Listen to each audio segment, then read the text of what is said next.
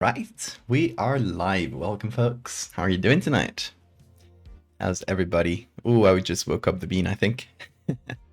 Hello, cryptids, Sora Wen, Siegfried, Greedy, welcome. Dilf, Arky, Mitchie, Artemis. Hello, everybody. What you guys up to tonight? Over here, we are gonna work on a little commission, and it is gonna be for an album cover. And it's right in my wheelhouse, as you'll probably see. It's all about weird parasite bugs, and yeah, it's definitely something that fits my work perfectly. Bean went, maybe he did. I didn't hear him, but I was talking over him. You failed something with 91 chance 23 times in a row. Oh no.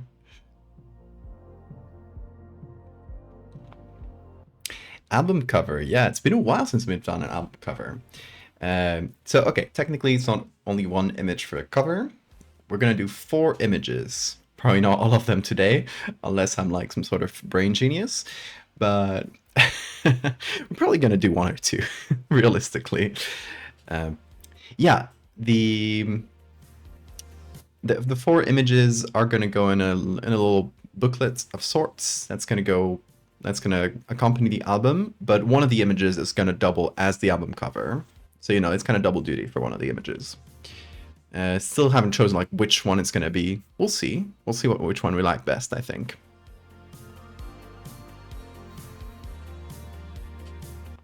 Yeah, this. I should have prepared the links. Hold on.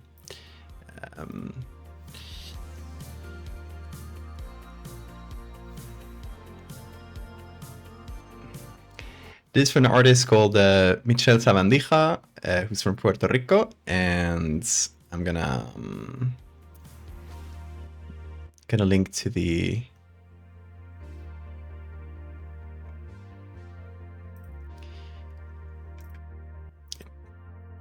SoundCloud. Where is it?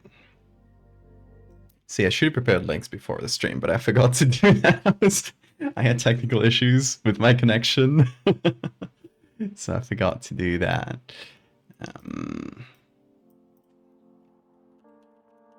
Oh, it's because I misspelled it.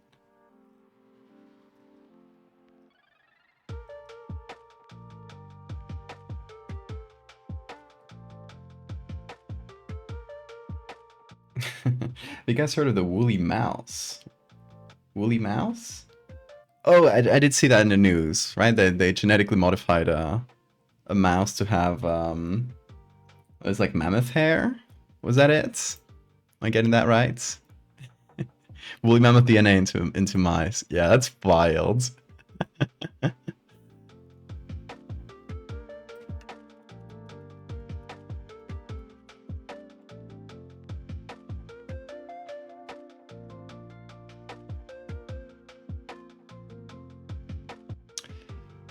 Oh, I cannot find a SoundCloud. Wait, oh, it's a different thing.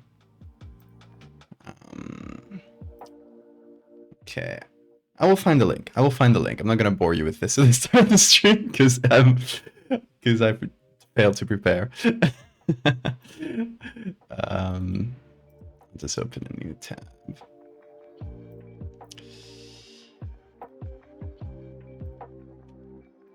Because I have on my Instagram, but it logged off because I removed my cookies. Very stupid of me. Anyway, we'll hear more about the album in a second. But for now, let's start with the actual concept of this. So the idea, I kind of have quite a bit of freedom with the idea specifically, but it is all about eusocial parasites. So eusociality in animals, specifically in insects, is when insects have like these complex social systems. So you've heard of ants, bees, wasps. It's kind of something that has evolved a few different times, but it's mostly in the wasp clade, like in the wasp group, Hymenoptera, which includes wasps, but also bees and ants. They all come from like wasps originally. It also appears in termites, interestingly, that are a completely different group. Termites are actually a type of cockroach, which was really surprising to learn. So yeah, we're gonna do eusocial parasites, which are a thing in the animal kingdom. There are parasitoids or wasp parasitoids that will form colonies inside of a host. But we're gonna take that.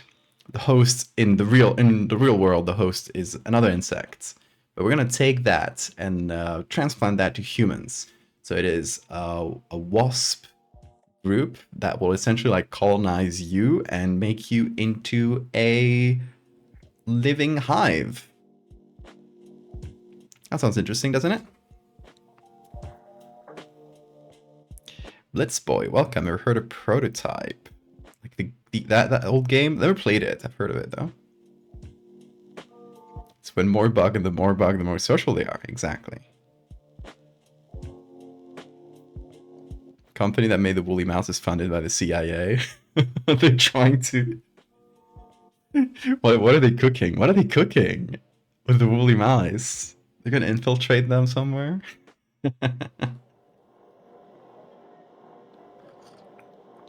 Is the host aware? Of course, the host is aware. And as we speak, I'm gonna log into my Instagram, which is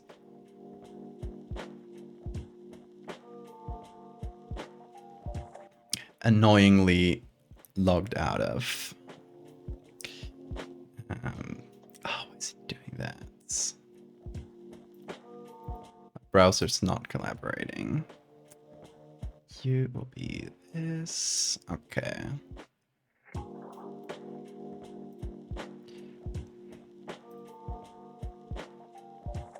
There we go. And let me log in.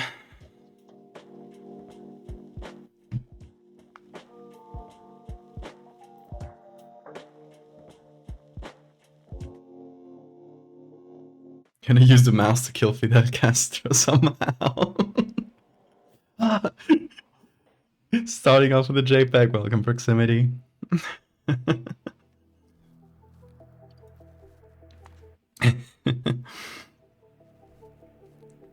Okay, what's that?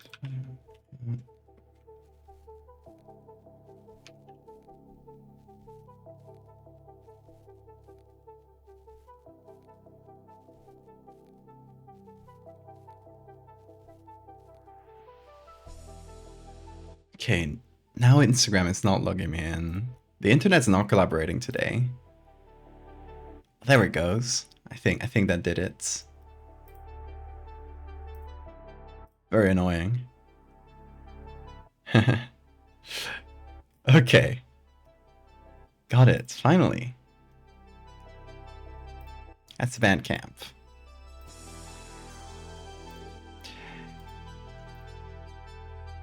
Okay, so I'm gonna link to Savandija's Bandcamp. Finally got the link. There it is. Should prepare this before the stream. If you want to check more of their music. And yeah, with that said, let's get started with the first image. So the way we're gonna do this is kind of describe the progression of an infection through 4 images. The first image, and it's going to start as a close-up, is the queen wasp, which is like starting the infection by laying a bunch of eggs under your skin. I don't know if the queen wasp stays there after that or just dies. I think dying might be pretty interesting. But, you know, it kind of just starts with a regular-looking wasp stinging you. The second image, which is why I think we might do 2 images today, because like that first image should be like fairly straightforward. It's not something like super out there, right? Second image, we're zooming out a little bit. We are, like, I think it's going to be in an arm or something, like the sting. Like I'm imagining here. We'll see we'll see where we set it, right?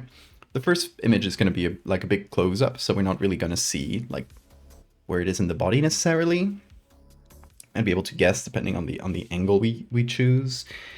Second image is going to be a little bit further out, so we're able to see, like, I don't know, the arm, the entire arm, if it's in the torso, like a chunk of the torso. And we're starting to see the larvae that are growing are starting to build the colony.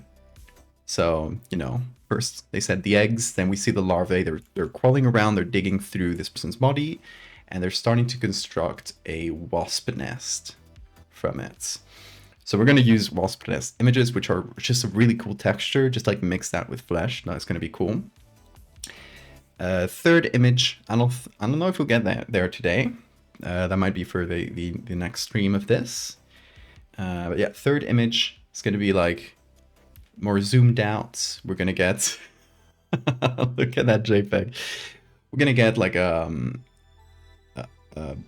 maybe like half body. And we're going to have the chunk of the body where the infection started, or the infestation started, I guess, is already kind of growing into its own thing. Like it's a big mass of flesh and wasp nest kind of mixed together. And we're starting to see like the adults kind of zoom around. And finally, oh my god, JPEG level 3. Look at me. Final image, the fourth image is going to be a full body or half body if we go a little closer with the previous one, where we can see like kind of final stages of this disease, and it's just become this completely, like this person is turned into a hive essentially, and you maybe can see their arms and legs, but it's kind of, you know, they've lost their humanity entirely.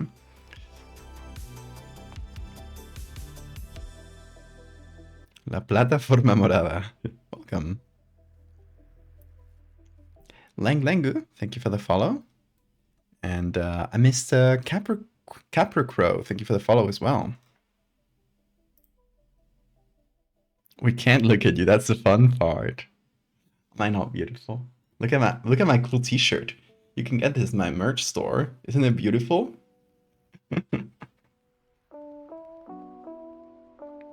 Is the brain still in there at that point? I don't know yet. I guess we'll see. At that point, it matters little. If it's taken over your entire body, that matters little if you have much of a brain. 3 pixels a shirt. T-shirt looks great, actually. Yeah, don't you love all the pixels? Can you tell? It's Googlio. Okay, so that's the idea for today. We're going to start from the beginning and just kind of go from there. There's a very specific look we're going for, and it's this old school black and white kind of soft sepia tone. So kind of similar to what we did for the curses in Dreadfarer, if you guys remember that.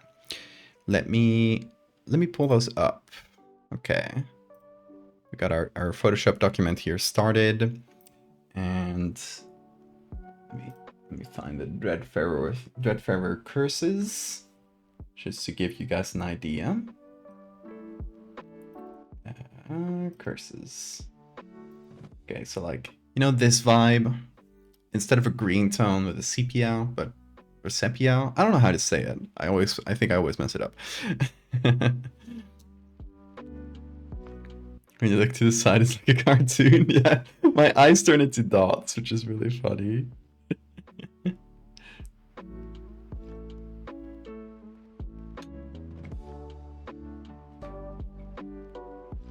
Bean is adorable as per usual.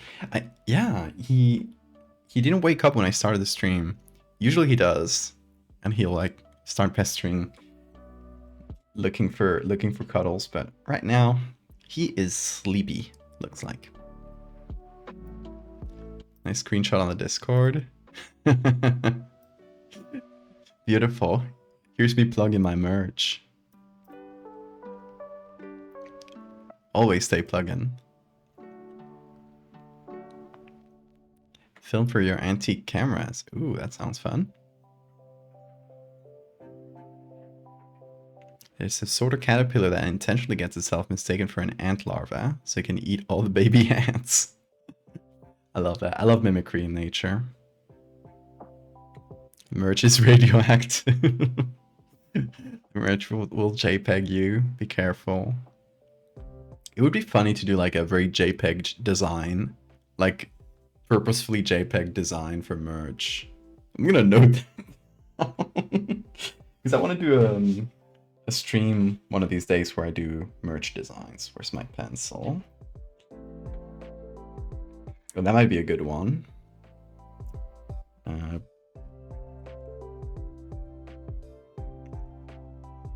JPEG merch. Noted that.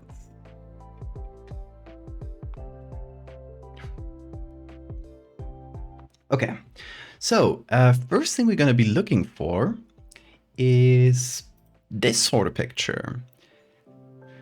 That said, I think it's something I'm going to have to look for like very carefully because it is a bit dangerous to look for medical images. You risk getting like really NSFW stuff. So what I think I'm gonna be doing is I'm gonna leave you guys with this nice visual for now because it is kind of what we're going for. But we're gonna look for some good reference images, and I'm gonna do that outside of the stream view, unfortunately. But that is the only thing we can do. So just to describe to you guys what I'm doing, I'm looking for pictures of just like the search word patient, and filtering that to anything before the 1930, I think is like a decent time frame. We're gonna get and I did well not showing you this because there's already visible dicks. So yeah, can't show you that. What photos do you need? Can I help? Unless you have pictures, medical pictures from the like 1850s. I don't think you can. But I appreciate the offer, Cams.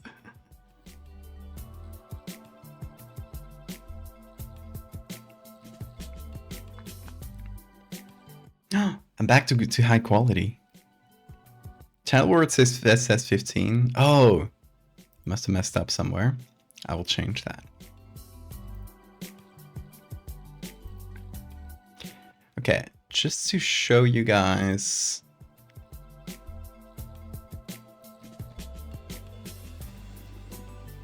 This is a kind of image I'm looking for.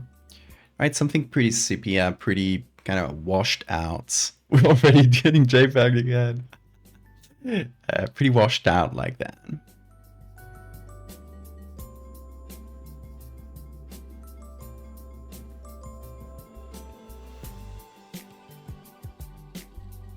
you have a self-portrait section on my website? Not really. I don't think I've uploaded my self-portraits to the website. Maybe some of them, but I haven't really like done a big effort to upload those. Okay, going back to this, so I can keep safely looking. Yeah, specifically like it's the kind of image I showed you, but I'm looking for preferably like a shirtless guy, because that's, you know, it gives us a surface to create the infection. Not going to be necessary for the first image, because the first image is going to be a close-up. But since it's going to be the third or fourth image, and we want to keep the tone consistent, I want to look for this image first, even though it's going to come into play later, but that way we already have like the visual style of the image. Hey, Savandija, you made it. Savandija right there in chat is the client for this.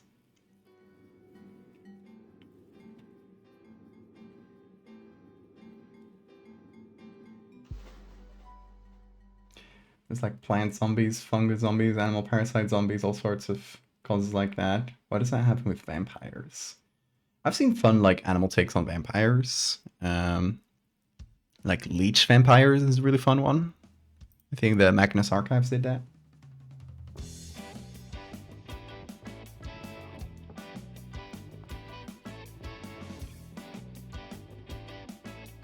So for context, Andija, I'm showing you this image. I'm showing the chat this image as an example of the kind of image I'm trying to get, but I can't show the search I'm doing on stream right now because I'm looking for medical stuff. So there's nudity and stuff I can't show on stream.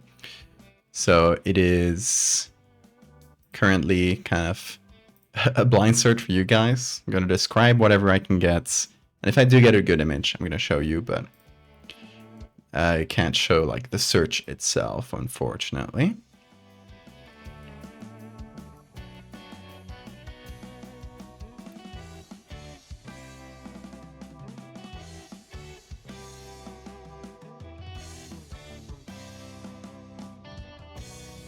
Always fun when the person who commissioned the work is here on stream. Yeah, it's always good.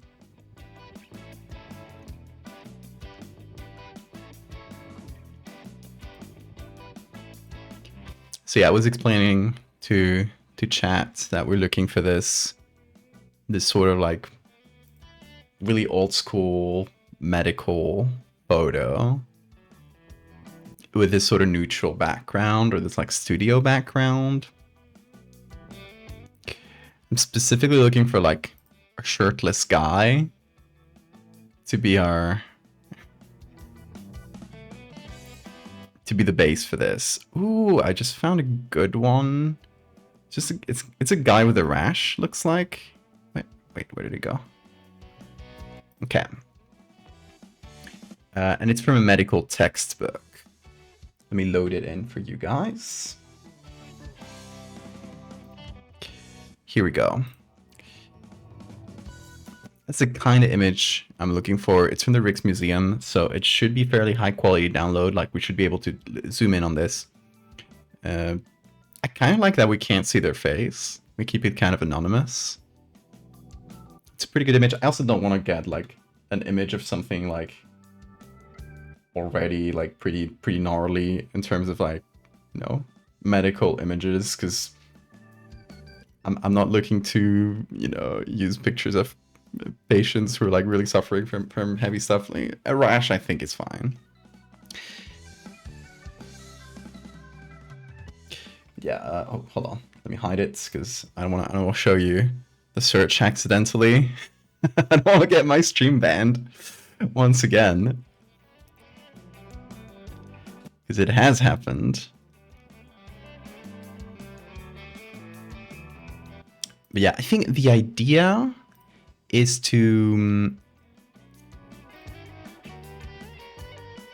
use that one I just showed you if we can, like if the scan of it is good and we can get a good zoom into that.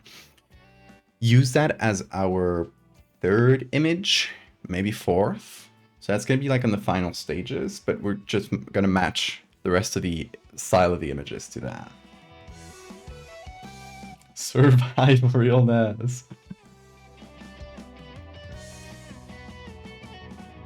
Looking for a shirtless guy. I do say stuff sometimes. You get the pass for the rash. Got the rash pass.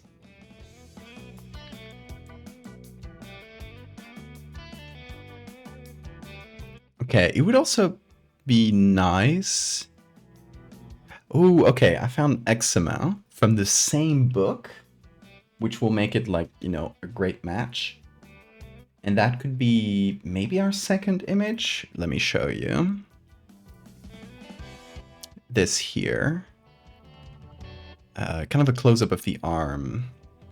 Because I'm thinking the first picture is at like a really close zoom on the actual insects, because that's the only time we're going to be able to see it up close, because the other images are going to be further and further away, right?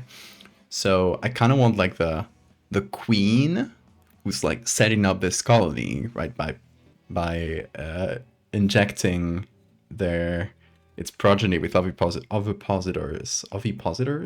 I forget how to say that, into the patient's skin. So we're going to show that as a close-up for the first one, like the queen, like mid-oviposition, and then the rest of the images are just going to get further and further. So in this one, we'll be able to see, I think, like the larvae crawling around and sort of building the nest. And the third one is the one I showed you. Not this one. Hold on. Where's the one? This one here. I think this might be the third one where we get like one entire half of the body is consumed. And then the final one is going to be like full body. We're going to have to build that out. But I think that might be a good plan. Hi, Bean. He meowed at me. He's calling my attention. Hey. Hey, buddy. Ooh, there he goes. Hi, Bean.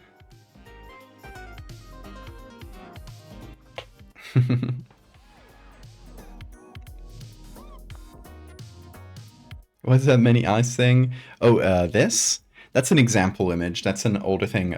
It's a fairly recent thing I did for Dreadfarer, which is my upcoming game. But yeah, it was kind of an example of the sort of image I was looking for. This like old school medical image. So that's not what we're doing today. This is just an example thing, so I could have something on screen.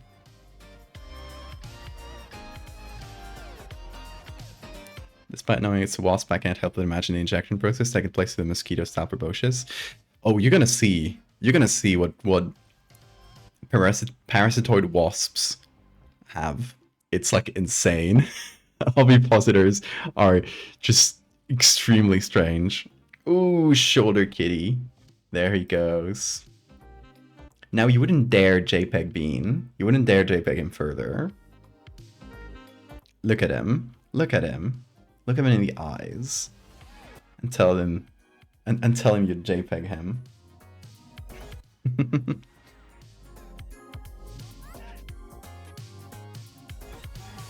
No!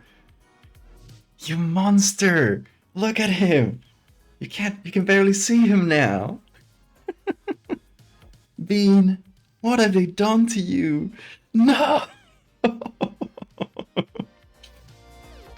That's cruel. That's just cruel to him. Look, he's like 3 pixels. You can't even see his face. It blends in with the chair. He's fused with the chair. Oh. And the timer ran out right at that time. Perfect timing. Yes, Bean is safe now. Yes. Good, Bean. You're safe. That was karma for Irido and Lilith for doing that. Anyway. They're back. Oh my god. Okay, so as we look at my beautiful JPEG face, we're gonna look for the specific image in the Rijksmuseum, and I'm gonna like still stay on the safe side because I want because it's just like through this search we might also get some NSFW stuff. So oop, where are you gonna be? Oop, jump.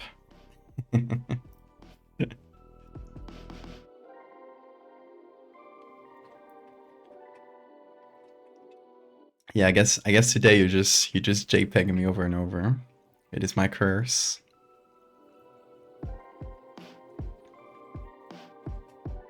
Hey Pyro and Hammy. We're looking for forbidden images, which is why I can't show you. But it shouldn't be too much longer because we are. Whoa, Bean, you're getting in front of the screen, Bean. Okay.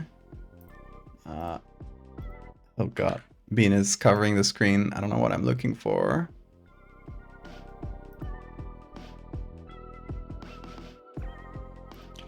Okay, so it seems to be images from this book on skin diseases. There we go. Oh, there's actually plenty of images here.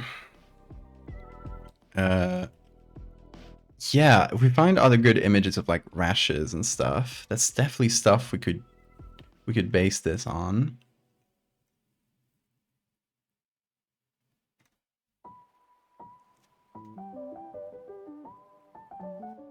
Oh, there's like, it's a fully illustrated book, like really big amount, a huge amount of illustrations that I can't show you a lot of them, unfortunately, because again, plenty of dicks, tits and others.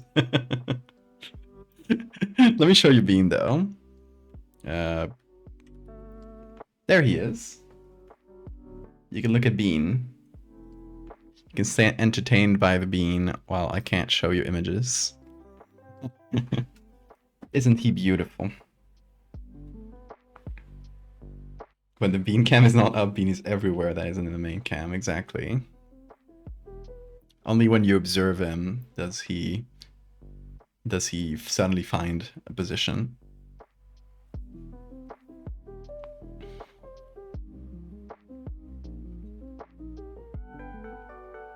I love being able to follow an artist who gets excited over the existence of images of skin diseases. Those dick pics are the stuff of nightmares. There is some gnarly looking stuff. I'm saying this like, okay, I studied medicine and I got cured of every ick, pretty much. Everything like I used to find icky in medicine. I got cured of that through just like exposure.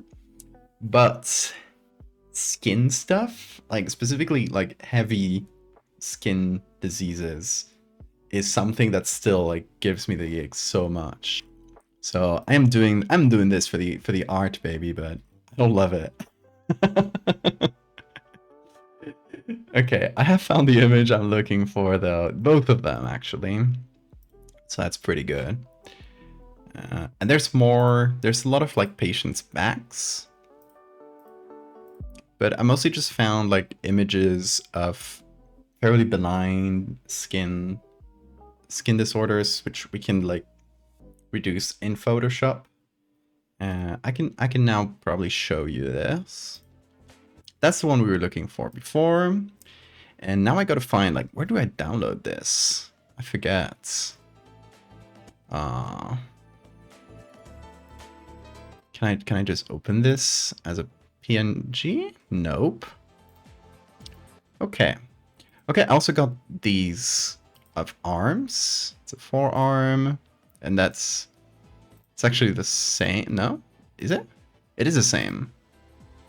Maybe just different scans. Yeah. Okay. Oh, download. Here it is. To download our group. Gonna destroy. Okay, hold on. I think I might have an account here because I have downloaded stuff from here before. Yes, I do. Okay. 4,500 pixels.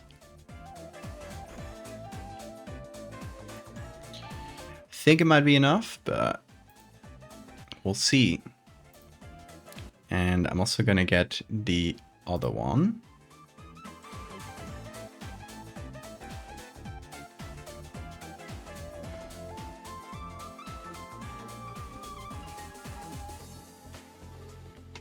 Sometimes you're the one with whack ass skin. We all get our turn to be the ones with whack ass skin. I used to have a ton of acne when I was a teenager. You can still see scars. Obviously not in this state. But when I clear the JPEG, I can show you if you remind me. But I do have like scars over here mostly. Okay, back to Photoshop. We got our image, I think. Now it's just a matter of checking it. And we're gonna work on this like in a square size. Because our album cover is gonna be square, so I might as well just make all the images squares. So forget this. Val, wanna know how I got these scars? Point to pixels. Let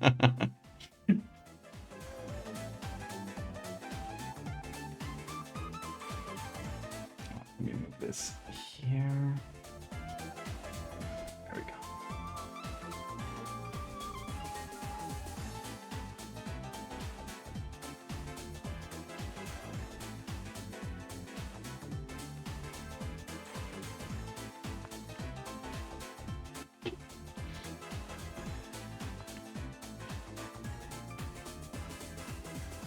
Yeah, the kind of emits little blisters. Oh, that sounds really annoying. Okay, so here's the quality we can get. And honestly, just zooming in to check like the maximum quality. It seems pretty good. I might want to like give it some breathing space. So take this. That's gonna be like our third image, maybe even fourth. So, and we can just expand the background, I think. Also, it seems a little bit like askew. Like I want to do some. Whoop. No, don't do that. There we go. I'm gonna do that a little bit.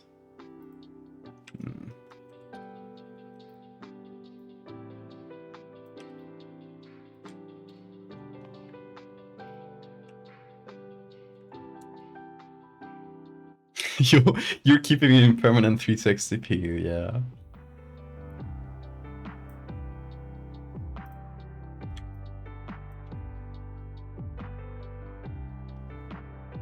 Terminal pixelation.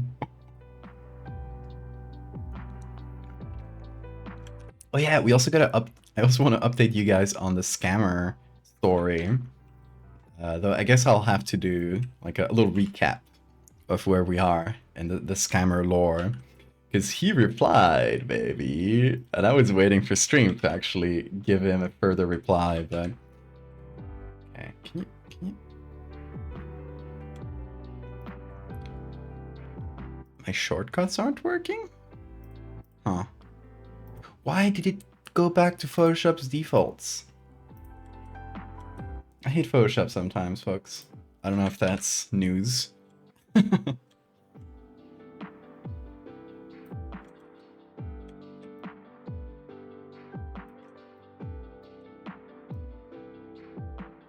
Anyway, what I'm thinking is we leave like a little space here because it's going to be all bloated on one side. So we're going to have to leave a little space on the right or on the left. But I'm kind of thinking it's going to come from the shoulder, like this area. I'm crispy again. I can show you. If you actually look at all these little spots, that's all scars from acne. I know there's like laser stuff you can use to remove it nowadays, but I don't care that much.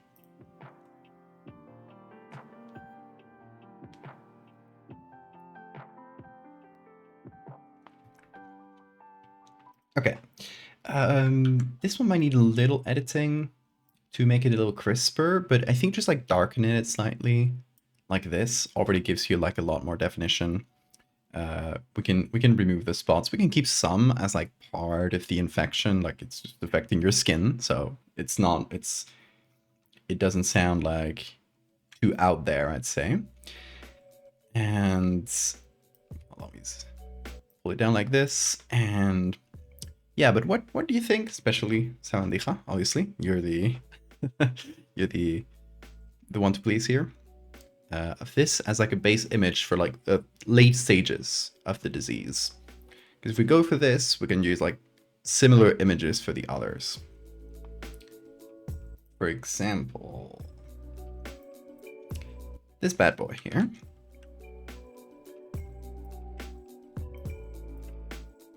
It has some coloring on it, which is strange. I think they just added some red for stylistic choice. I don't know. I don't know why they did that, but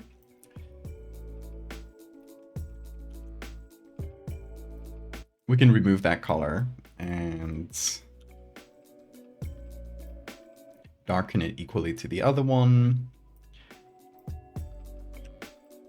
And obviously we're gonna like put a lot of stuff over this, but it can be like this person's forearm after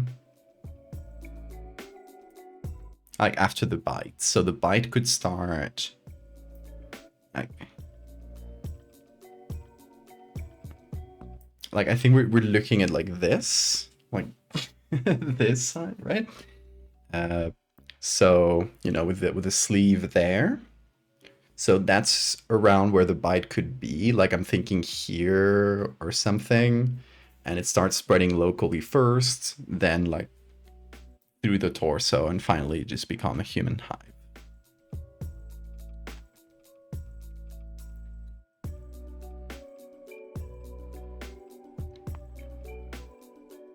It was so red IRL that they had to reflect it in the image. Yeah, I mean, it was a thing that was done, so I'm not super surprised. And it seems like other pictures in this book have some red added to them, so it's definitely like something that they did for the book, for the publishing of the book. So I don't know, some decision they took. In any case, I think that would be, is a condition fatal? I think eventually, yeah, definitely. But more than anything, it just turns you into a walking hive, which seems worse than death, to be honest. In any case, for our first image, we gotta do the bite. It's not a bite, it's the sting of the queen, which is hence the name of the stream. It's Parasite Queen, because we're gonna be doing the queen of this colony that's about to form. With that, we will need a picture, like a close-up of skin, and we could even use another picture from this book to just like start with something really old school in the same way as this, with the exact same like vibe and photo style. That way we don't have to like recreate it from scratch from like a modern picture. We can use one of these. That said, I haven't really looked in here, but if I find an image that has like a good close-up of an arm, I think I might have one like right off the bat. Yeah, check this out. Hold on. Here we have, I think that's it. We're seeing the same area, right? Just on the back. Like it's a close-up of this. So I think that's definitely a good one. Just like right off the bat. But let me check if we got any of like the fronts that's like even closer, because we're gonna have to zoom in. So the closer the close-up that we get on skin, the better. And obviously like the healthier the skin. So we're looking at a book about skin diseases. So maybe not the best place, but it is a bunch of pictures with the exact same vibe and style. So no, okay, not other close-ups, just from a quick scan. So let's go with that one. Let's go with the one I just showed you. Let me see if it works. Where is it? Here.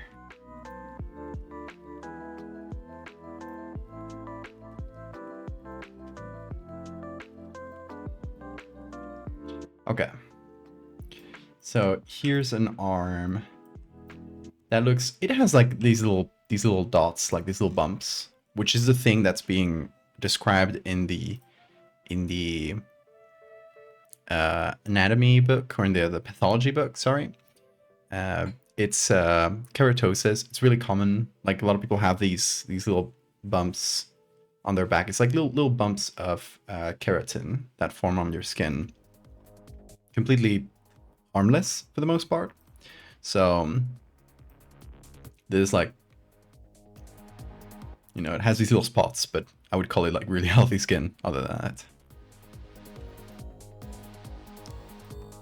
So my thinking is using that, maybe a close-up like this, which still gets us enough detail, I think. We might need a little bit of sharpening, but honestly, not even.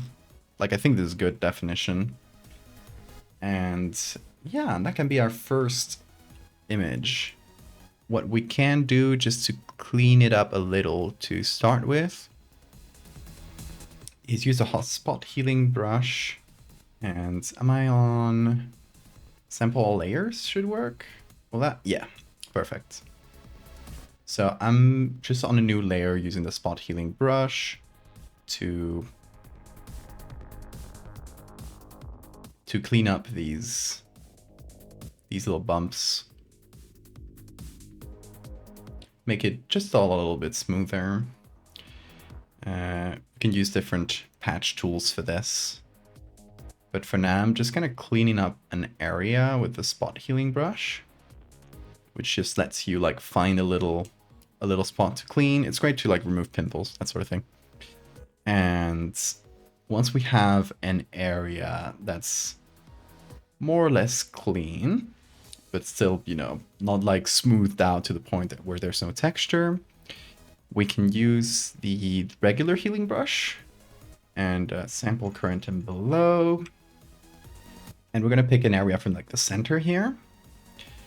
And we're going to use it as the base, like so.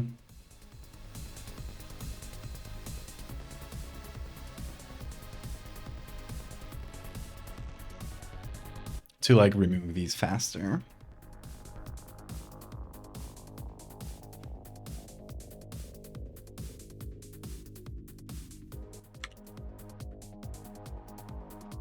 And there's some like the edge that I might just remove manually.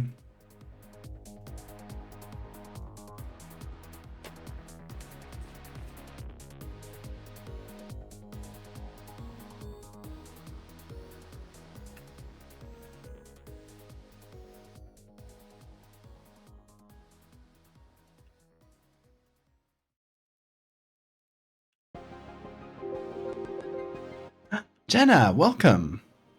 How are you doing? Welcome, Raiders. We're looking at a picture of skin. Look at this cat instead.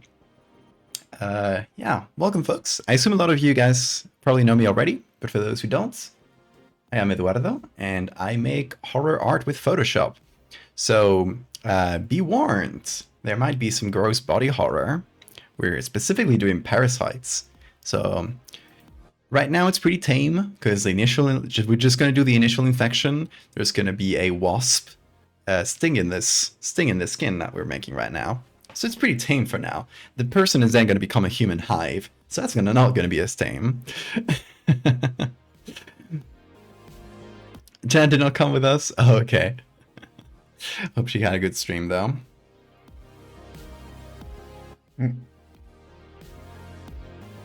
But yeah, this is gonna get pretty high up in the body horror category here.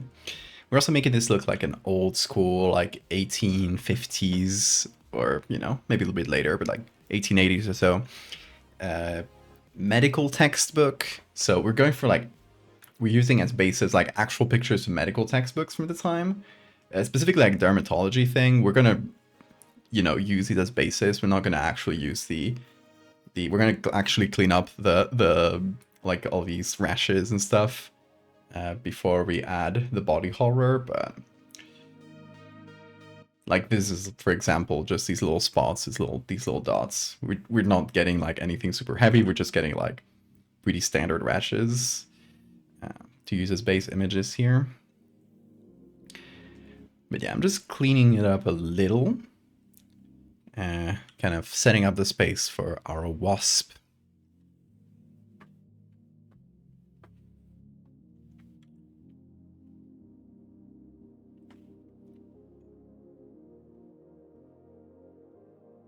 So I'm essentially taking a person from a textbook in like the late 19th century, and I'm doing like beauty Photoshop edits on them. You like remove skin spots. That is a lot of what, you know, beauty retouching does. So I wonder what the person, the long deceased probably person who is in this picture would think of that. Them getting a free beauty retouch more than 100 years later. Individually removing goosebumps. They're technically keratosis, so it's like, you know, it's a really common thing. A lot of people have them on their backs, like on their upper backs. It's like little bumps of keratin. So if you ever have like, if you scratch your back and you have these little bumps of keratin, you can kind of just like scratch off. That's keratosis. So extremely common thing. I bet a lot of you probably recognize what I'm talking about. This person just has a little bit more of them, and I assume this to be like on the back of the forearm, which is a really common place. I actually got like a couple tiny ones you can like kind of scratch off like this, but yeah, this person just has a few more of them, so I guess they use that picture for the example on this medical textbook. Got a fancy medicated lotion that fixed it. Yeah, you can actually like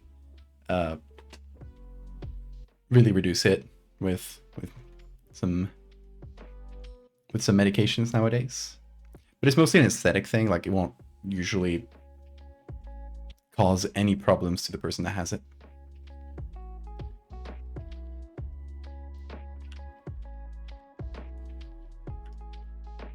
So it is a good first picture to use here, because first of all, it's a close-up, so we want like the bee sting, the wasp sting, to be on a pretty close, like close-up like this. And by using an actual image from the same textbook as the other images we're using for this, we get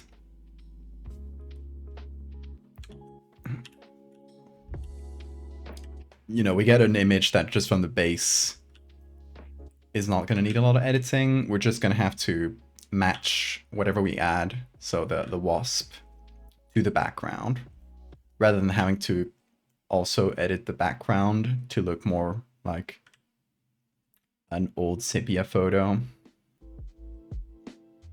Hey, Maxwell. Anyway, we have made this bumpy skin just a little less bumpy.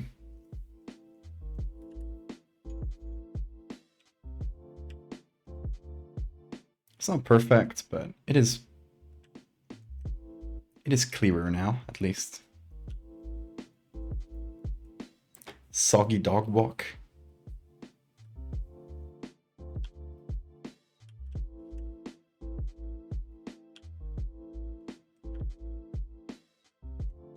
Oh man, it got unusually rainy today. There were actually like floods lower like further south in the island. There were some like pretty heavy floods.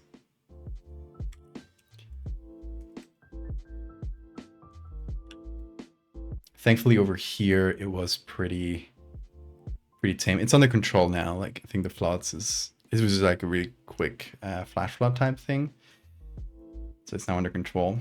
But yeah, over here up north in the island, was it was just a like pretty heavy rain, but I don't think it got to flood in the city itself. Is everybody safe? Last I heard, yeah.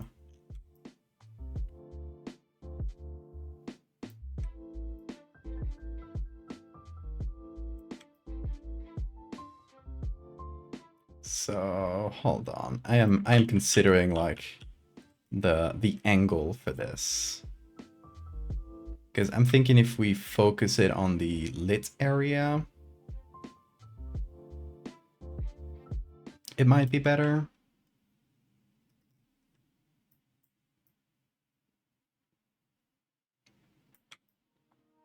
I might also flip it, because hold on. The area I want the infection to be in. This is gonna be like one of the final images where we did show the end stages of this. I want it to be on this side, so it's gonna be the person's left arm. And if we're looking at the back of their arm, which is where they're being stung right now, this would be... I mean, I guess it could be either arm, considering how close it is, but...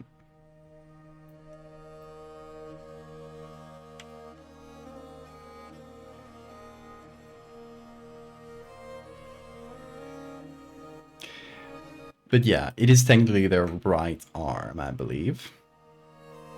So I'm just going to flip it. So it is their left arm now. And... yeah, we just got to find the spot to put our beastie.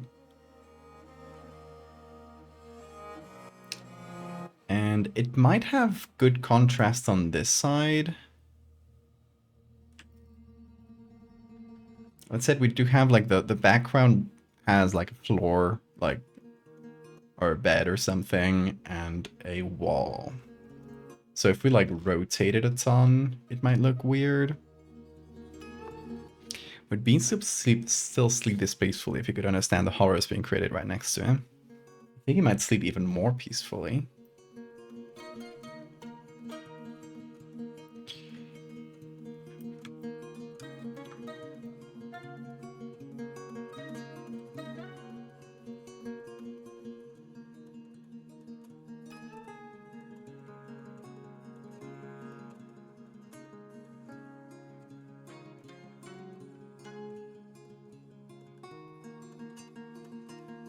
Okay.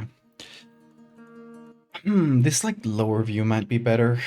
I guess before deciding, I might as well just find our wasp. For now, we'll kind of keep it here. But let's go look for our wasp. So we're gonna look through parasitoid wasps. We're gonna make like a bigger version of a parasitoid wasp, which are usually quite small. Not always. There are some that get really fucking big, but most parasitoid wasps are really small boys.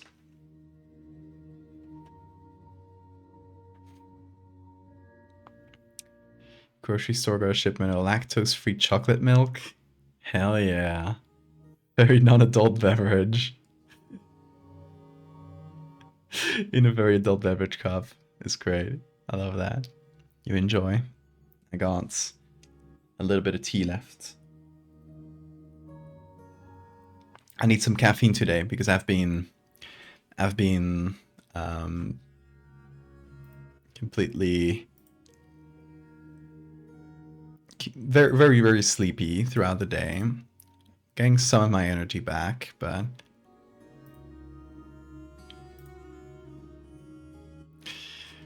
yeah, actually, before looking for the image, let's catch up with our scammer friend. Do you guys remember our scammer friend? It has been quite a fun adventure, but for those who missed the last stream where I explained it, I'm gonna tell you guys about it. let's see. Let me pop into the browser where I have a little Tumblr screen right here. So, as a recap, this all starts in just a few days ago, where I get this Tumblr DM, which is a really common area for scams. So already, if you get a Tumblr DM with a person offering you something, raise your alarm bells. But yeah, case in point, I get a Tumblr DM, and it is from this person called Beckett Anderson's World. A well-established artist and also nature photographer, filmmaker, and yada yada. He's trying to scam me. And this is pretty clear just from the first message. I hope you're doing well. I've been admiring your artwork, yada yada. I believe your work would resonate beautifully with our audience. Our audience, your photographer. But yeah, and I'd love to discuss how we can partner to showcase and sell your pieces. So my first thought is that's a really common scam. Usually they'll try to tell you, I want to buy your pieces as NFTs. So that's what I go for. I ask, this is an NFT thing, right? And they go, no. Okay, so I'm a little bit more interested because that's a new type of scam, or that's at least new to me. I'm like, oh, interesting. I'm gonna keep pulling on this guy's thread, and just to see what kind of scam this is, because it's always like fun and interesting to me. He says, I want to buy the rights to ownership of the photos. I'm willing to offer a reasonable amount if you agree. Tell me if you're interested. That's a little weird. They want ownership, like full ownership of my art. Okay, so I ask, ownership, why would you want that? I can offer licenses for specific uses if you're interested. But I'm not fully selling my copyrights to any piece. He repeats, we buy the ownership. We don't buy the physical copies, only the ownership rights. We use them on a contract purpose. Contract is capitalized. I still don't know what the hell is going on. We do have an update on Bucket, yeah. I've been stringing along since, I don't know, when did this start? Like Saturday, I think. So, I ask, what would you use them for? There are no physical copies because my art is digital. He says, we sell them to companies, and they use them by signing contract with other top companies. In respect of their coming in and end of deal, which is sure English? Probably? I don't know. I ask, which companies would that be? And he replies my favorite phrase, Samsung, Oxford, iPhones, etc. So, you know, my favorite companies, the University of Oxford and iPhones. So I ask, now please tell me why these companies and university would need pieces of photo manipulated horror art. I'd love to take a look at that contract. He replies, you mean the documents of the contract agreements? Hello, are you there? He'll do this. If you don't reply, he'll just like keep pestering you. I reply, yes, I'd love to see those documents if you don't mind. Maybe examples of past contracts you've done with companies such as Oxford. And he gets a little bit angry here. He says, I think you're wrong here. The way we buy from you, that's the same way they also buy from us. Get ready, because right now I'm just going to do a really long run-on sentence. So the only documents you can have now is the one we use in signing contracts with the online gallery used in getting the ownership rights from you, and that can only be provided by my manager because he's the one to sign up the contract with the government officials and also the CEO of the online gallery. Sure, that made a lot of sense to me. That's certainly a contract and process I can elucidate from this really good, really well built sentence.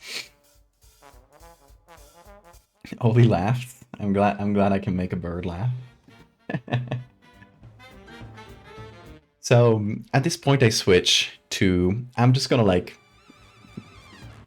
annoy him. So I try to make him look at my art, to have him come up with an excuse as to why he would ever need my weird horror art for iPhones. So I ask, and could you tell me which art pieces are you interested in buying? You're interested in buying the rights to? You can send me a screenshot of the ones you're most interested in. He says, I don't have specifics. It could be lands, seas, sky, animals. It just has to be natural art photographs. So it looks like he took a look at my account and saw that I posted this. And that's a bird, right? It's eating a person's eye. But sure, it's a bird. So this person must do natural art photographs. So I say, okay, I can pull from this thread. So I start sending him my weirdest flesh things. And I go, like this one? And he goes with it. Bro goes with it. Says, absolutely yes, period. So I just keep going. And I ask, how about this? I'm just like kind of... I'm just keeping him going and getting more and more absurd until he realizes he's being played for a fool. But he goes for it. He goes for it. He says, this is phenomenal, I must confess. Blushing smiley face. Ooh, Beckett. And he tries to do the scam thing where he tries to like get you to talk to him on WhatsApp, because that's like a safer place for like scammers to do their thing. I obviously don't want to give this guy my number, so I'm just gonna string him along until he refuses. Like, I'm gonna keep refusing to do WhatsApp. I'm gonna keep trying to talk to him there until he catches on. But yeah, he's gonna like, from time to time, he's gonna try to tell me like, oh, please talk to my manager on WhatsApp. Not entirely convinced Beckett is real. Oh no, Beckett is not real. Like, they claim to be Canadian, and yet they use like this like kind of broken English, which makes me think English not their first language. Don't know where they're from, but their picture is stolen from a nature photographer, from a real nature photographer. I forget their name, but all the pictures they post are stolen. It's definitely a scammer, but it's a person. I'm talking to a person right here. If this was ChatGPT, it would sound like the phrases, the sentences would be long and would not really say anything of note, but they would make sense, right? They would make grammatical sense, which they don't. So there's a person we're talking to. If it wasn't a person, this wouldn't be fun. No, not an AI chatbot. I'm 100% convinced that there's no AI chatbots going on here. Because there's like classic scammer talk. Like, I've talked to many scammers over the years because I love doing these things just on my own, right? I don't do it for content. I just like messing with scammers sometimes. And it is like scammer talk. Like, that's like so quintessential. They will try to humor you. That's why I've been sending him pictures of horrible meat, and he goes, "Oh, this is phenomenal." That is what this emoji says to me, by the way. The blushing face. Again, hello, are you still with me? Hello, Eduardo. I guess you must be very busy today to check back here. Wishing you a blissful Sunday. Please let me know if you're less busy to chat. Best regards, Beckett. I love that you signed your DMs, Beckett. You're awesome. That's when I start replying to these on stream. No, actually, I did these were on stream too, but this was on a new stream, and I decided one of the things I'm going to start doing is misspelling his name every time in a different way. So we're escalating and getting weirder and weirder. I say, "Oh, I'm so sorry, Becker. See, I work as a doctor, and I've been on call all day. We got a nasty case today." And I send him this. And say, "Ever hear of teeth growing on bones? It's really dangerous stuff." He doesn't reply for a while, so I go, "Hello?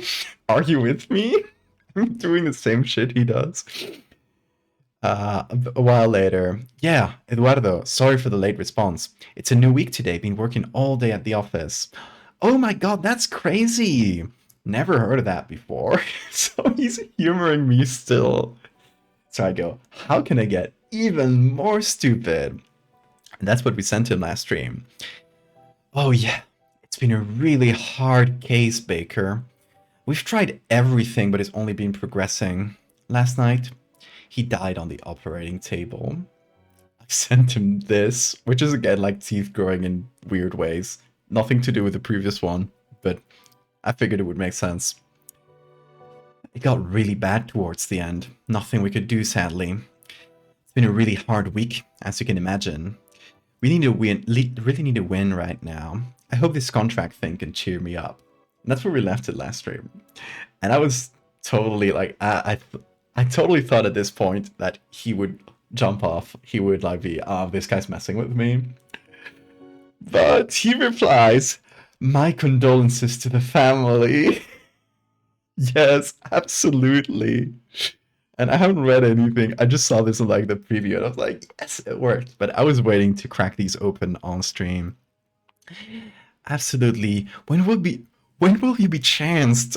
So you can contact my manager to proceed with the sale. Oh my god, he's been writing a lot. You can reach out to him by his business WhatsApp number. Great, I will make sure to remember that number so I can report it later. Keep me posted. That's my WhatsApp ending in 920.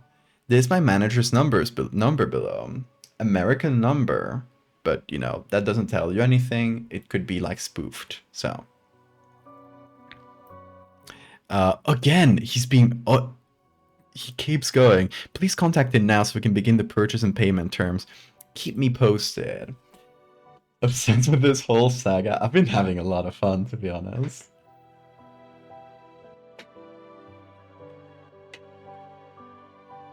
It's possible they follow the script and have no idea how to improvise. I mean, they definitely have a script, but yeah, I'm catching them completely off guard with like telling him a guy just died. There is a phone number. It's probably just spoofed. Like these scammers, they have hundreds of numbers, so it's not gonna do a lot to just report this right now. But I'm definitely not giving them my number. That's like the last thing I want to do, because if scammers put your number in a list, you'll probably get scammed like a million times. A joke voicemail? No, that would be giving all of our cards too soon. We gotta keep him going. And I mean, there were several ways we could take this. We could continue with like the tragedy of it all, with like, oh my god, like it's spreading. Now there's more people infected. Like it's just something horrible like that, or we try to just steer it in a different way and try to escalate it through like a different avenue. First thing I'm gonna tell him, I think, is, oh, I'm so sorry. I don't have a WhatsApp. It's actually banned in my country. So I would rather... because I'm gonna say because of Zuckerberg. I wish it was, but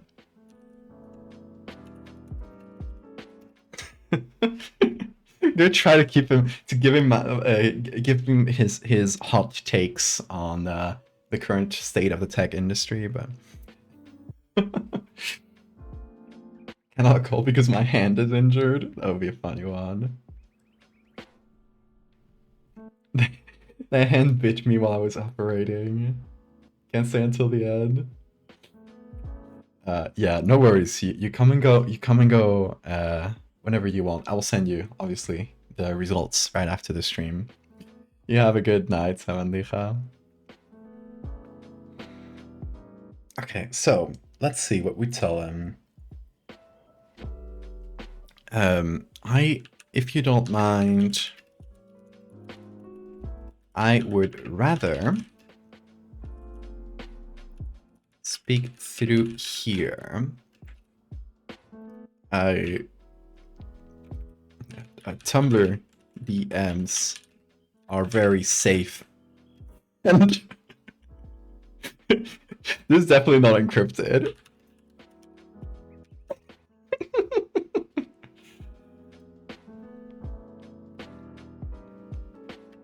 Smiley face. Okay, so we're gonna like dodge the WhatsApp thing, but I don't want to just do that. Well, I don't want to just dodge the WhatsApp thing. I also want to keep the conversation going in a different way. Ellie, thank you for the follow. So I'm wondering, how do we escalate this? Do we continue with the medical misinformation? Or do we give him something else?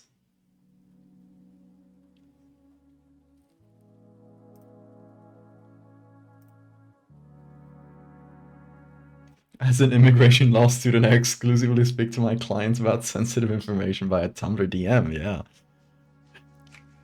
It's the safest thing out there.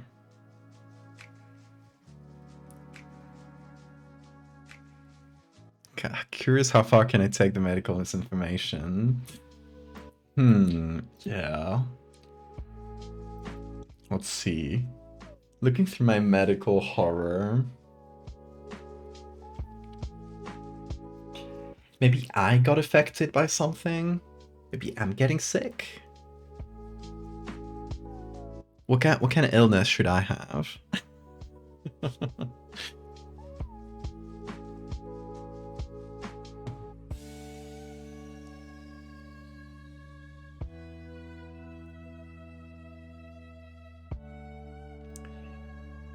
Yeah, I also have fucked up creatures. Carpal tunnel but evil. Can I get an update for Beckett's? That's what we're doing. We're continuing the Beckett saga. Yeah, last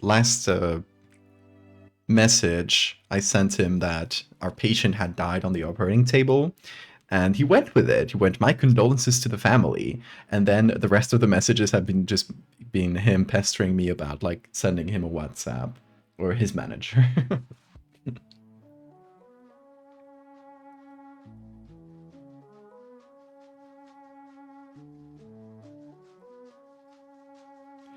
I can keep posting as my brother. Oh, that's so funny.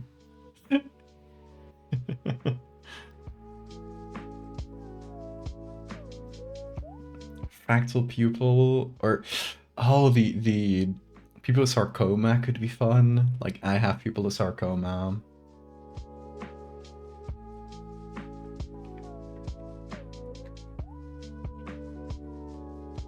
Kind of wondering how to lead into that.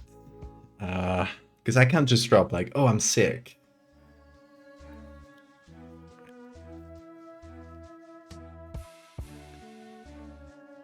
Teeth horror. Yeah, I was thinking also like the contagious, like he bit me, patient from before, he bit me, and now I'm starting to be affected.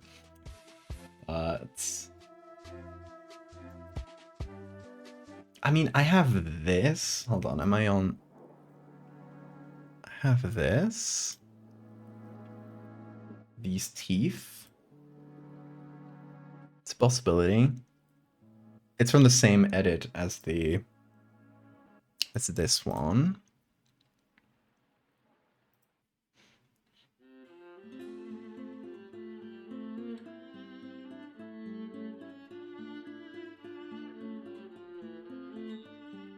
Oh, I have the fractal teeth. Let's see. I forgot I had fractal teeth. Should we get fractal teethed?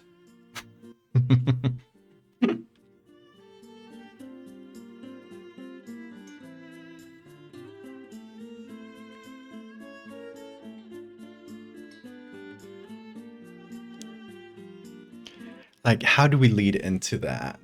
I want the most natural way of leading into that.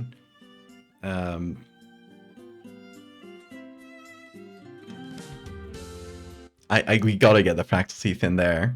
it is part of the theme, you know?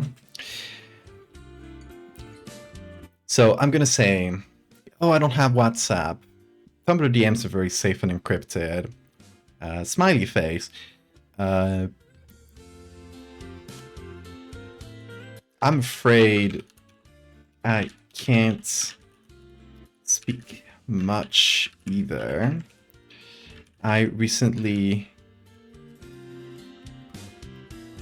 contracted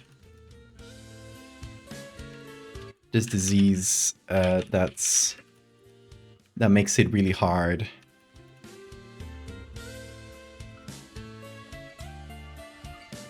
for me to talk. I hope that's okay. I know it sounds like a bad excuse, but here is what my mouth looks like now. Sorry if that's gross.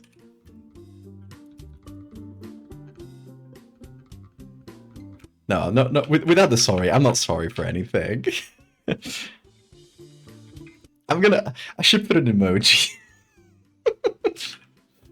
Oh, the little monkey doing this. Where are you, monkey? Let's see.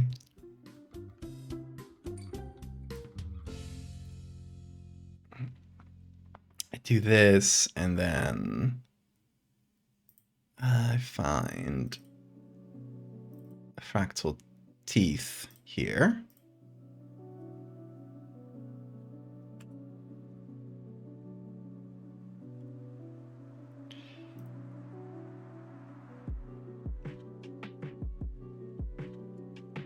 There's an outbreak. Yeah. I don't know where you are, but stay safe out there. Am I gonna say anything else? Because I want him to react to this. If you give him like too many things to react to, he'll only react to the easy one. So you gotta like, and I kind of did too here. So he might entirely forgo the teeth thing and go like, oh, WhatsApp is safe, or you know, like kind of go over that and not reply to the teeth. But I feel like the teeth thing is too much of a weird thing to drop into a chat to not reply to it.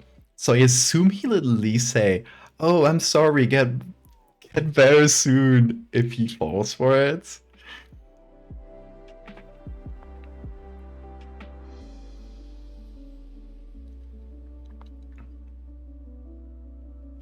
This could be the next COVID-19.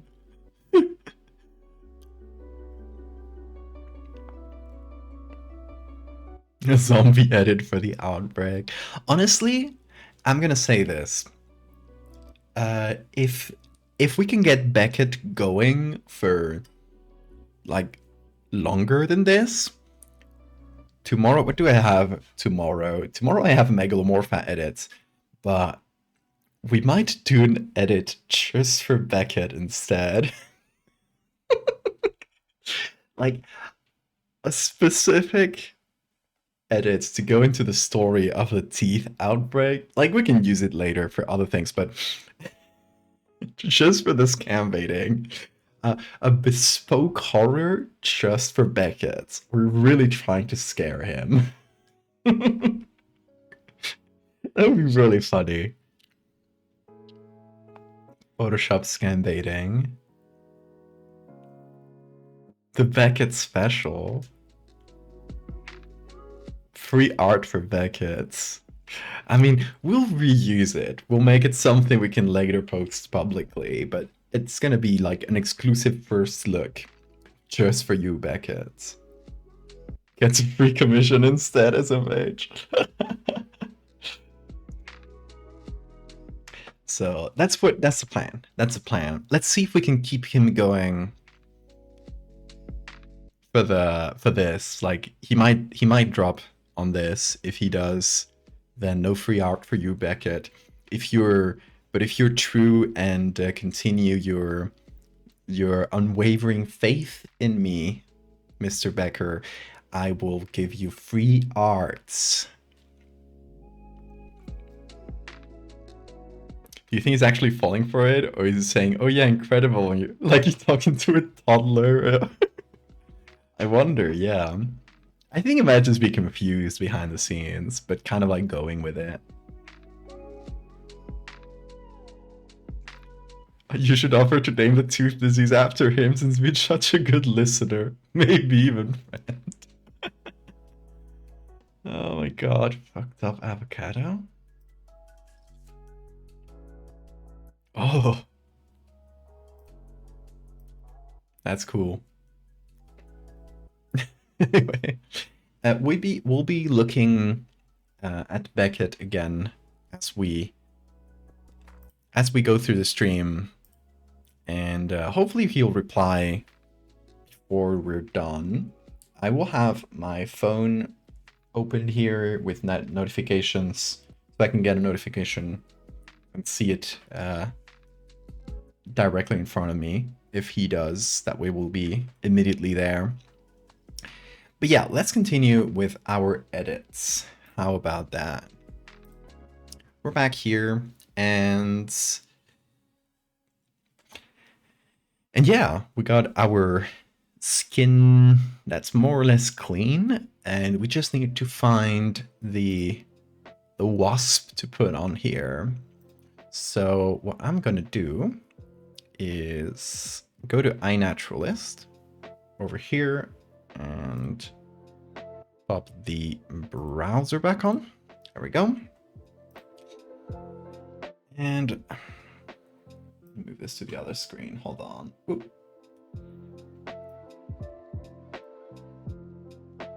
There we go. That should work. Okay. So we're gonna just look for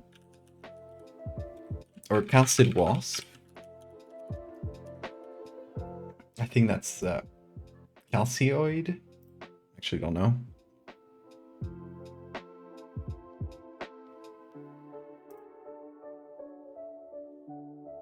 I think that's the group that has all the parasitoid wasps, or most of them.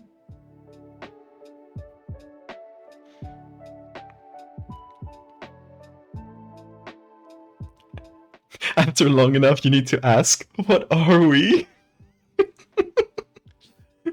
That would be so funny. Beckett, I love you.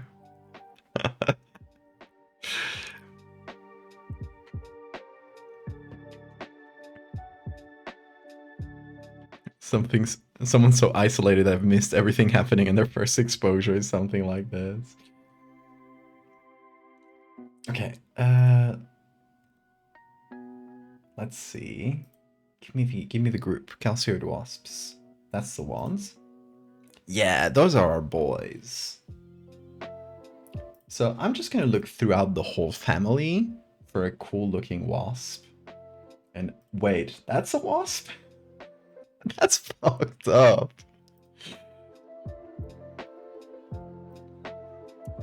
Yeah, calcite wasps are wacky sometimes. Just look at those antennae.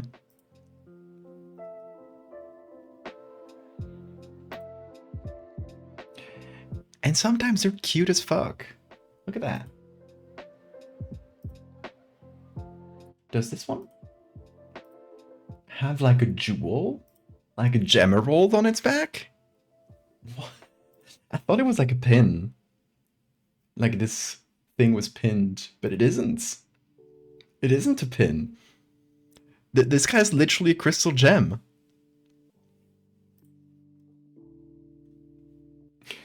These wasps are absolutely silly.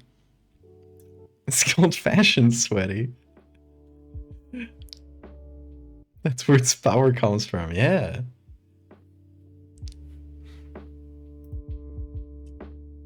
Yeah, so if you ever wondered how silly can wasps get, you're in the right place.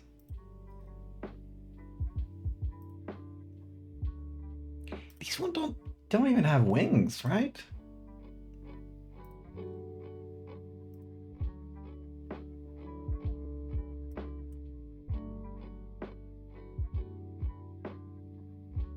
Here are the babies of one of them. When did we get to jeweled wasps? Just a minute ago.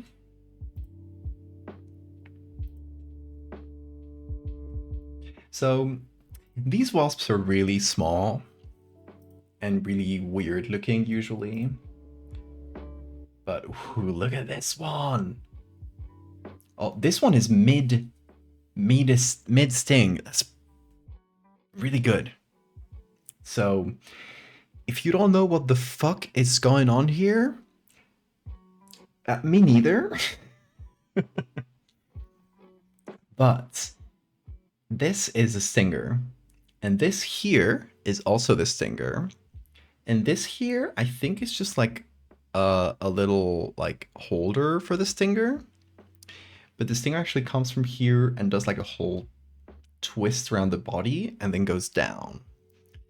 And every wasp and bee and even ant stinger is just like this modified ovipositor.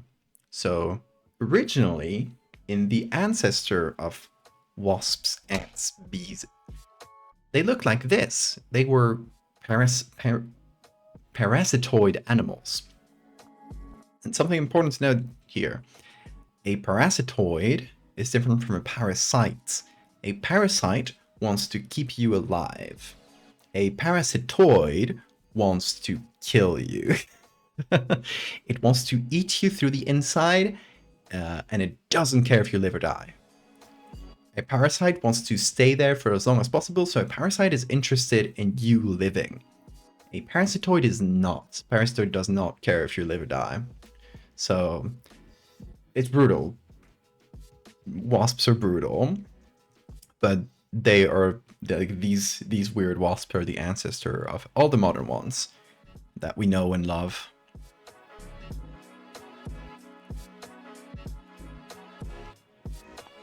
So yeah,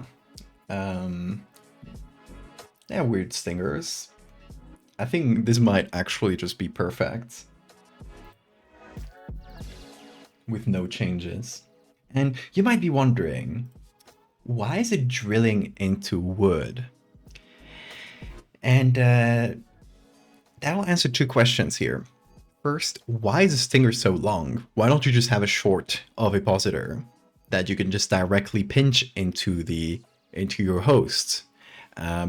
Because these wasps with the long stingers, they go for larvae of other insects, usually moths, but usually each of these wasps, and they're super, super varied, each of them will be very specialized in a single species that it attacks, or a small group of species.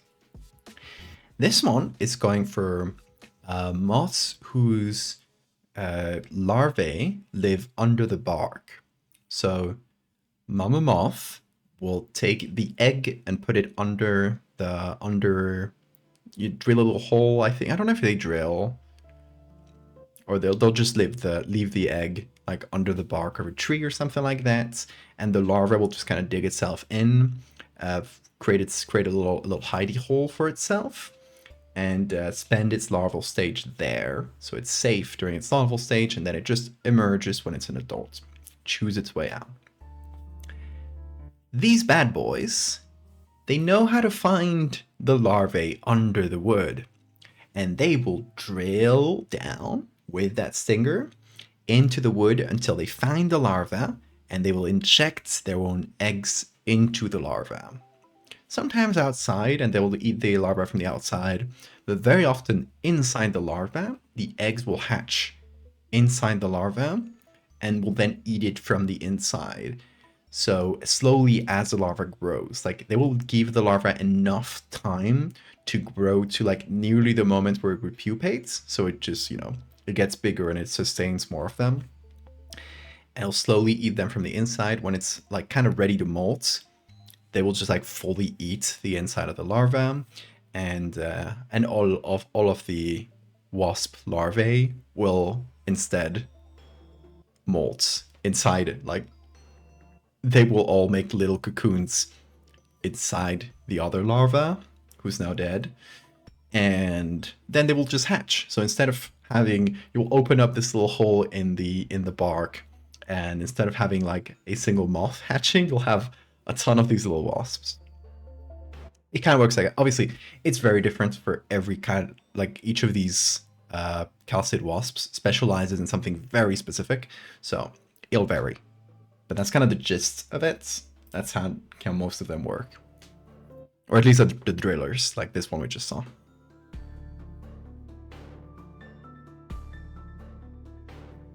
Are they vor? It's reverse vor, I guess. Because they're eating them from the inside out. I don't want to look up if reverse vor is a thing. Don't tell me. I prefer not knowing. There's so much horrifying shit about many different bugs or things. I love bugs and I love parasitoid wasps. You could call it my special interest. This is a stinger, by the way. It depends on the species. Some of them will have their stingers kind of like, or the ovipositors, technically. They're ovipositors like out in the open. Some of them will kind of bend them into their own bodies. Into these like twisty shapes. So that one has it out in the open. What is that? I guess it's like getting ready to sting a cocoon or something. Did I get this one? Yes, I did. I'm gonna download this one already because I think it just might be the winner.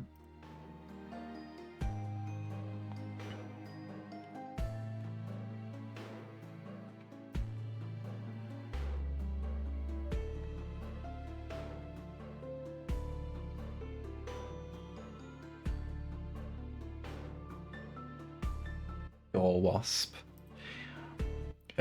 Some of these wasps will also,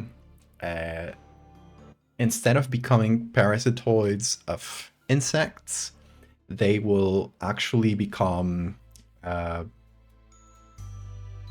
I'm forgetting the word. Such basic ecology word. They will have like a mutually beneficial relationship with a plants, and that's where figs come from. If you've ever eaten a fig, congratulations. You've likely eaten a baby wasp that has been dissolved in there. Very fun stuff.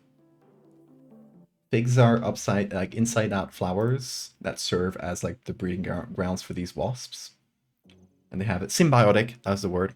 So they have a symbiotic relationship with wasps that will enter, because it's, the fig is a flower that's inside out, so the pollen and everything is inside instead of being out in the open. These wasps will actually enter the fig from its little like butts when it's still green, and as they reproduce in there, they will like cover themselves in the pollen, and as the adult wasps exits, they will be covered in it. So when they enter the next flower, they've pollinized it. Wild shit. You only eat baby wasps if you eat wild figs. Cultivated figs don't have them typically. Don't they need like I've heard that cultivated fig like orchards, at least to like get new plants to like pollinize their plants, they need to have the wasps.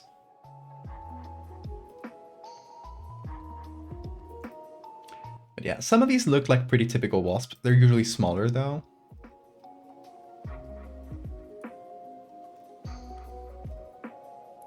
Like One thing about parasitoid wasps is they tend to be quite small, sometimes extremely small. So it's something you'd see if you saw it out in the open. First of all, you'd need to be looking really carefully. And second, you probably wouldn't recognize something like this as a wasp. But it is. It's not only a wasp, it is a primordial wasp. All the big scary ones come from them. Oh, weird. Cool color though. Oh, that's a baby! 1 millimeter! Oh! It's not even one leaf vein long. Look at this. Look at this. It's baby.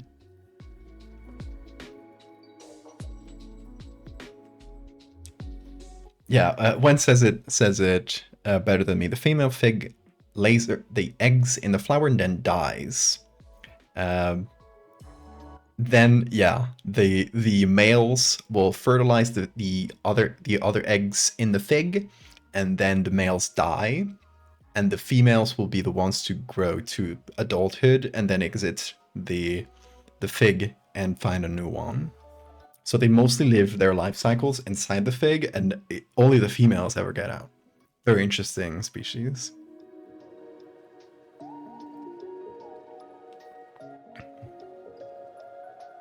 Yeah, that's a chibi. It's a real life chibi.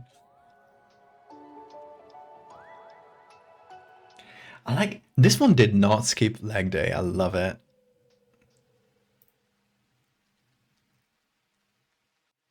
Oh, here's another one of the drillers. Look at this. Again, this one's stinging right now, so you can see the path that the ovipositor takes through its body. It's kind of wild, and this is when it's not stinging, so it's kind of like it's like saved up in here. It's curled up into its own body, so it doesn't like poke out behind. I guess like less chances of it breaking or something, since it's extremely long. But it gives them this very weird body shape. Just because of their ridiculous looking stinger.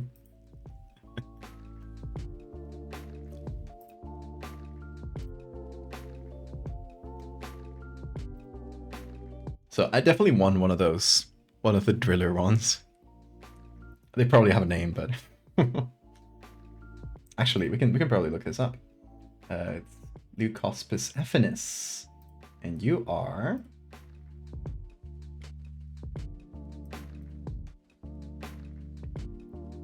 Well, I guess Leucospidae. It's in calcid wasps. Calcidoid wasps.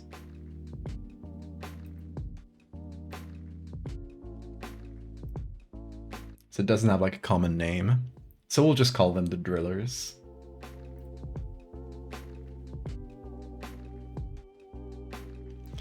Most modern cultivated figs, at least for the Chicago hardy fig, don't need to be pollinated to produce fruit. Oh, interesting. They'll probably need them to like make more trees, I assume. What's the upward pointing part? This bit? I think that's just like a... I'm not actually sure, but I think like the tip of it, when it's like resting, sits like inside this, so it's like a little protector.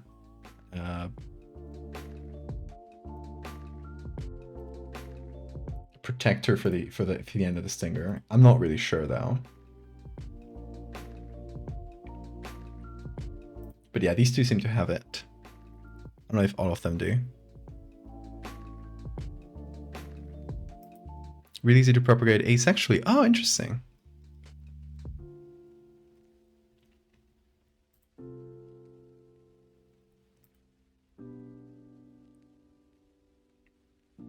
Yeah, how about we read about these folks? About Leucospis. Leucospis, look at them. Look at their gear legs. That's pretty cool. Okay. Dark mode, please. Thank you. Characteristically enlarged femurs in the hind leg, with a toothed lower margin. The wings have a longitudinal fold. The long ovipositor is bent over their backs above the abdomen or metastoma. They are parasitic on wasps, so they are wasps that target wasps and bees. And they leave and grow as ectoparasite of the host larvae. Okay, so this one is not one of the ones that inject the larva inside the body of the other larvae. They just like put the eggs in the same cell as the larva and let them, like, they're eaten from the outside in, not from the inside out. Usually one parasite emerges from a single cell, so they'll do a single egg, these ones. Or at least usually. I want to see, okay, no info on the anatomy. Maybe if we go to the family.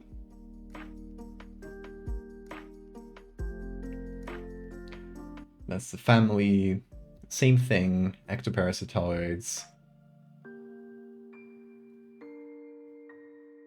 They're mimics of bees or stinging wasps. So they're trying to imitate like the standard wasps, because, you know, mimicry.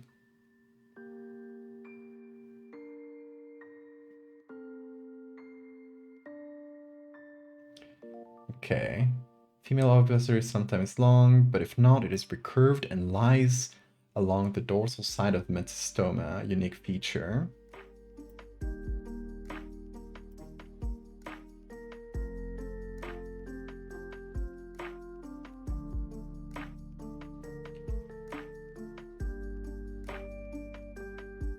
There is a case of a hyperparasitoid. So that's the funny thing in the world of parasites. There are parasites of parasites, and also parasitoids of parasitoids, which is really funny. Like some of the species of this group, they target other parasitoids. So this is kind of a Russian nested doll, you know? Yeah, Leucopsis drossigera is considered a hyperparasite, as it is a parasite of Xorides, which in turn is a parasitoid of a beetle. So there's a wasp that'll parasitize a beetle, and this wasp will parasitize the wasp in turn. They're all eating each other. Quick wiki searching says that Ficus carica, I mean, 3 main types of figs. Okay, those have all female flowers, both male and female figs that need wasp cross-pollination, and those who do both the first without pollination and the latter without. Interesting. Okay, no information on the anatomy though.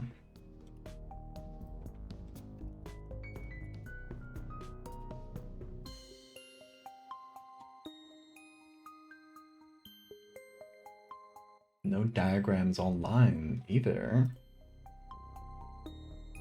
Oh, this I guess is a diagram. It doesn't really tell you a lot about the ovipositor.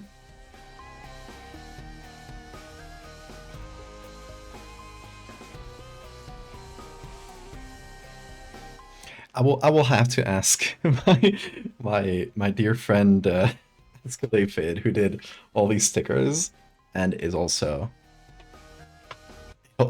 studies bugs for a living. So I think he probably knows this. He has told me a lot about parasitoids already, so he's quite knowledgeable about that.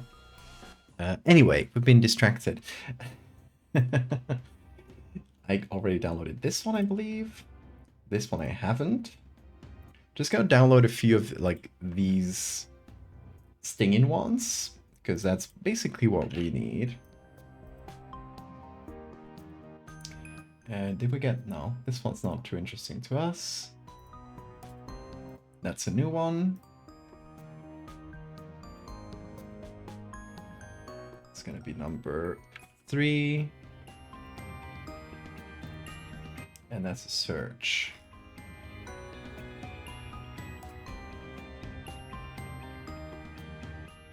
look at them. They are absolutely silly. What do they have on their bags?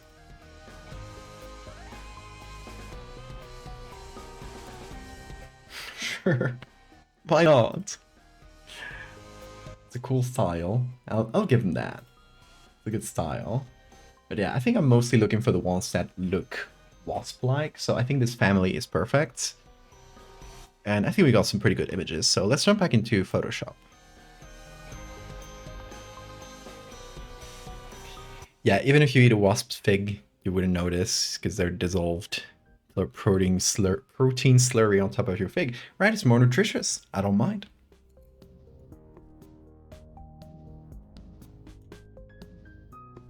Backpack for his applesauce. Chinks.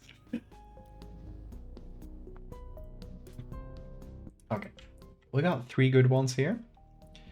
And they're kind of side facing, so I'm thinking of putting it on this side. So it has like good contrast with the background. We got 1, 2, 3. This one's the best one. We don't care about the color too much because this is black and white. So first thing I'm gonna do, I guess, is just create a group. We are gonna put a black and white layer on it. And wait, no, not a black and white layer. Let me do it a little bit differently. We're gonna do a gradient map. Apply that here. First of all, we're gonna put it on the correct order. Great. And we're gonna choose the darkest color from this image. That's gonna be our maximum dark point, and the maximum bright is probably going to be like somewhere around here. Right, maybe a little higher. There we go. And we can move this around to change how bright it is. But that's basically it. That'll make the image match its background more or less. Probably gonna need some editing later in color, but we'll work with this as a base. Support a trans king with his 200 kids.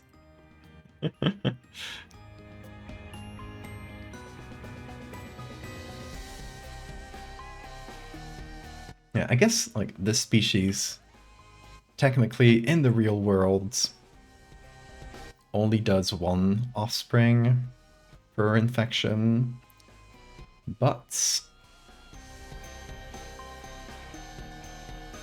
this one's gonna put in a bunch of eggs because it's creating a colony.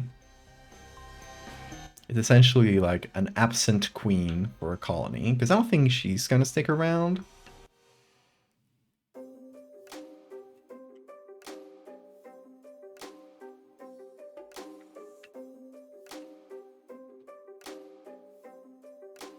Like straight up drops the eggs and goes to get milk.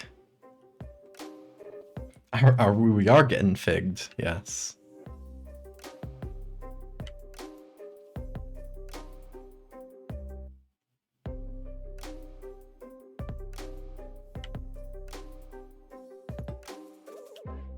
We are the fig. The bugula? What's the bugula? I hope it's a bug Dracula, otherwise I will be really disappointed.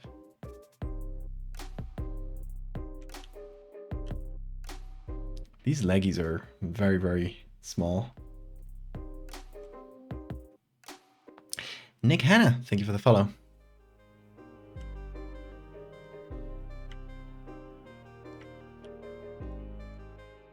Okay, it's a pretty rough selection so far, but we'll fix it up.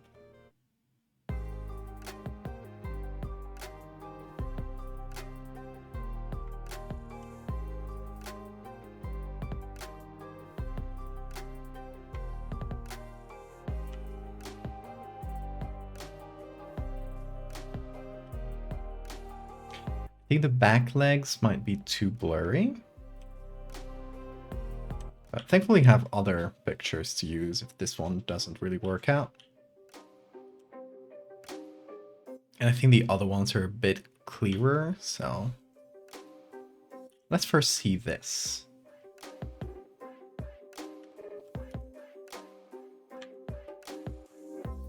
Yeah, I think we're gonna put it here.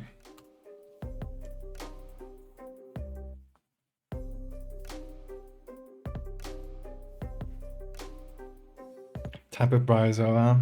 Damn, it's not a bug Dracula. Damn.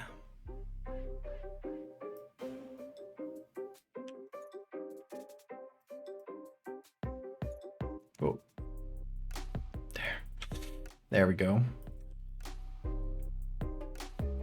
Yeah, I think that's gonna be the angle that we go for.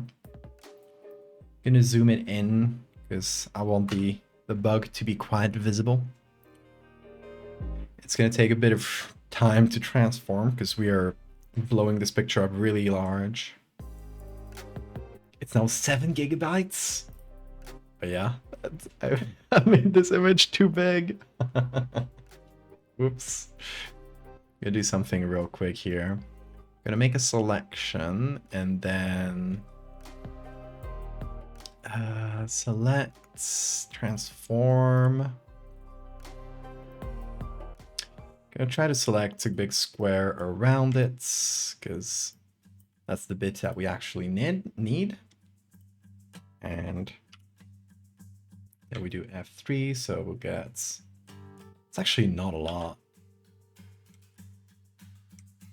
Let me transform that again.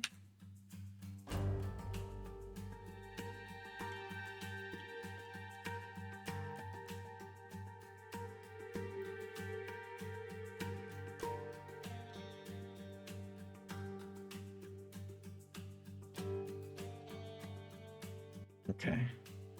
Now we do have the full image.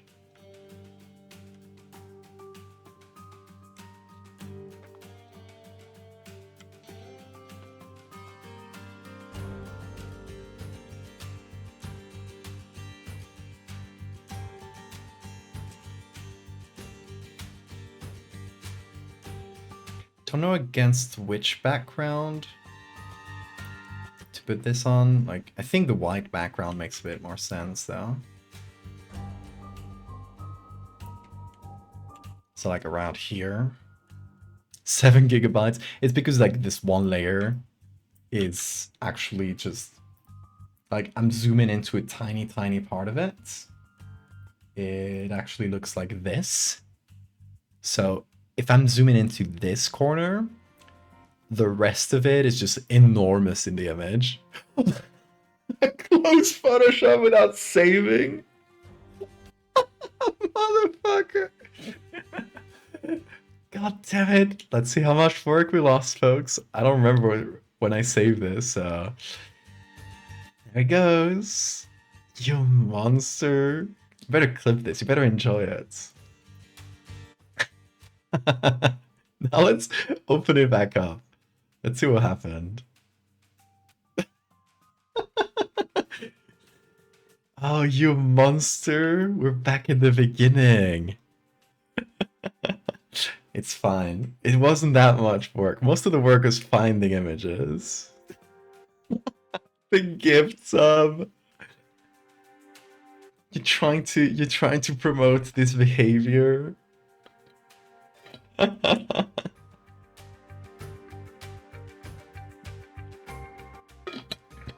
It's okay. We will survive. We will get past this. I will not let this phase me. Because we have our images. That's what matters. Look at them.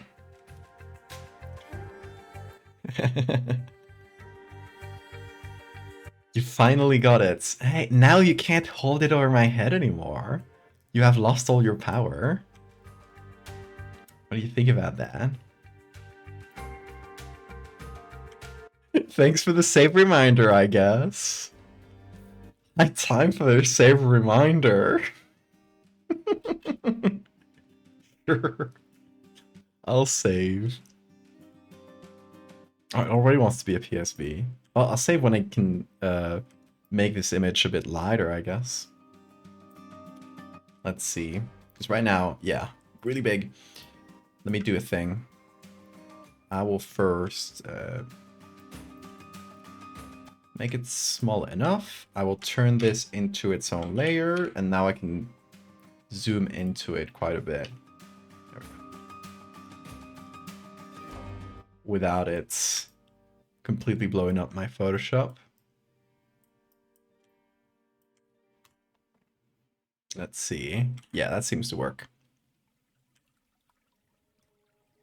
And I didn't even use the autosave. There's probably a later autosave of this. But I will give you your victory. You redeemed at the perfect time. They only kept during crashes. Yeah.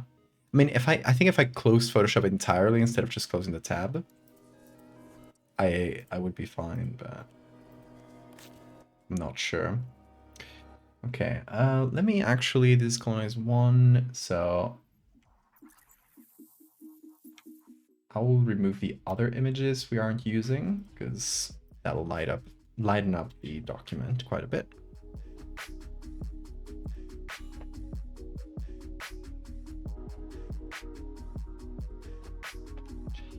Okay. Let's see. I think we want somewhere around here. Then gonna redo the skin cleaning. Gotta clean that skin.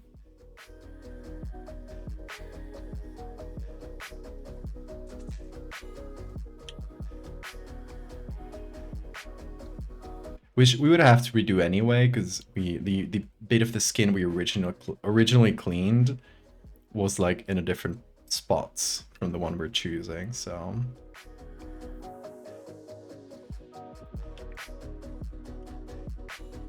it's not wasted work.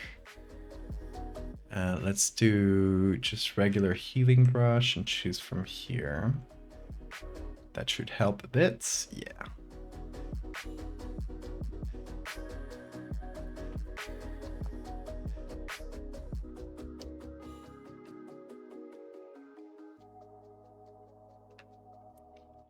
Yeah, it is one of the first things I did, but I did it on a different part of the arm. But since this is from dermatology textbook, so it was like an example of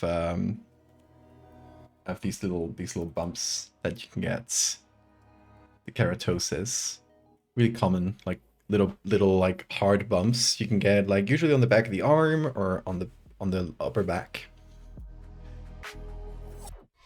So yeah, I'm cleaning those up.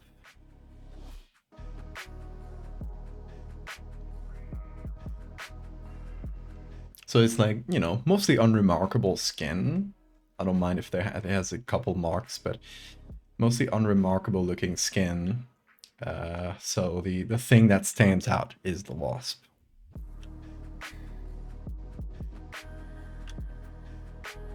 Bee milk. Oh yeah, royal jelly. Do you know it is bee milk in English? Insane. Bee milk. In Spanish is the equivalent of royal jelly. Jalea real. I've had it. It's good.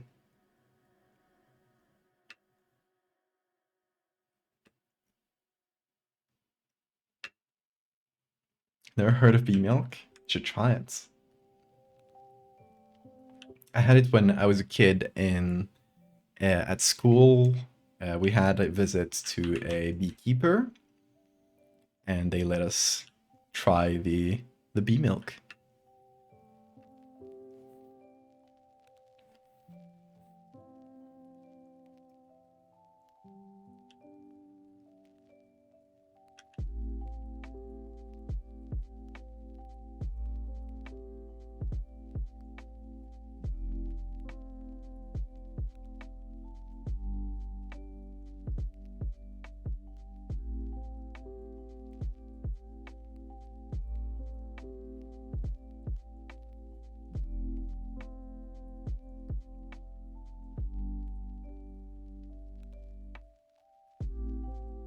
When you call it bee milk, it sounds much worse than royal jelly. When you call it royal jelly, ooh la la, that's fancy.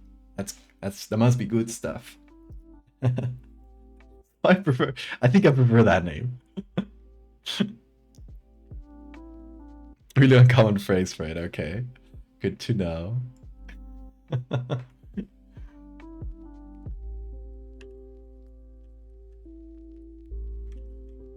I won't go around calling it bee milk.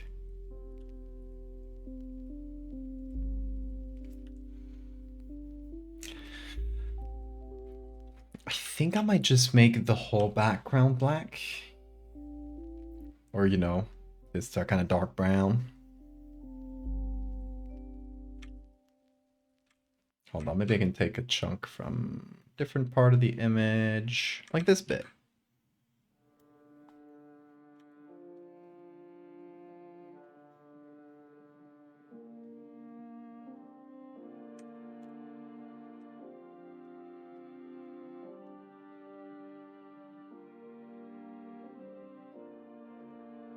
So it has a little bit of, you know, there's blurred stuff in the background, but it's not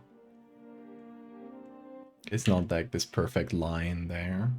It's a bit annoying. Oh, Photoshop, don't freak out on me. Thank you. Always save after it freaks out. Like an instinct. Photoshop others onto the bee? No! No! I will not do that.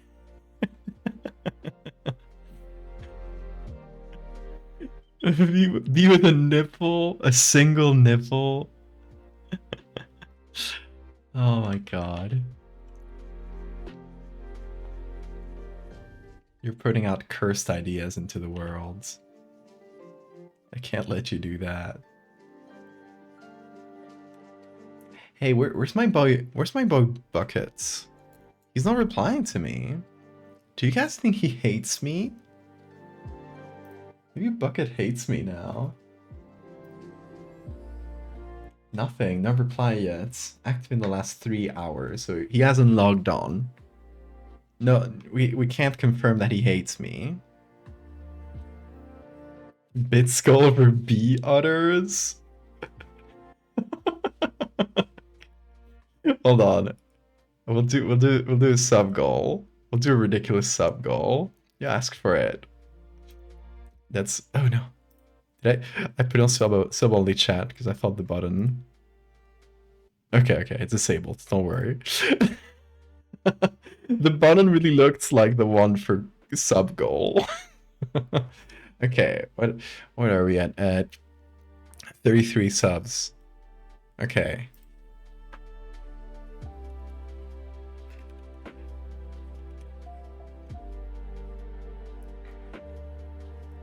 We have started a sub goal. If we get to 40 subs, I'll do the others. No less than that. I'm not selling myself for cheap. Oh, I'll also count Patreon subs. I'll give you that. Patreon subs are always better. So I'll be counting those manually on top. And here's a Patreon link. You should check that out. You should check it out. Look. Look at the things. Look at the things you'll get. And it has photos inside. Bunch of them.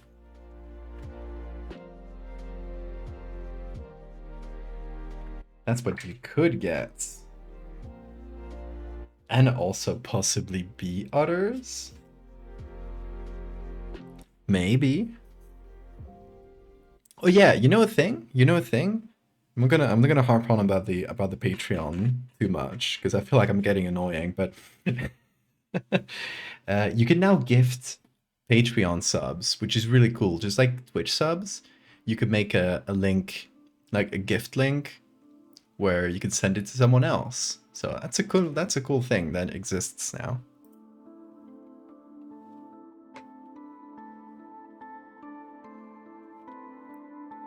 I'm so excited. I just want to get Polaroids already. Just a little bit more, because I'm gonna send them at I think the beginning of April, I'll send all the ones for like January, February, March. So you'll get your full pack in early April. I got most of the material. I'm just lacking some like all the postage and stuff, but that shouldn't take too long.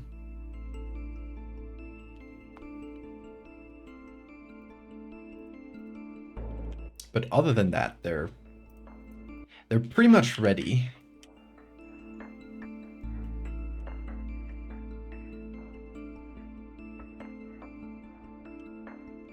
All the important material has been gathered. It's fun to get mail that's not junk mail or bill or something about insurance. Yeah. I agree. I think, you know, there's something cool about getting physical mail that we as a society have lost.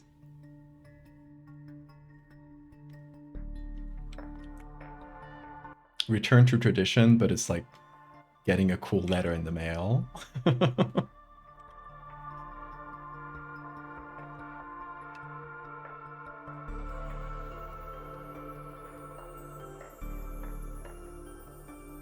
Okay, I'm gonna give the skin a little bit more lighting, because otherwise it's pretty plain and boring. And we have set up the space for a wasp. So let's put that wasp back on. And I put all three. And oh yeah, we're gonna do the same thing where we do a gradient map. And for the gradient map colors, we're gonna choose this for the black, this for the white, I think.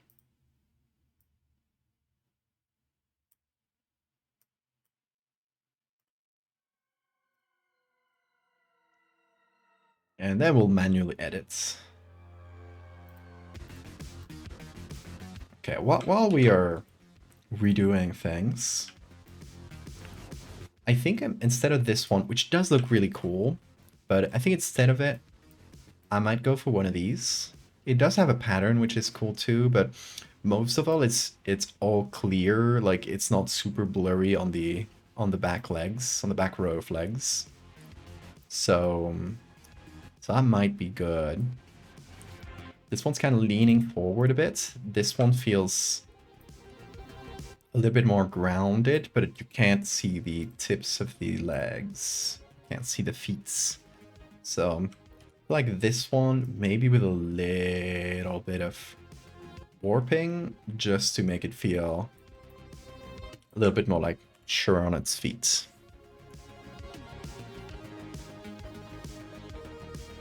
My friend who moved to another city has been sending quarterly newsletter updates on her life. It's so good. Oh, that's cute. I love it.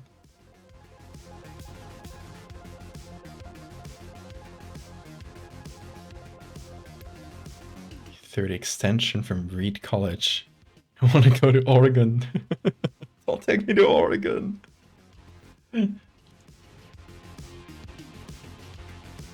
So excited I added the potential for something so cursed to come into this world. I mean, if the world really wants bee otters, you get the one chance. This goal only exists during this one stream. So it is your one ever chance for bee otters. So if you're a mysterious benefactor that really wants to see that, is your now or never. What is this one's leg? It's also a little bit blurry there, but just got jump scared by the sudden brightness.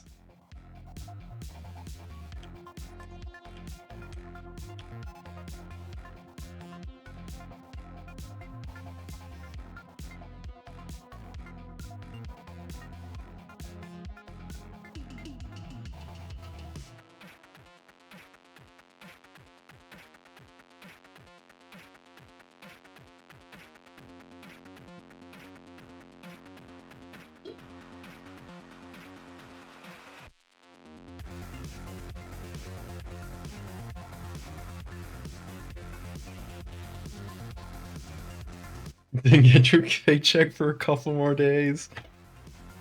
Only one stream. It's the rules. It's the rules. Because otherwise, I'm gonna have to explain to people tomorrow why I have a goal called Be Others. That's a whole can of worms right there.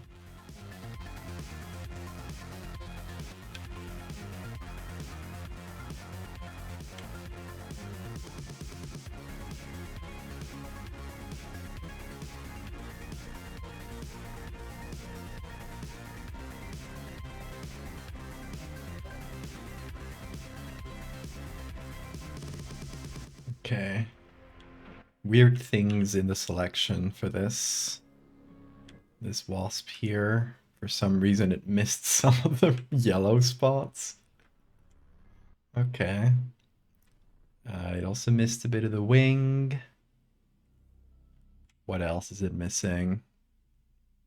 Did fairly well on this little bits, but there's some background that snuck in.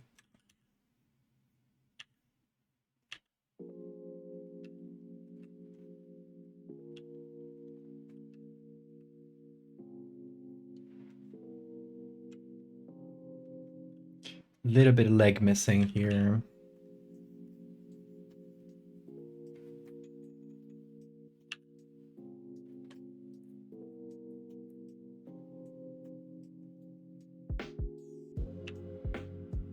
God, every time I see you guys talk about the US university system, sounds insane.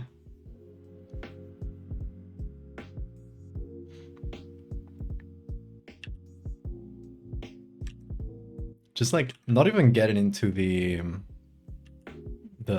massive debts and that sort of stuff, which is unfathomable to me. But just the way it works, where you'll go to university and get like a minor in something completely different to what you'll actually be doing. It's strange to me. Like in Spain, you'll go to university for law, for medicine, for anything else, history, for whatever topic, but you go to that, right? You don't get like another like half degree on something that you then never use. That's always strange to me.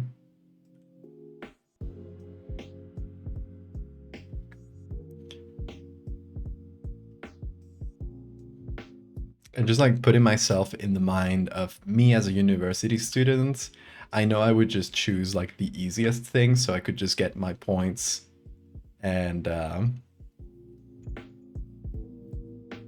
of blow it off, you know, but I don't know if it's what people actually do, but I assume a lot do. Something like that.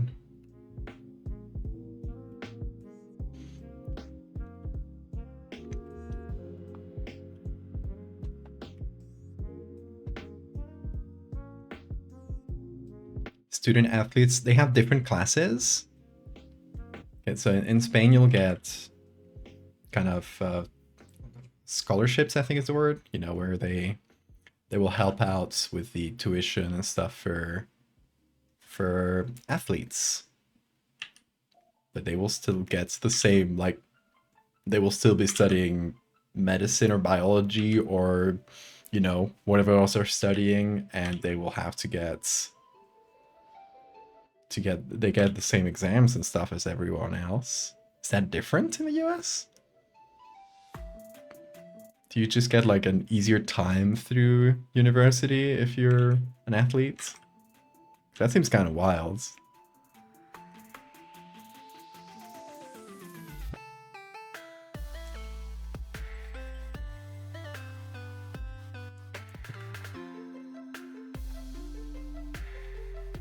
They're open to all the students, but they're not really much easier to pass so that the kids can keep their grades up and continue to get scholarship funding for their athleticism.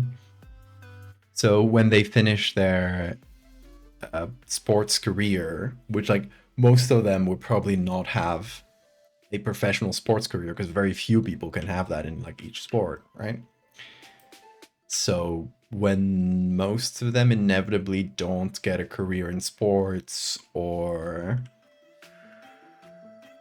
you know, they get an injury and they can't do sports anymore, or they just like age out of it, they got nothing. Like they got like a degree that they didn't study for, no applicable skills other than sports. It sounds like kind of cruel to those people, to be honest, to just give them like an easy time so they can only do sports.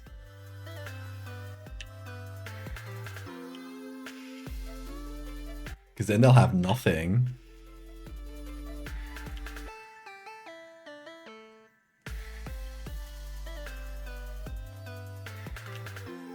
Like, I'd feel like the reason you'd want to study in university as an athlete is to get some other skill unrelated to athletics, to the sport, so that you have something to fall back on, right? And you're not like destitute if you stop, if the sport stops working out for you. That sounds scary. A few business courses. Well, at least that's something. Or physical therapy, yeah.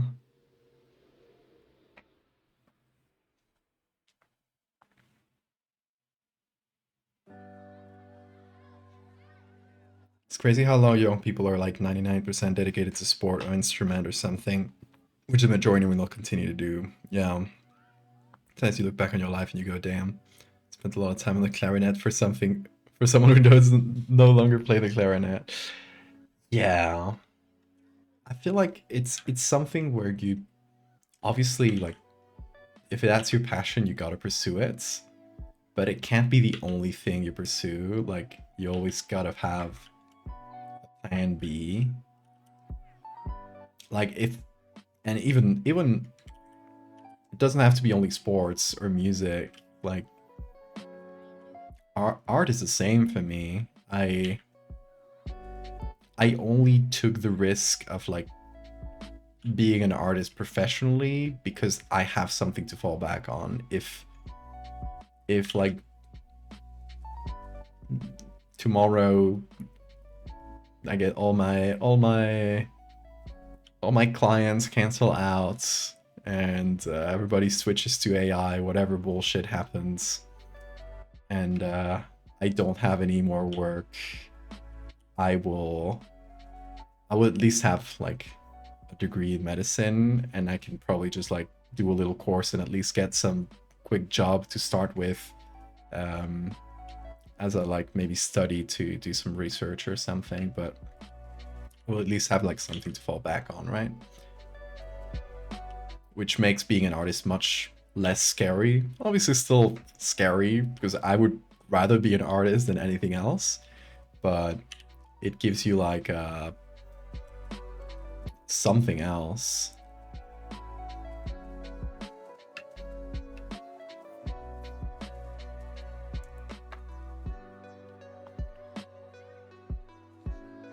Play the trumpet, Maxwell?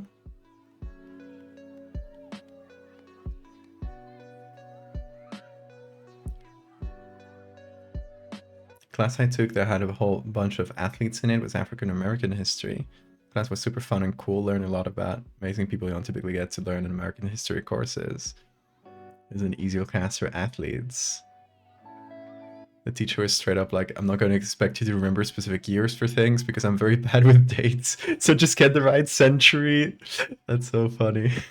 The right century is in American history. Like, that's not a lot of centuries to choose from. You could guess, and you're probably like, you're like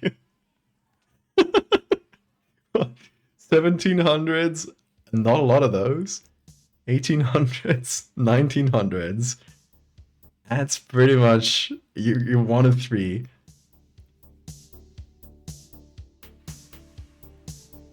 And yeah, and the 1700s is like a very short amount of time. So if you gotta guess, you're like 50-50.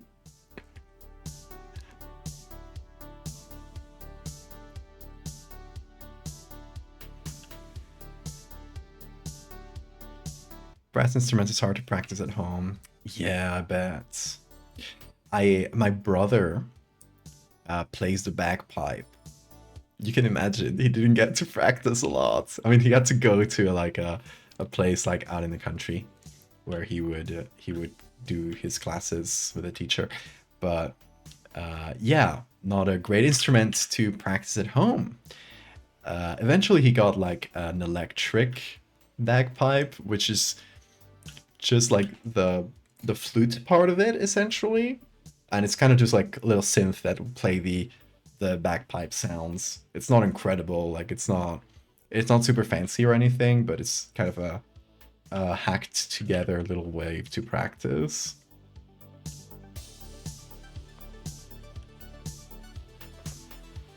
Yeah, I recall it was like instead of having the holes where you plug the holes, it had just like little metal pads, and I assume by touching them it just like did a contact and played that note.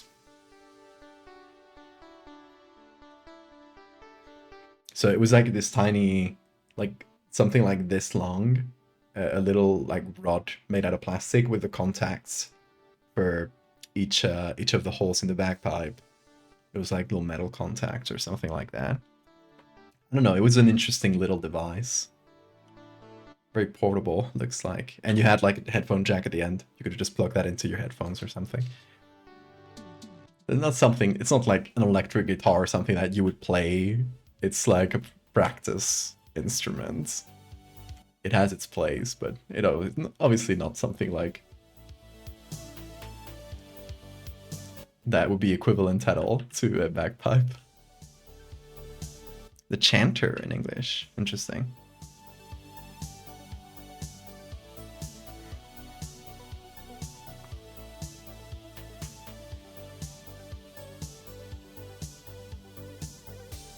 The digital mute drastically increases the air pressure needed to actually play the trumpet. Makes it way harder to practice. Interesting. You plug it into the end of your instrument. It's got a programmable audio control, so you. It sounds like you're in an auditorium.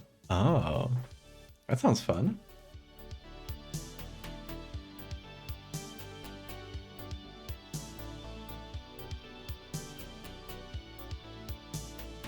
A word in Spanish. Well, I guess we should do bagpipe, right? A bagpipe in Spanish is gaita. And the one my brother played is the Asturian bagpipe, so la gaita asturiana. 3 words? Okay. We got bagpipe, we got the drums, which is usually the one who will be next to the bagpipe player, is el tambor. That's like the general word for a drum. 2 more? Okay. The trumpet, we'll talk about the trumpet. Pretty similar, but I think it sounds funnier. Trompeta.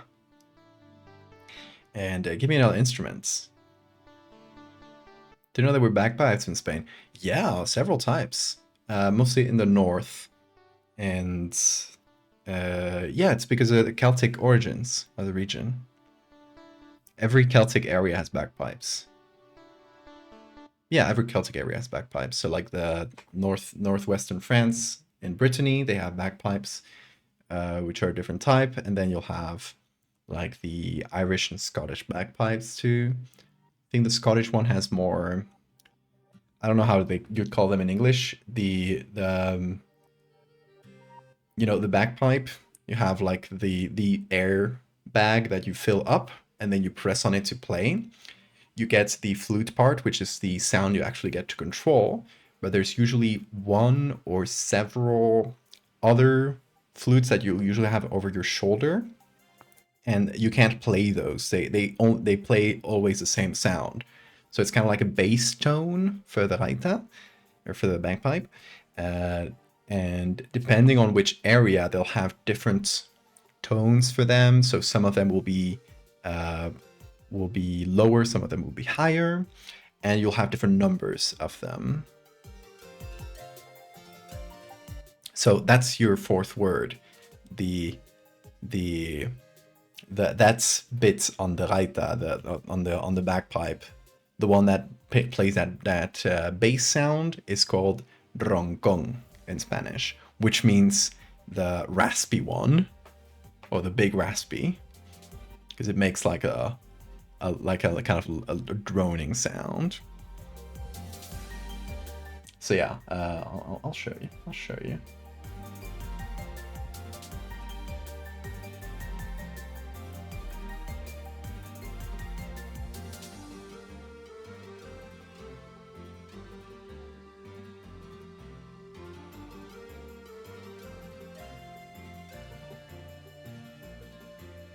If you look at the gaitas in Spain, you get the Galician gallega gaita, which has either one or two. I think it usually has one. You can see people playing it here. There's one that comes off the side, which the Asturian one doesn't have. The Asturian one, it depends. There actually are some with the second one. Hadn't seen those in real life. Yeah, this is the, sorry, Venus in the middle. This is the part you blow into, shit. Well, this is the part you blow into. This is the bass tone, and this is like the flute parts. Oh, the drone. Okay. This is the drone in English.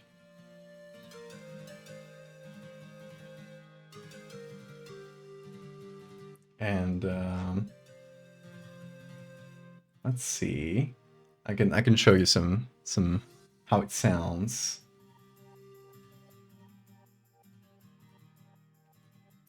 Let me just go to YouTube for a sec.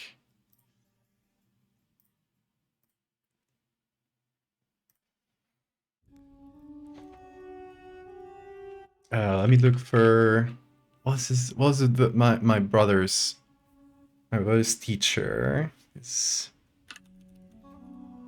Iñaki, but I don't remember his.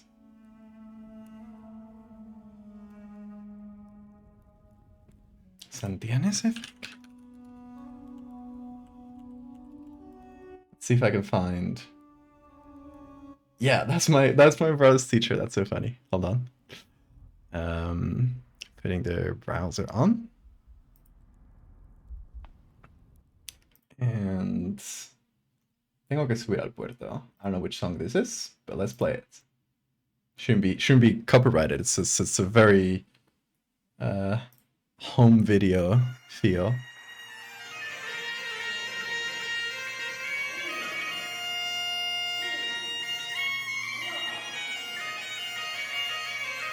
This guy plays really well. He's just in a t-shirt right now. He's not in like the classic clothes, but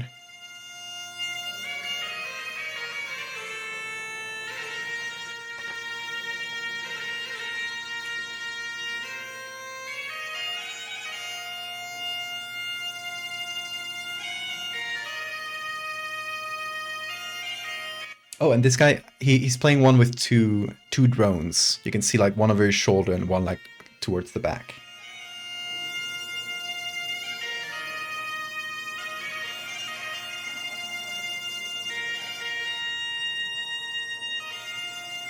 So we get a fifth Spanish word is going to be the one who plays the bagpipe in Asturiano. It's actually not a Spanish word, but a word in Asturiano, even rarer. El gaitero. So la gaita, the bagpipe. El gaitero is a bagpipe player.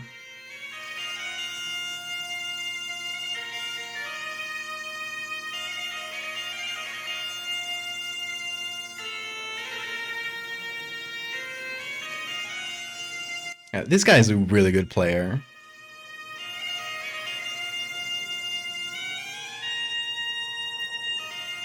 Let's see. See a different song that's a classic combination.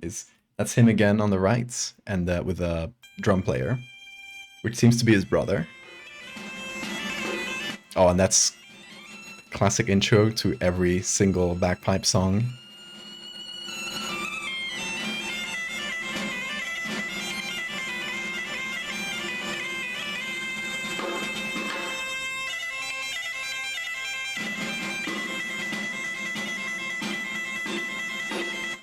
very classic. You'll hear this in like every village festivity.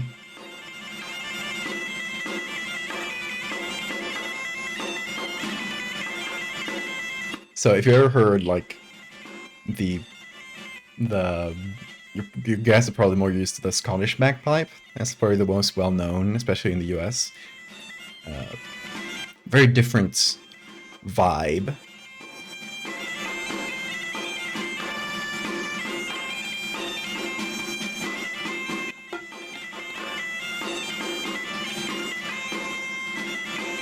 Despite being like pretty similar bass instruments, the Scottish bagpipes usually have like 3 or 4 drones, which are like pretty low too, I think.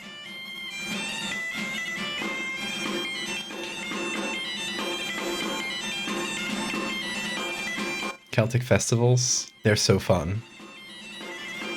I love Celtic music, and I think that the specific vibe of like the Asturian bagpipe, this one, is it's a bit higher than like what you probably remember for like Scottish ones and stuff. It has a high sound, but it is all about like dexterity and doing like really, really fast notes. Like, look at how quickly he's going.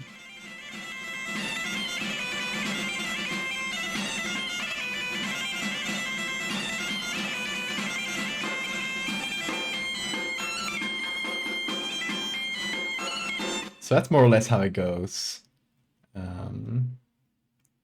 Let's see. I'm gonna see if there's a really specific song that I don't know the name of because I just know them by sound. I don't know what they're called. My brother would. My brother would kill me for not knowing because he played the bagpipe forever. Oh, okay. This is an interview. Let's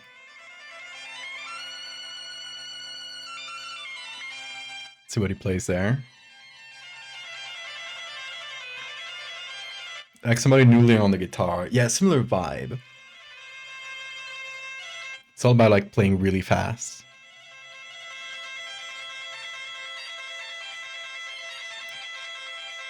And the face they make is really funny when they they inflate the bag.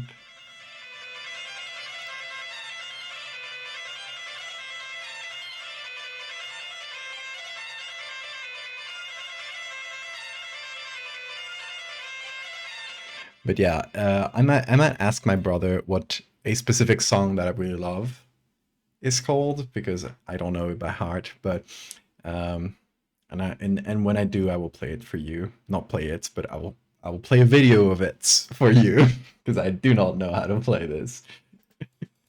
Nor do I have a bagpipe. Okay, where were we? Yes, wasps. Anyway, teaching you guys a little bit more about my culture. Never a bad thing.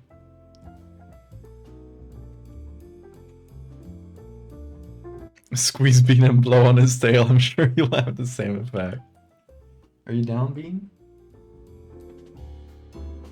Nothing. He is passed out today.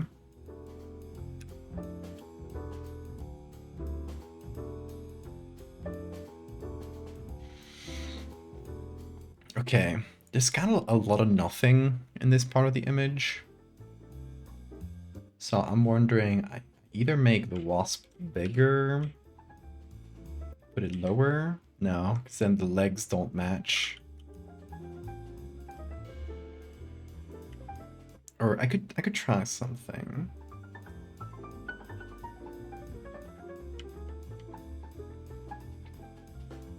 First of all, I can lower this and just expand the background a little bit. That shouldn't be too bad. And second, I can take the back legs, or you know the further row of legs, and have them go like over to the other side of the skin, so it's like over this hump there in the arm, and this one is like straight down the middle, so it's like right about here, would make sense.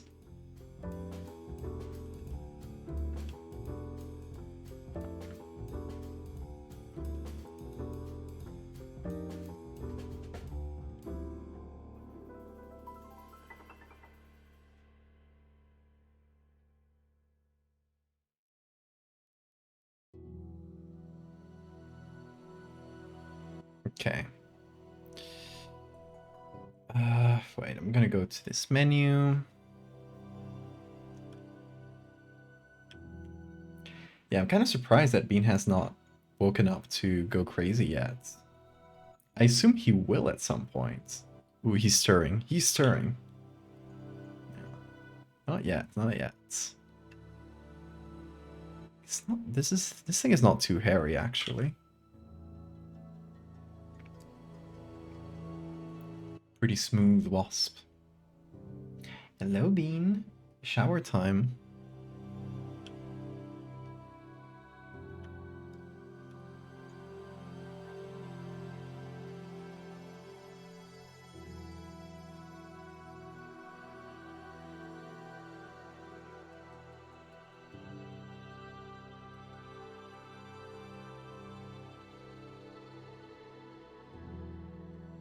Okay, let me figure out. This is the back leg, yeah.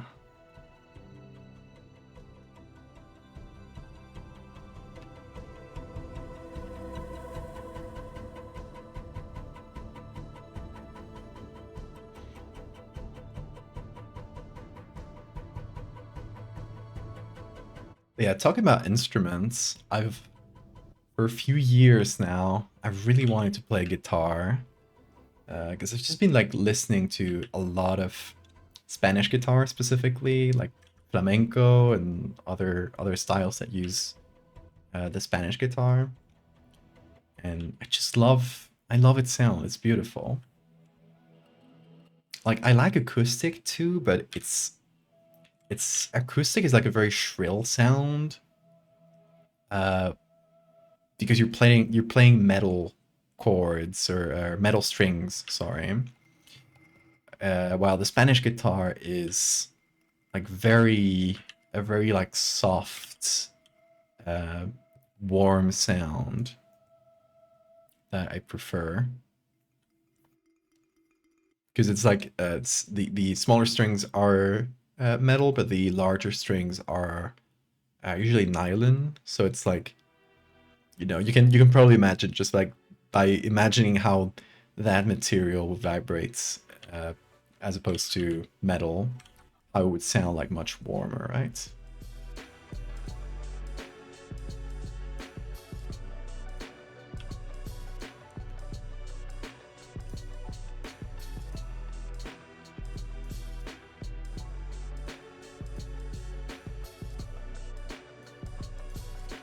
So yeah, I just love the sound of it. Whenever I'm like just like idly working, obviously not on stream, but I'll often just put instrumental guitar music in the background because it's something that allows me to concentrate and not having lyrics helps me with that. And songs that I like songs that don't have much of a like classic like chorus bridge chorus structure.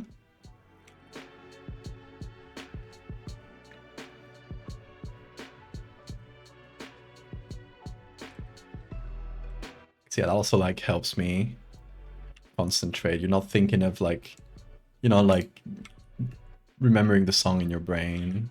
It just kind of happens to you. I have a playlist. Does anyone want my Spotify playlist for instrumental guitar music?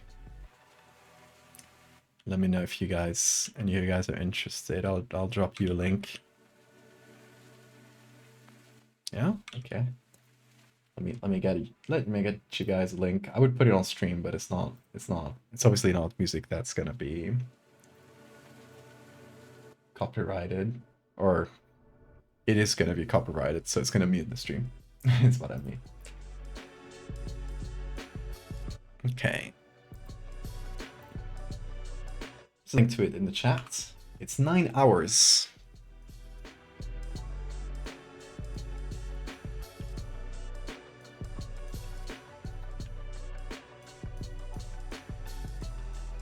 It is a bit of everything. So it's not only Spanish guitar. It's a mix of Spanish, acoustic, and electric.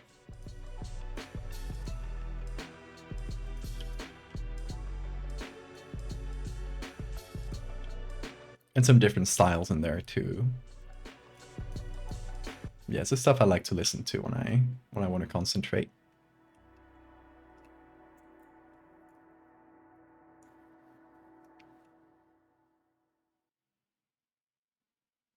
Can't always listen to classical music because your background of an instrument player can distract you as similarly. Oh, as lyrics too? Interesting.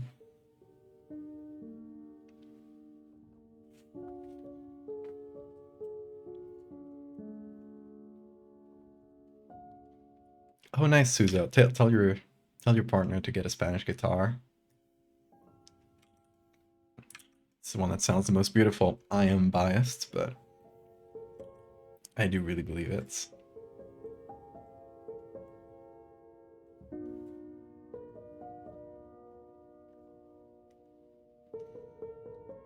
I'm wondering if I should make this wasp like brighter so it like gets a good contrast to the background.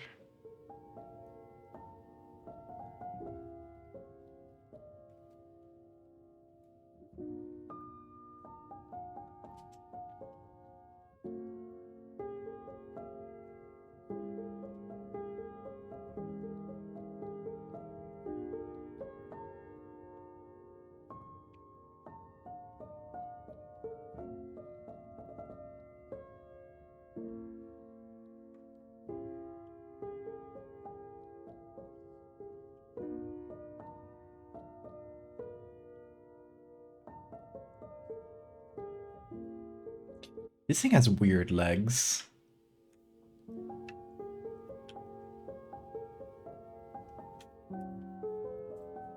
I am biased, but also not wrong. Exactly.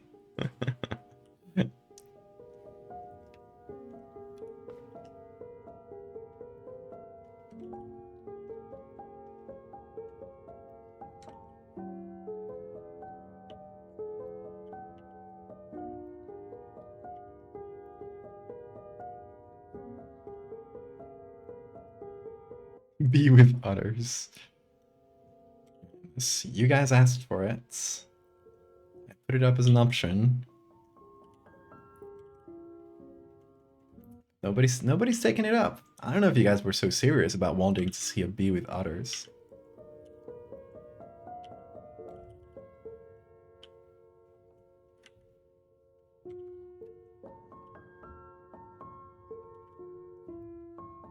Thank you for the save reminder. Although I doubt anybody will close Photoshop again this stream. Cough, cough.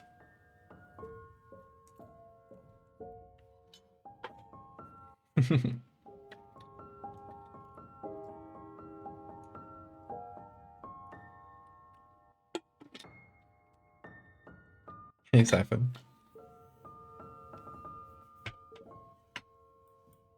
Ooh. Careful, Bean.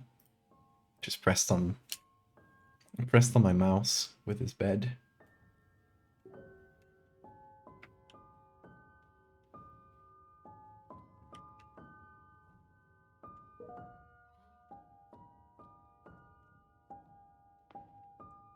You don't know what's going on?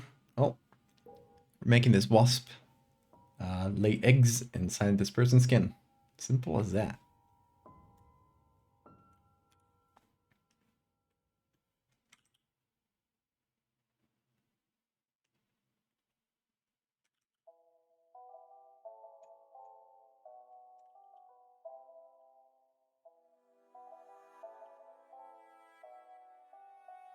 Give it a little shadow.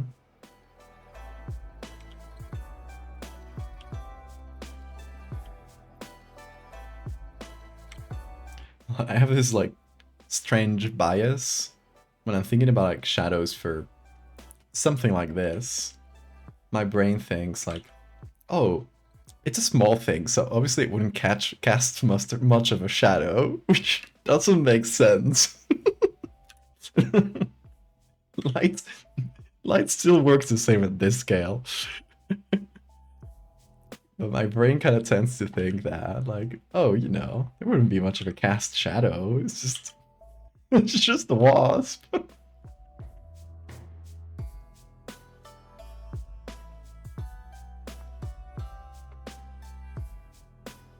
Should we try to clip it? It could always be clipped after the stream. Like the values are blending into the background. Your values on your own art.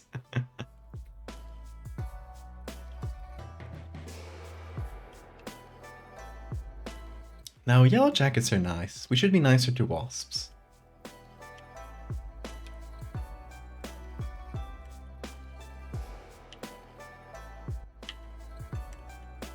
Every bug is beautiful and should be cherished.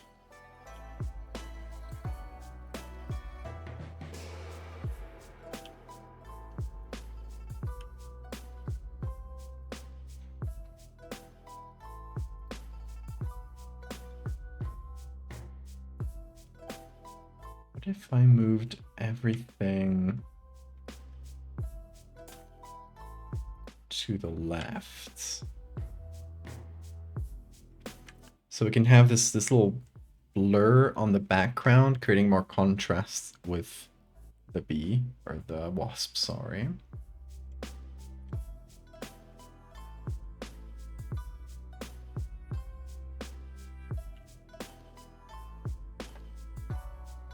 So we need to match that.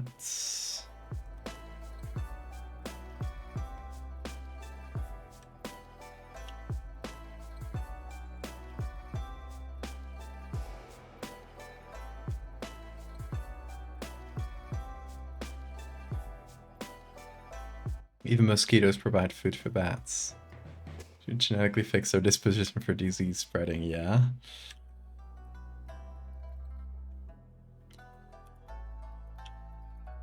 I do agree on that point. Like, I feel like all animals are beautiful. We should protect every animal, even if it's icky to us. But when it gets to the point where this one is spreading disease, there should be a clause where, like, yeah, we're protecting ourselves too, which, you know, is selfish in the grand scheme of things, but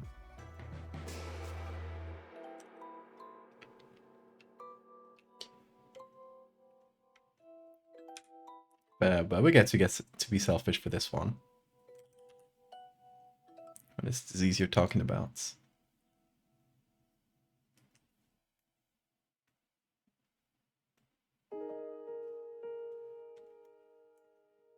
Okay, nice.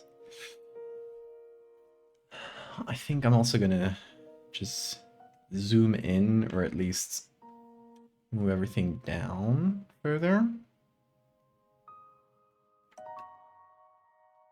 Yeah, because this, like, the skin there is doing nothing to us.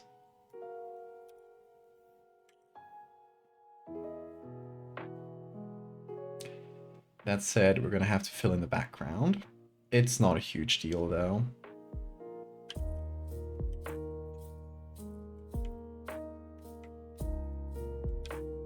So obviously the first thing I'm doing is just, like, using the bit of background that we do get.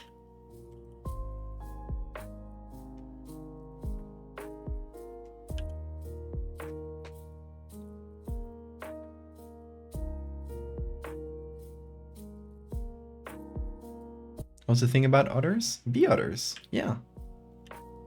Seems pretty straightforward to me. Oh, it's we were chatting about royal jelly, which apparently some people call bee milk, which is a very cursed name. And somebody asks me to, who was it, Kempt asked me to do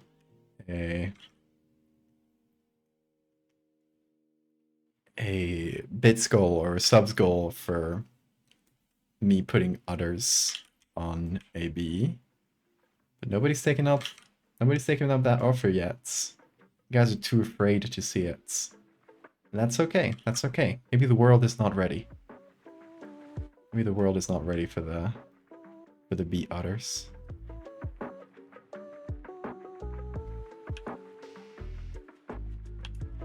Someday, perhaps.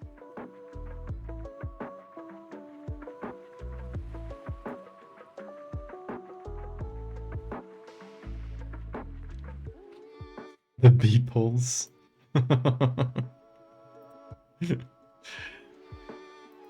The goal is at 40 subs. We're at 33.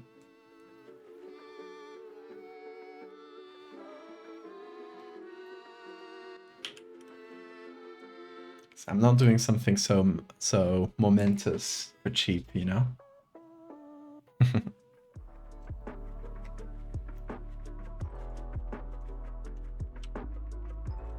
It's an event.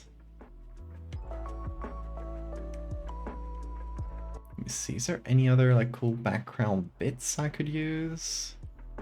Doesn't seem like it. We've used the one bit we get from this image at least. But I dig it. I think it's nice.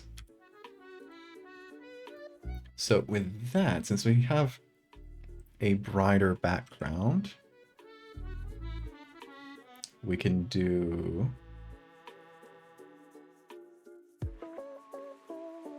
a little bit more darkness on the wasp.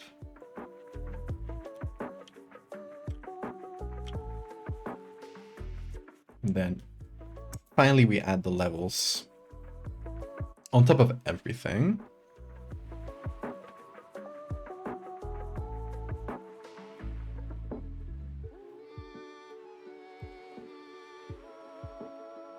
Can you even give more subs than are people watching? No, we're at 33 out of 40. We're 7 away, Siphon.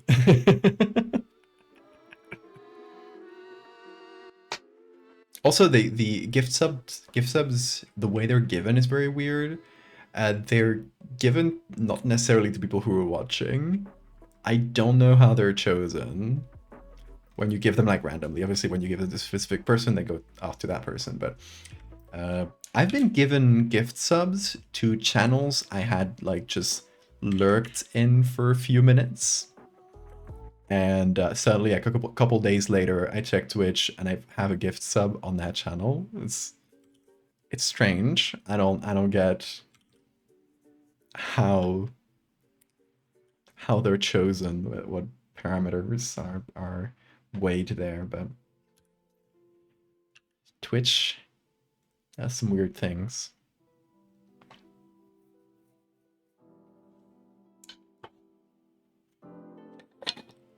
It's true, I do accept Patreon subs.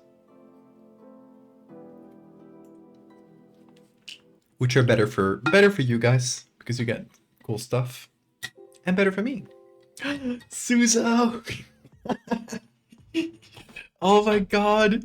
You might get us to... Thank you so much for the gifted subs. You got us very, very close to bee otters. I'm now scared. We are, I believe, 2 subs away from bee otters. I didn't think this would happen. Shit. I should have set it higher.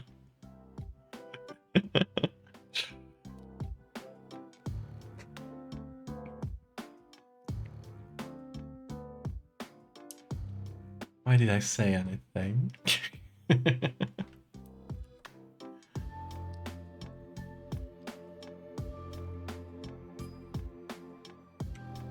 Oh, that's much nicer.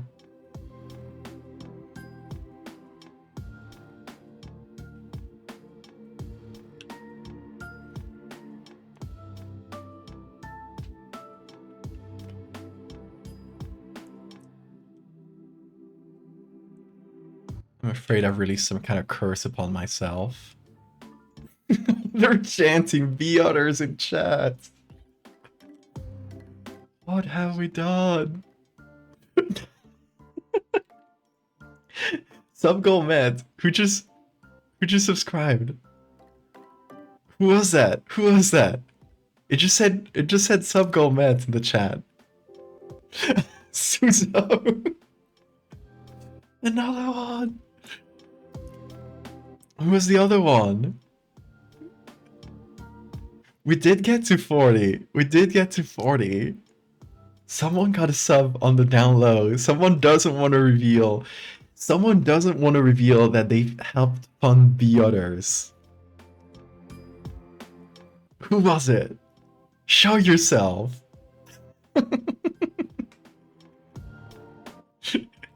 Who's the secret the other benefactor? It's you, Jennifer? Or it's meme? I don't know what you mean.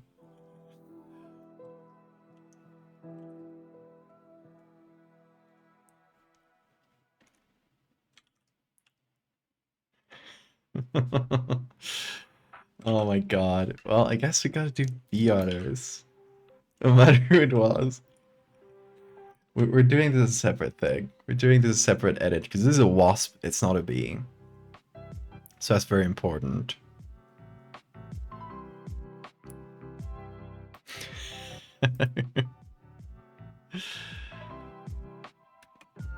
Okay. Let's just open this one. Just a square image. I'm gonna save this, just in case. Let's find a bee. We're doing this. You nasty freaks.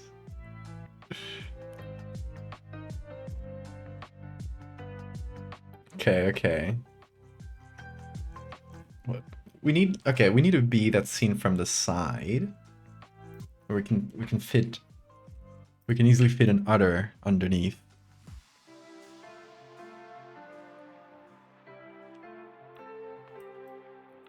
This is a good option, perhaps. Maybe a flying bee.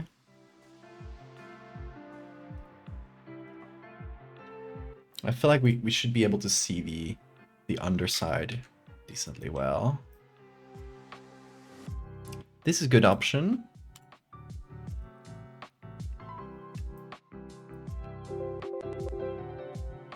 It was you, Jennifer!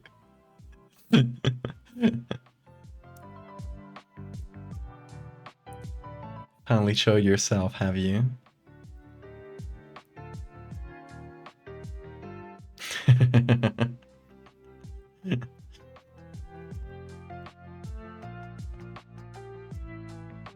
So your philosophy is that your money is best spent on things that make me happy instead of things I need to spend money on. Things that make you happy is always good. Always good to reserve some money for that. And if the others make you happy, suit yourself. Wait, did I get... We reached level 3 hype train, which means it puts us at level 3 JPEG. It's one of the secret triggers for the JPEG filter. I forgot I had set these up. There's 3 secret triggers for the level 3 JPEG, and it's all things with 3s. So it's getting hype train level 3, getting 3 gifted subs at once, exactly 3, or giving 333 bits. That will lock the JPEG at level 3 without a timer. So that means that the only way to undo the JPEG filter right now is by manually doing it. I forgot I had that set up. I also got JPEG. This is like the ultimate combo. You made me do B others and JPEG me.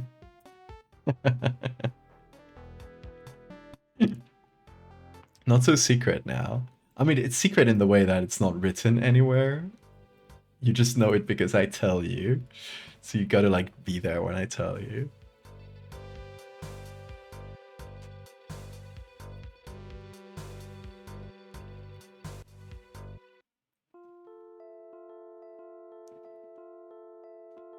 You can't tell me this kind of stuff.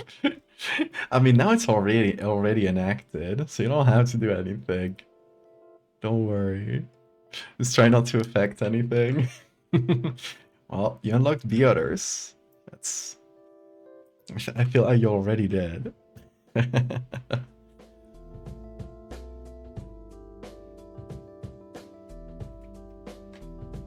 Okay, Okay, what's the best place?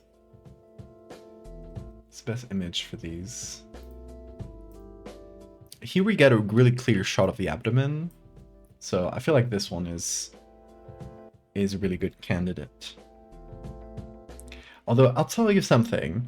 I think if a bee deserves udders, it's a bumblebee. Will udders get you banned again? I don't think so. I don't think so. I think we're safe. Right? Bumblebees. They're the cows of the bee world. Aren't they? Let me see if I can find a good picture where we can see the abdomen of one, though. These are quite hairy, too, so...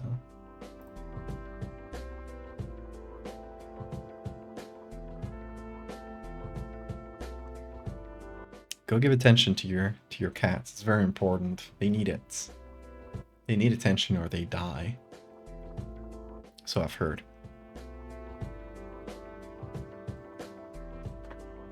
Yeah, it feels right, right?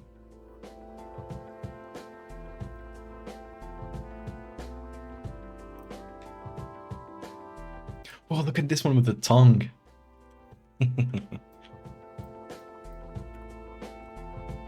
The bee tongue.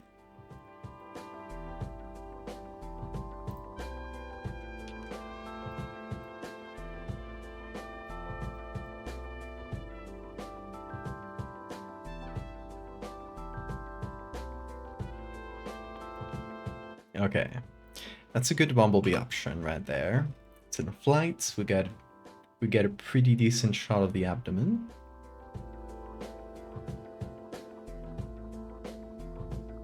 Because the udder should be in the abdomen. Obviously.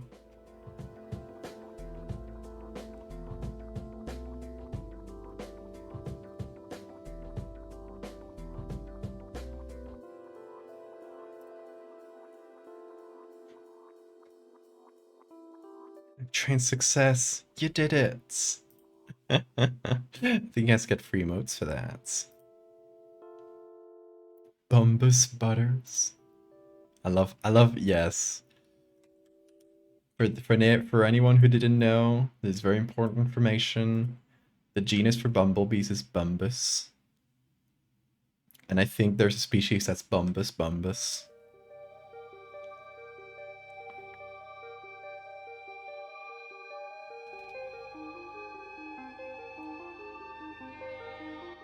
This one could be pretty funny.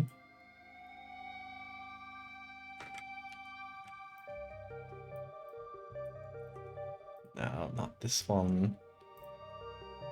This one like flying straight at you. Unfortunately, the back of it is blurry, but...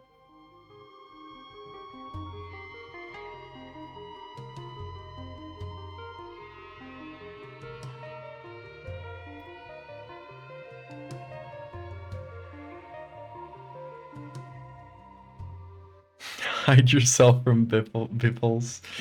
You made this happen. Now you should watch them proudly.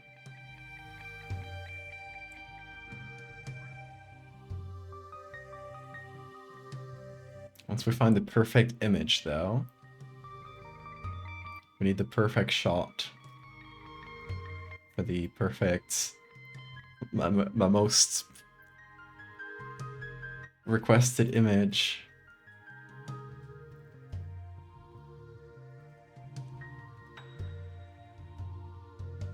You guys were clamoring for it. I will not let you forget that.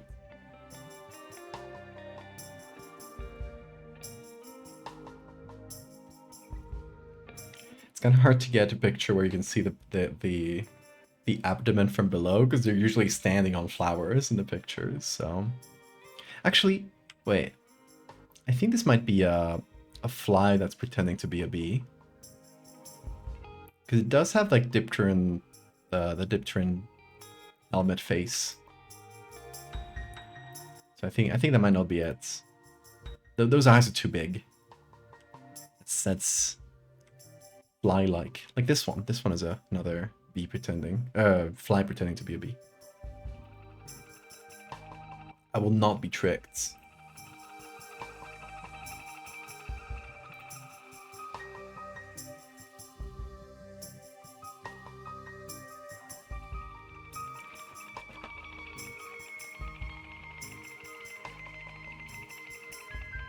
All bees except drones are female, so his pronouns play the bees trans. That's true. I guess that makes him canonically trans. Like all of my creatures. That's by default.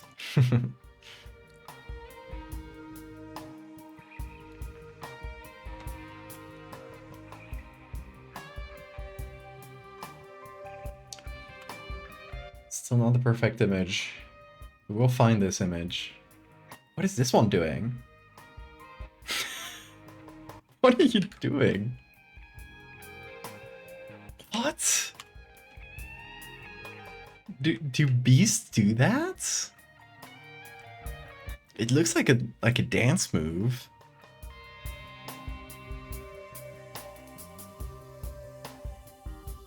Being dramatic. Big stretch. I don't know, I love this image. I don't know what the hell that bee's up to, but...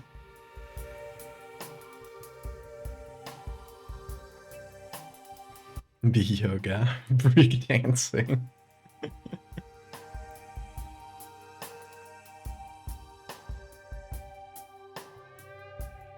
We may never know. Here's that image again. Keeps popping up.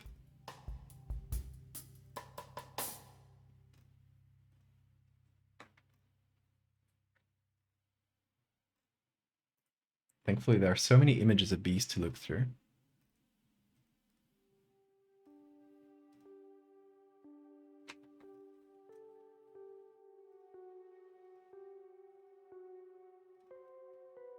A lot of these aren't bumblebees anymore, but... Hey, that's not even a bee at all! Get out of there. I think bumblebees might be really hard to find good images for. I feel like the best ones are the regular bees. You sent me bee photos? You have any good ones with the abdomen out?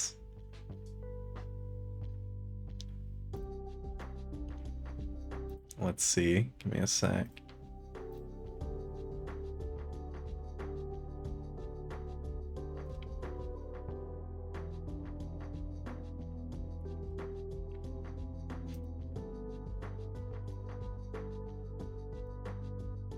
Oh, I got some upside down bees. That's a large... Let me show it on screen. I think there's no doxing. No. Okay. That's a large land. I love it.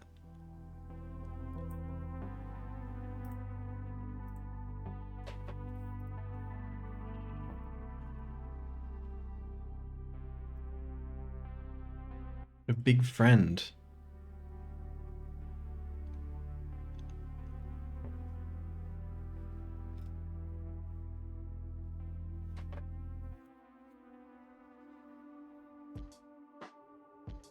You're actively falling asleep.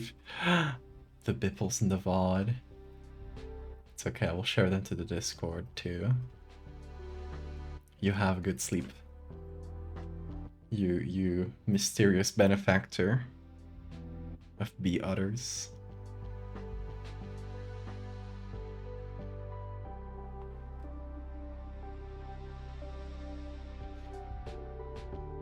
Okay, bumblebees are a bust, unfortunately. Oh, this might be good.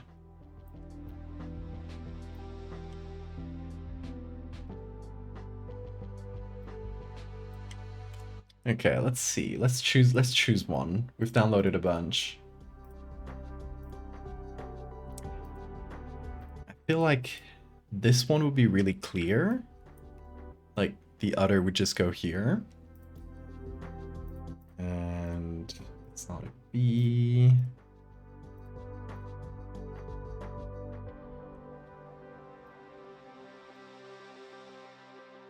This one's funny, but not the best place for an otter.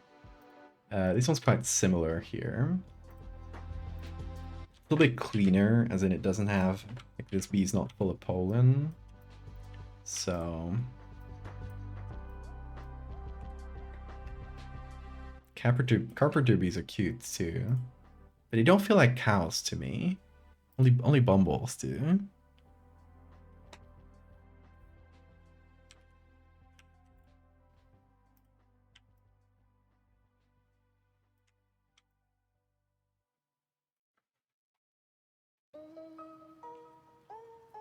You're the mysteriously wealthy furry.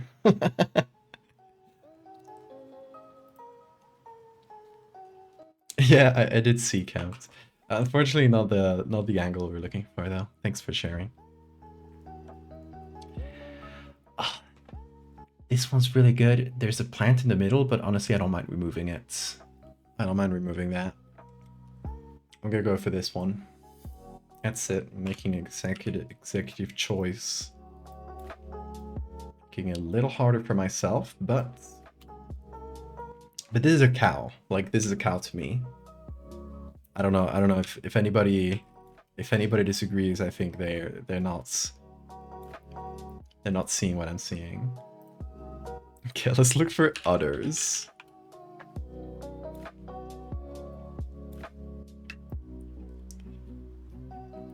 Oh, this one's good right here. That was pretty good.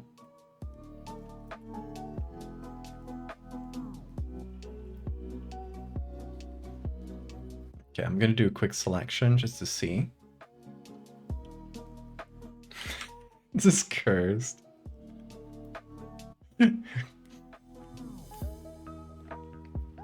cryptobiote. That is a curse, is what it is.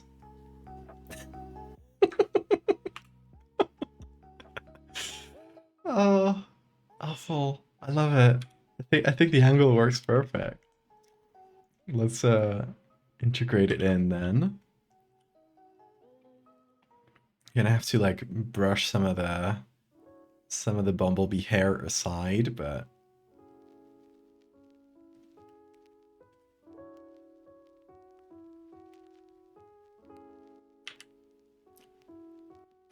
it's for the greater good. Is this what it's like to be Frankenstein? It would be if it started moving. I think I would be scared of my creation as well.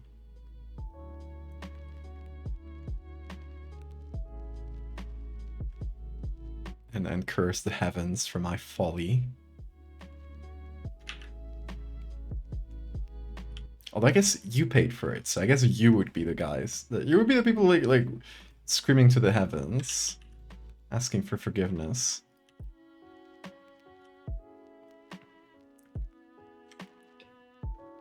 For your cursed creation.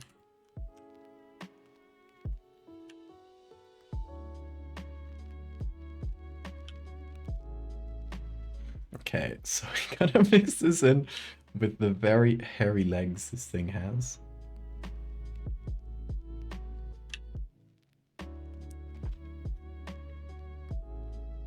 May we never repent.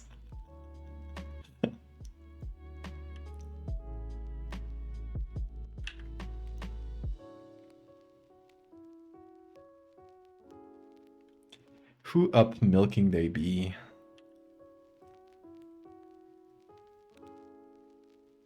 I'm gonna shorten the hair, just so we can make it clearer.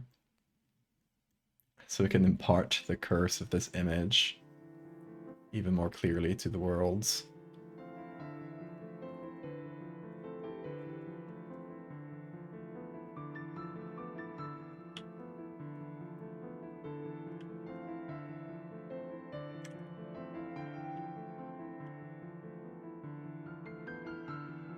And the other thing we need to do, gotta delete the other images just for clarity here. The other thing we need to do is take these little plants, or this like bit of the flower, and lower it. So there we go. What I'm doing is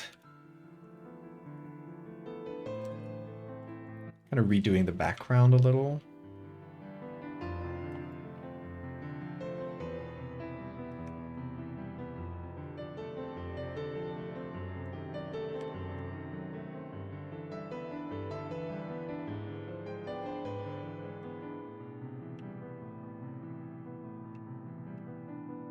And then we can take, let's say, some of this pink. And I don't know if we just draw with it. Let's see. Maybe.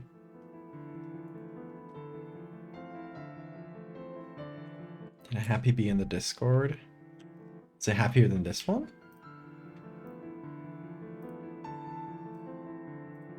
Where'd you put it?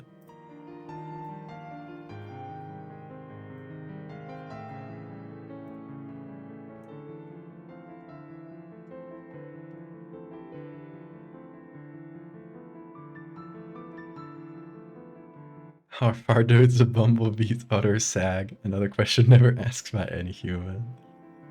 A book by Ken Bones. We're truly creating entirely new terms and phrases today. And that's something we could celebrate or be terribly ashamed of. Depending on where you land on the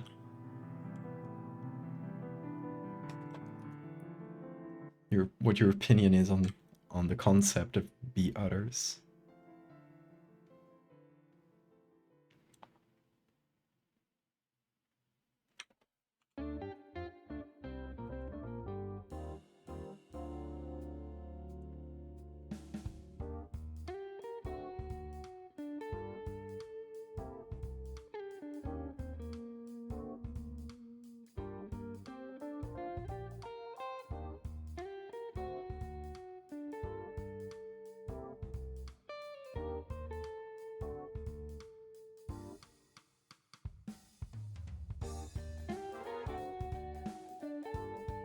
Yeah, I'm going with this more grayish background for more clarity.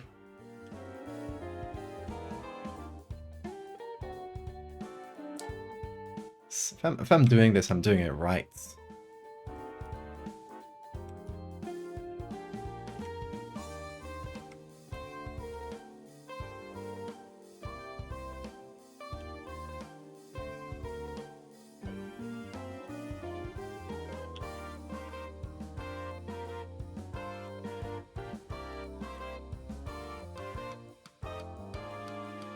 Or can you buy yourself a gallon of bee milk?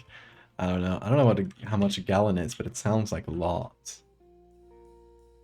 I think you're gonna need to set up a whole bee milking operation to get that much. The milk. Okay, should the udders stay flesh colored or should they be bee colored in some way?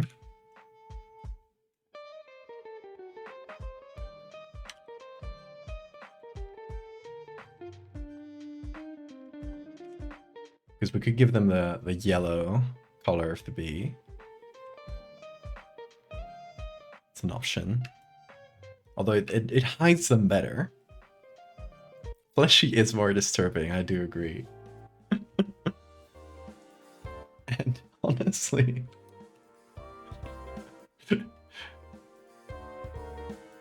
more saturated is even more disturbing, I'd say.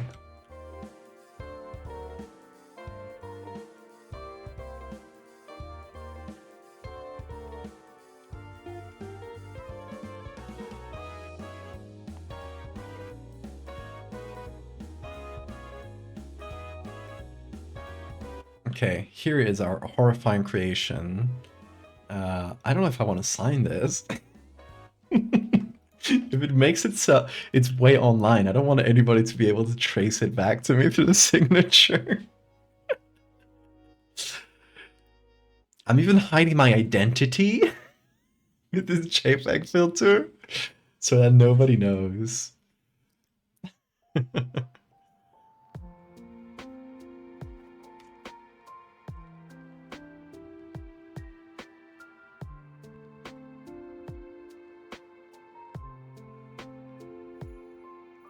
Honestly, he rocks those udders. Good for him.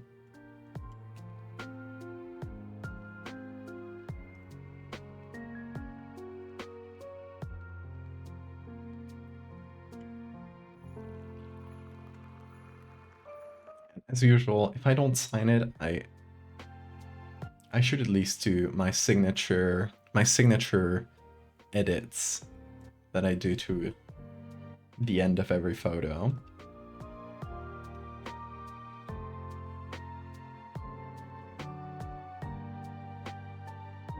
Like a bit of soft film grain to make it look really nice. Googly eyes? Sure. Sure, why not?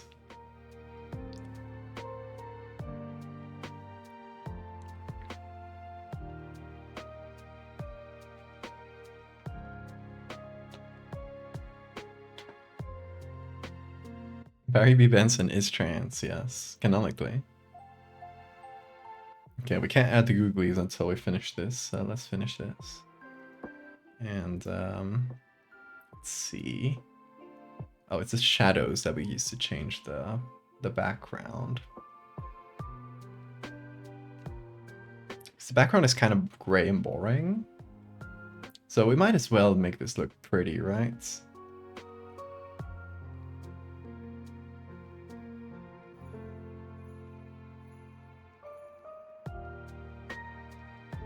I think we either lean into the yellows and oranges. Yeah, we do that.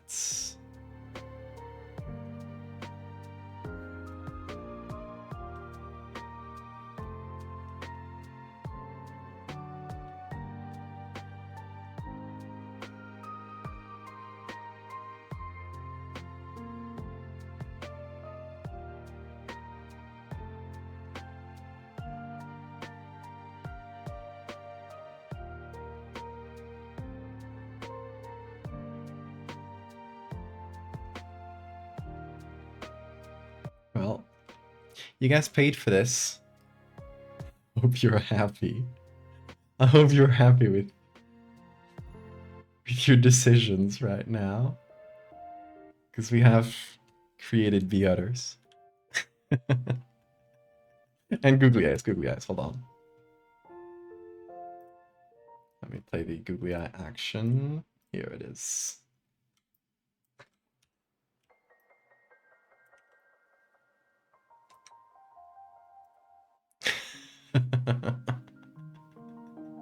I hope you are happy.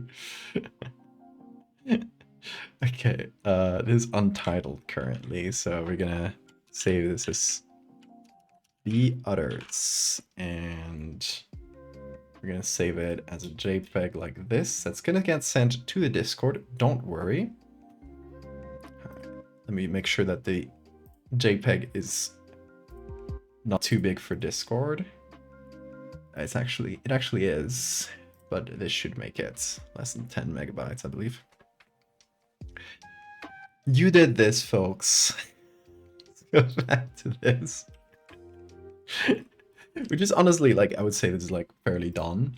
I want to do some more final touches, which is gonna be doing some blur and sharpen, classic stuff, and then adding our final edits. Grain, the good stuff.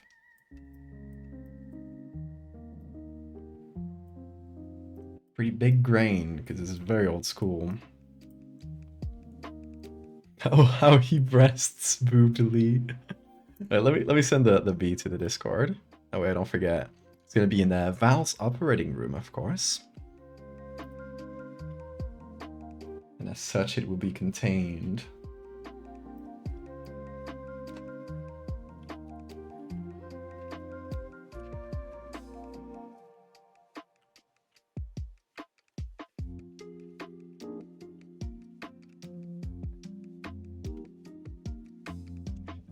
It is on the Discord. Feel free to do with that image as you please. It is yours.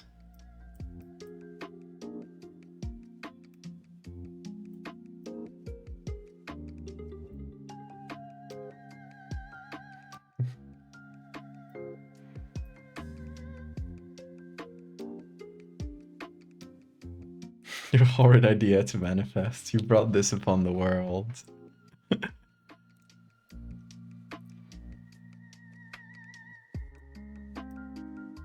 Coming out to 1 a.m. Should go sleep, maybe.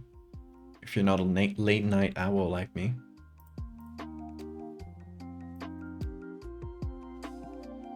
Oh, good morning, Bean.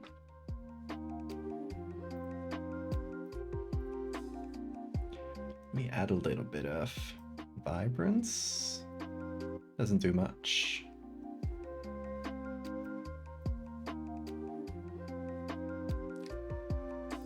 Actually, the saturation makes it look like, oh, licking your ass on camera, Bean. Delightful. Adding saturation makes it obvious that the colors are not exactly right, but at this level, I don't think it's noticeable. I have to pretend to be responsible adults. Damn. Couldn't be me. You have a good night, Jennifer.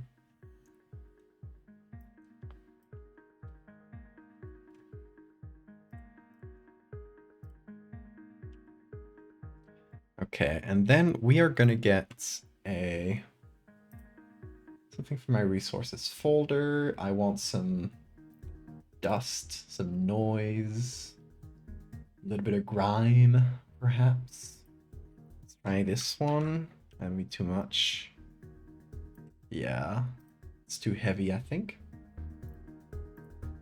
Kind of just want some dust. Ooh, that's too much too. I think this one can be reduced pretty well. So we're gonna put this on screen. We're gonna blur it, and we're gonna change the levels until it only leaves us with a few bits of dust. Yeah, that does it pretty well, I'd say.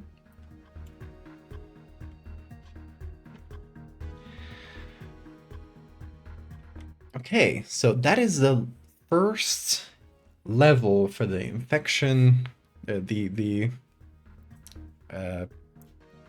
queen wasp infection, let's call it for now. So this is the queen who will inject a bunch of eggs, and the eggs will form a colony, and a self-organized colony with like workers and soldiers and everything else it needs. And that'll essentially, like, at the end of their life cycle, you know, their colony wants to support the females of the colony who grow into further, like, potential queens and fly out to find new hosts. That's, I think, how it would work. Good night, Siegfried.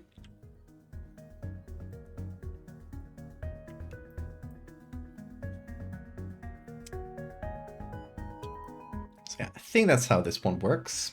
We'll have to sign it, but I'll do that at the end, because I might use like the same signature for all of them, I think. It is okay. I think we are gonna get started on the second one. At least like set it up a little bit, but I'm gonna do a really quick bathroom break before, so I'll be right back, folks. In about 3 minutes or so. Okay, remember to stretch your legs, hydrate, all that good stuff. And I'll see you in a minute.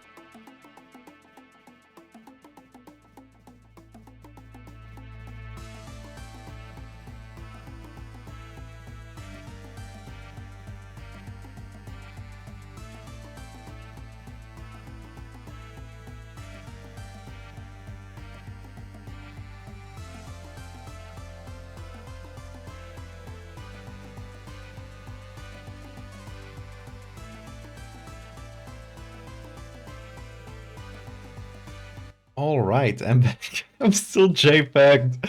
I forgot I'm stuck in the endless JPEG. Somebody get me out of it. You need to use your points.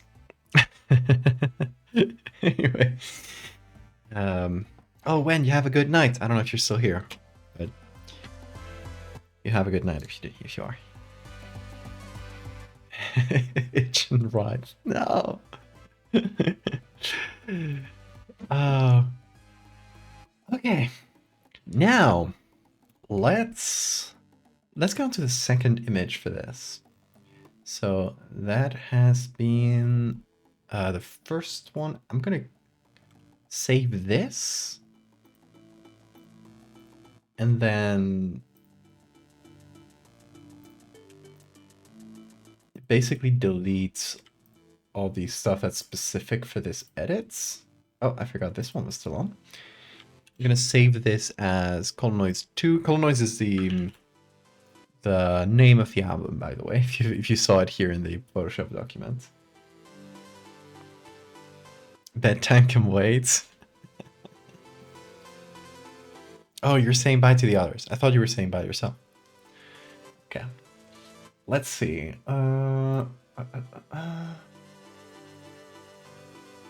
Let's get the arm photo. Here it is. So this one's going to be like stage 2. If you missed my explanation at the beginning, which I wouldn't blame you for, it's been a long time ago. This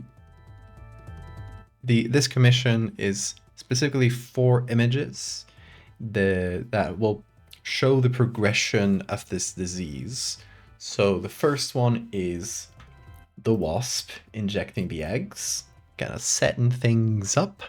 Second one is, and there's like a really small close-up, right? Second one, we pull away a little bit and we get a wider shot of the arm, or it's going to be on the forearm, right? So the forearm that has been infected or infested would be the correct word. And we're going to see like the beginning of the nest structure, or the, how do you say wasp nest, right? Beanie's waking up. Yeah, you can see the beginning of the structure. They're starting to like build in this person's flesh. Part 3 is gonna be it is a specific reward that people can use their points on to JPEG me, and I'm at full JPEG right now. So yeah, the third level of this disease would be the like we're pulling it further away, so we're gonna use this image. So it's gonna be a close-up of the torso, and we can see like the hive. That's the word I was looking for. Not a nest, a hive. The hive kind of growing out of the entire torso, and it's like taking over like a large chunk of the body. And finally we'll get the final version of it, which is going to be like the person entirely, like they've become a living hive essentially, and that's going to be like full body or half body. It's like they pretty much taking the entire body. That's the idea. So we've done step 1, and now we're going on to step 2. We're taking an image from the same dermatology book. It has a bit of a rash, but we don't mind that. Got no problem with that. Why is it? The music stop? Oh no, I just changed. Yeah, we don't mind that because it's gonna be covered by a hive, so not a huge issue. But oh, Bean, why did you you just attacked the mouse?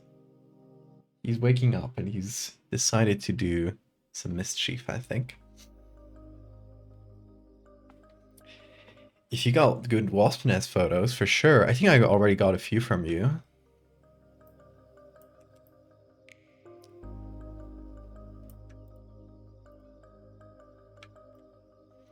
Okay, so this is the person's left arm that we're going for, I believe. Let me check. It's gonna be this arm here, which is the person's left, yes. So if are we seeing this from the front? I think so, right? This would be the left. No, this would be the right. Sorry. I get confused about which side is left and which side is right when you're looking at the front of a person.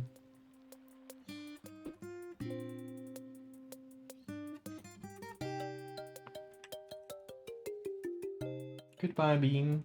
Have a good adventure. Okay, this picture has some red splotches, which is on purpose. Like the book was published with those. So someone painted the red on top, which is kind of strange, but I guess it looked fancy in the era.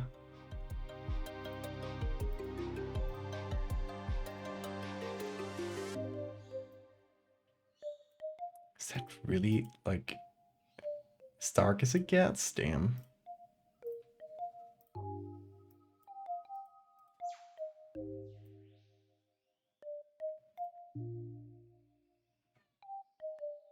What is it, Bean?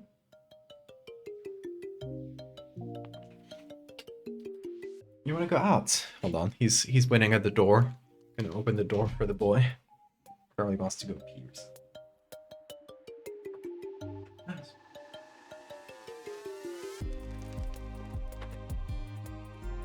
We'll be back for him.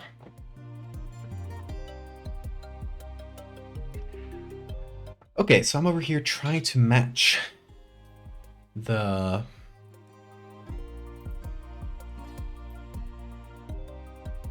level of contrast here, which is kind of hard.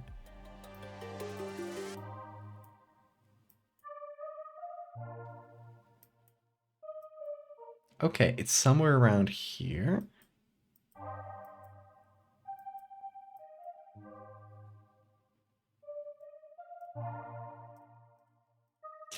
Pretty close. Okay.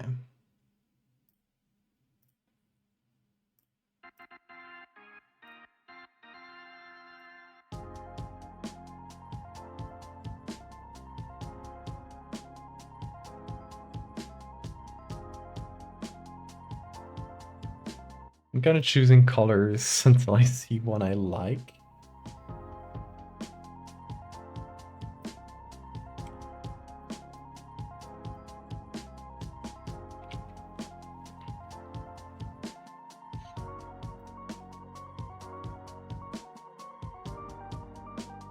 Yeah, this one's about 60%.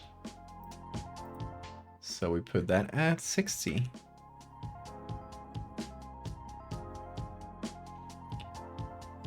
And honestly, I should do that for all the colors. So this one is at 86. So it's currently at 83. Move that to 86. And the dark one is at 49. Ooh, it's not too good.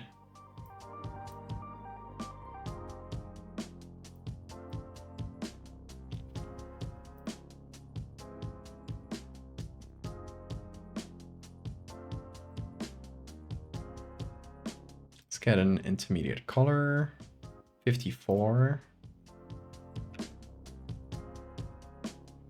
Doesn't help much.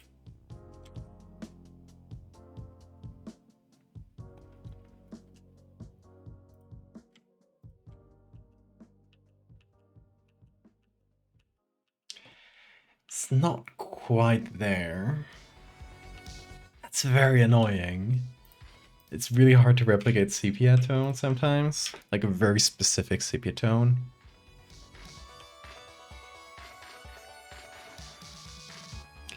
Maybe just a color layer.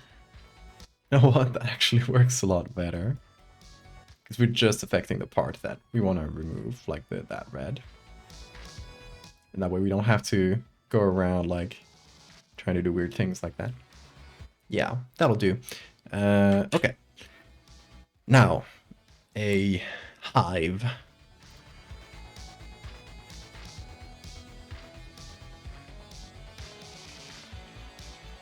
Oh, well. Okay, I think I have some in my resources here.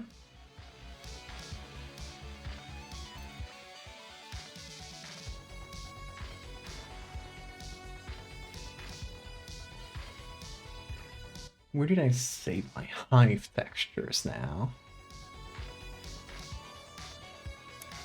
Maybe my gross textures folder?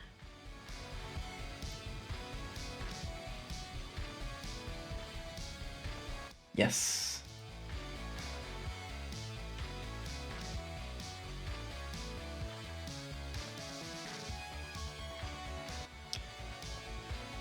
Here they come.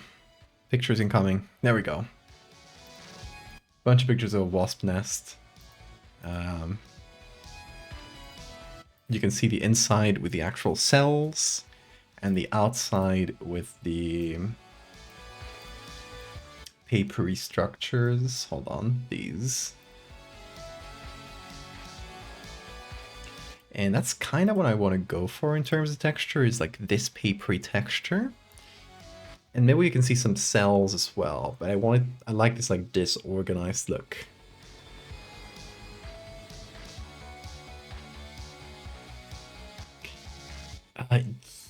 Yeah, I think, yeah, the ones I got are actually from Cobalt. I thought they were from you. So if you, or you don't have to like repackage them, but if you send me a link to the message where you send them, that would be helpful.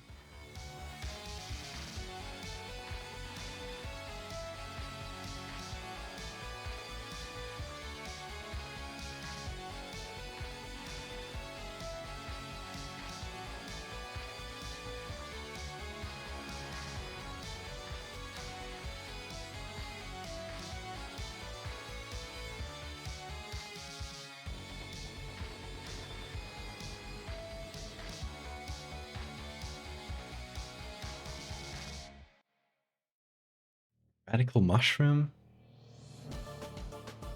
I love rat mushrooms.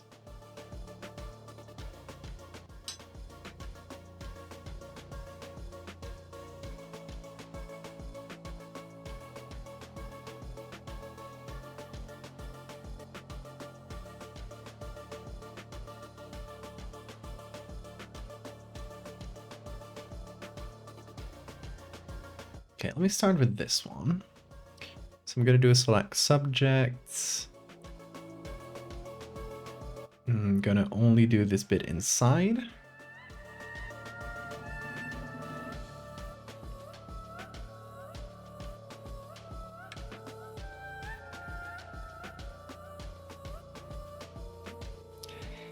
Taker Aparturer, thank you for the follow. Oop.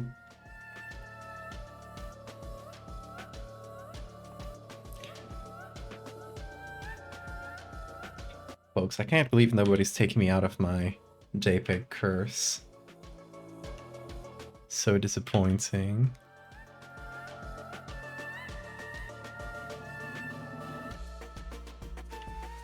I'll be like this forever.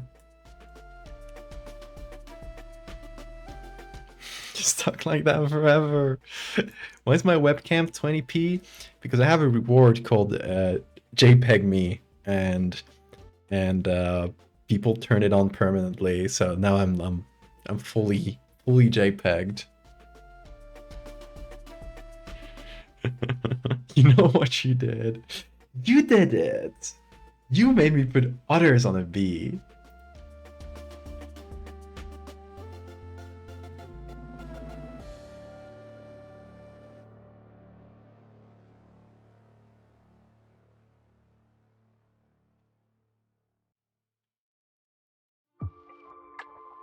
And in the process of putting others on a bee, you accidentally turned me into this.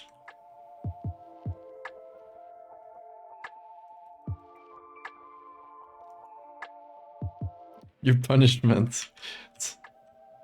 You guys should be punished. You literally gifted a bunch of subs for it.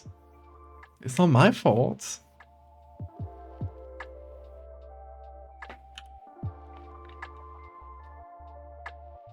I'm not at fault here.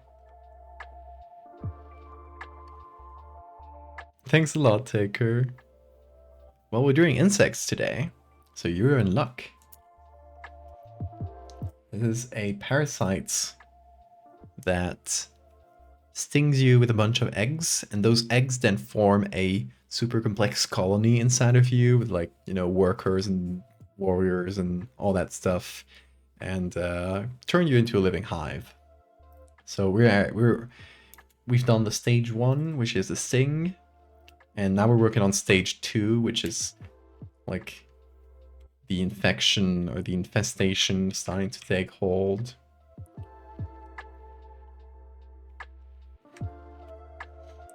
So I want to do like these papery wasp hive textures.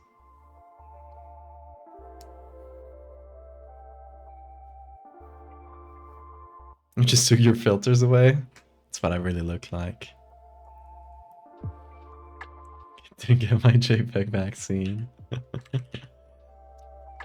been busy, okay? Forgot to vaccinate with a JPEG. Oh, I think that's Bean calling me outside. Hold on. No.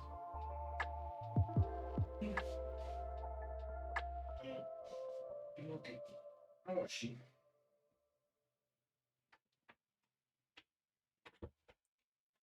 Look who's here, chats.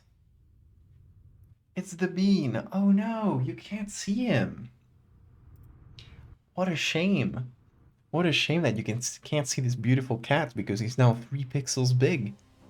Because nobody pays 1,000 points to remove the JPEG from him. Isn't that quite a shame? Isn't that a shame that he might be looking at you right now and giving you those beautiful eyes he has, but you can barely see it? See, he's facing away. He's ashamed. Ah, yes! You can see the Bean! I did it!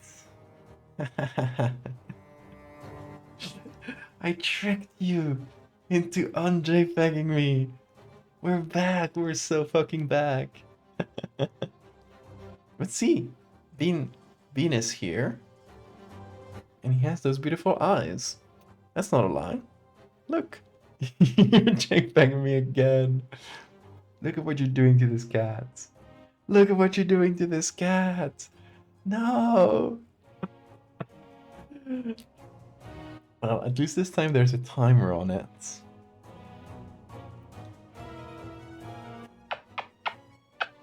Ooh, big kiss. Level 3. Oh, we're back at full JPEG Bean. It didn't last very long, did it? Didn't last very long. Well, they got to see you for a second. And that's what's important, Bean. That's what you love. The attention. We're back! The unJPEG wins! Bean wins! Iris Kitty, yes, you deserve it. You deserve it. The battle between JPEG and unJPEG continues.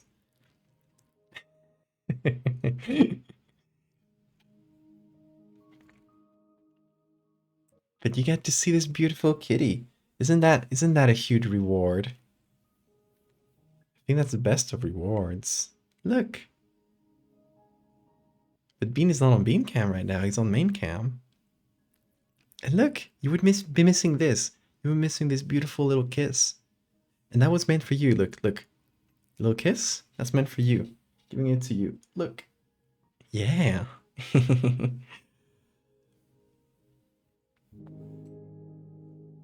Isn't that right, Bean? Don't you love being crisp and on JPEG'd? High definition. It's gonna be so funny when I actually get like my big camera, like my non-webcam camera, to put for to use for streams, which will be like maybe in a week or so. Um, it'll be really funny because it'll look crisp as fuck, and you'll be able to see the background beautifully, and it's gonna be great. And then you'll JPEG it anyway. Okay, Bean, you can go. Whoop. There you go. I deceive you. I deceive you with my cats. No, it's not deception. It's not deception.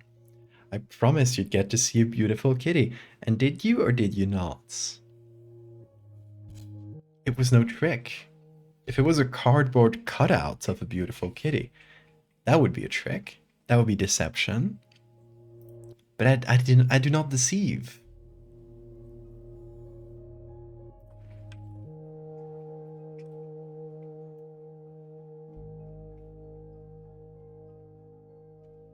Bean does not trick. Bean only tells the truth. Isn't that right, Bean? You can see his tail here. Come on over. Bean. Come on over here. Come over. Jump on. Come on. Jump up. Hey. Hey. Catching his attention. Come on. Come on. Let's go.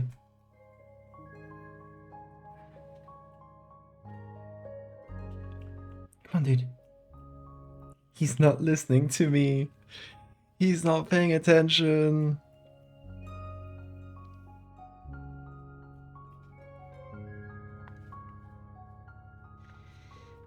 Bean is not a lure. Bean is an integral part of the stream, isn't he? Come on. Up. Keeps bumping his head into me instead of doing... There you go. Very good. You get your treats. Lie down. Lie down. Get your ass down. Very good. Very good. Bean, let's get a good crunch. How about that? You promise to get a good crunch. I'll get the mic right up close to you too. Let's get a good crunch. Go for it.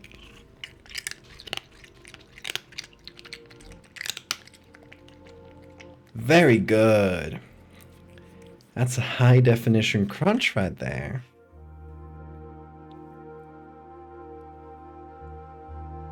Ooh. Oh, Bean. DM some links to Hive photos. Perfect.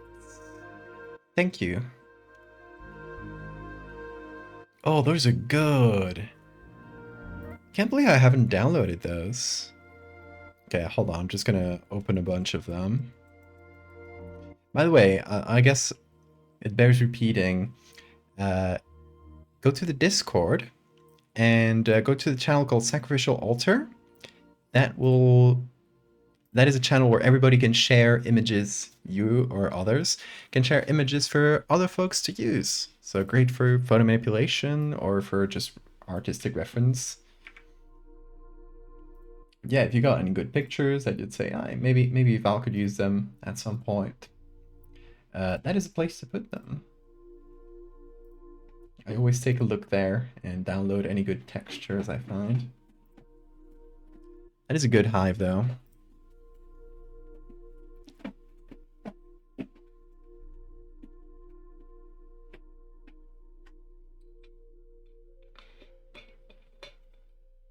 I have a separate camera for Bean. Take her.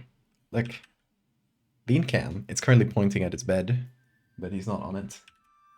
I do turn it on when he's on his bed, though.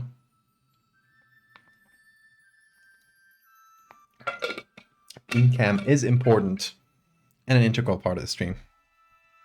Well, that's a fungus. I did think it was a hive, yeah. Very interesting.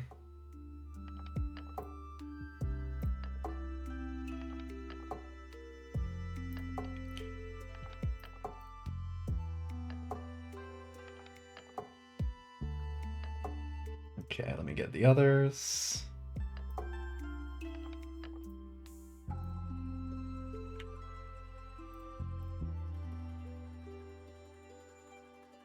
Perfect. Thank you so much for sharing.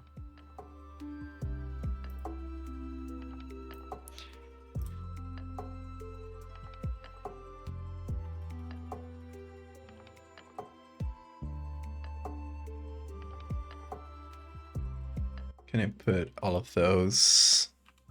Well, for now, I'm downloading them all.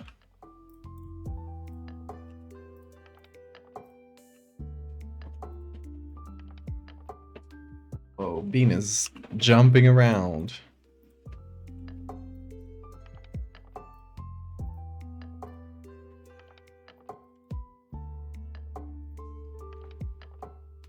Okay.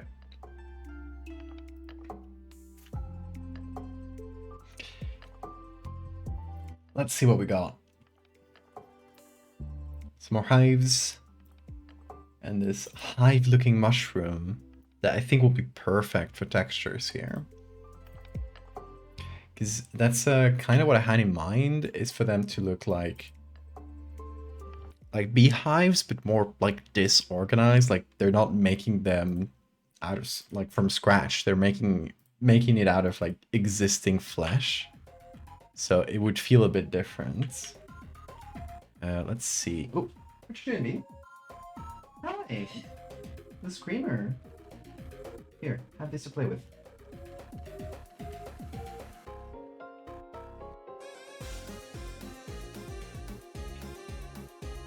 Okay, this one or this one. I think this one because it has less blur around it.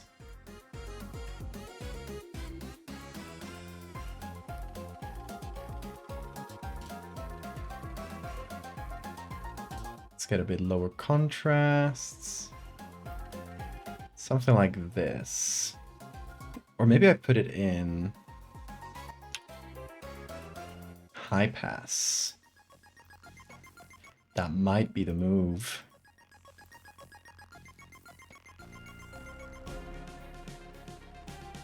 Unorganized makes it look, yeah, very organic, exactly. Okay, so let me see what we can do with this on its own. Okay, that's too bright. It's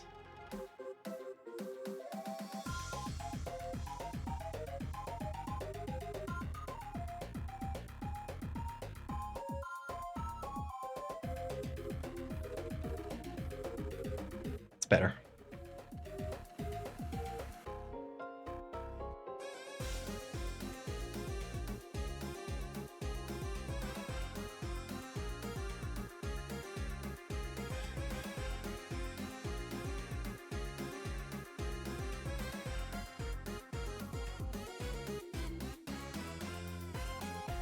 Okay, I feel like this is stage 2.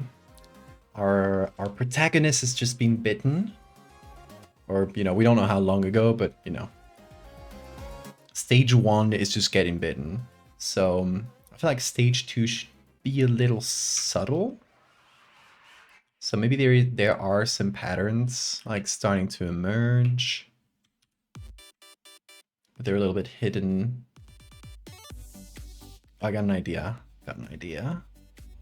Do this kind of like hive entrance. And through it, we can see the pattern. Like this.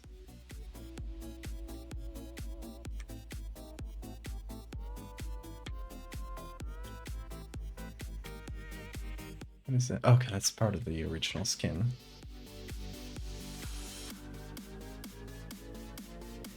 There we go.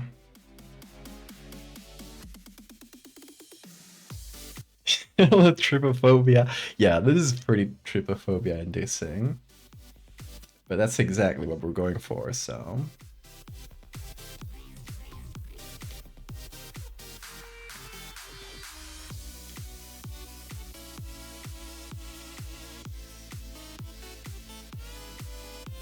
So I guess we're winning.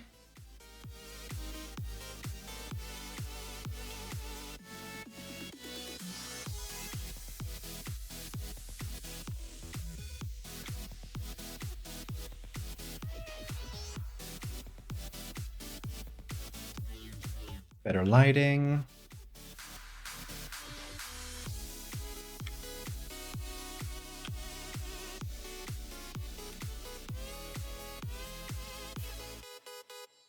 Covers like a beehive. With blood clots? That's fun. Yeah, I feel like the ones we can see like near the skin here would be covered. Just by skin. By the skin itself. Which we can show by just making them feel like very shallow. Like there's, you know, a cover around them. And maybe we make a few of them like actually deep to make it feel like those have been popped.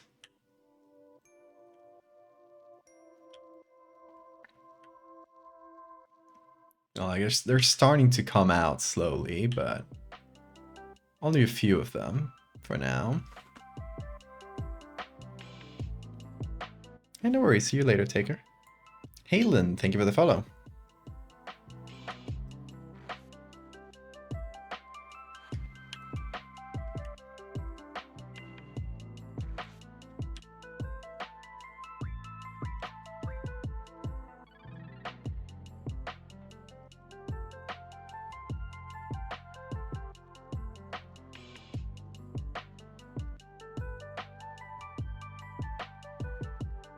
Okay, so for this one, it has like really high contrast, like this bit of skin here. So I feel like we've got to find the right brightness for it. I want it to feel like very loose skin, essentially.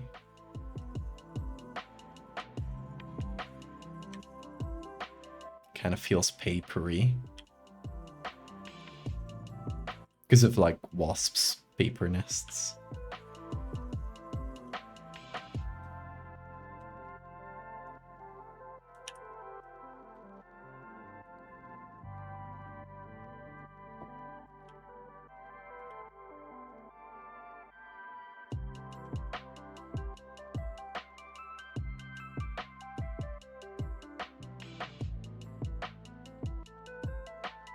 Yeah, I think that's the move. I like this as like a second stage. It's still fairly mild. If this was like only one image, I would make this stage a lot more brutal, detailed. But since we got 2 more images after this to actually go in detail and like add a lot more of these fun textures, I feel like it's probably better to contain myself a little bit, kind of let it slowly build up to that.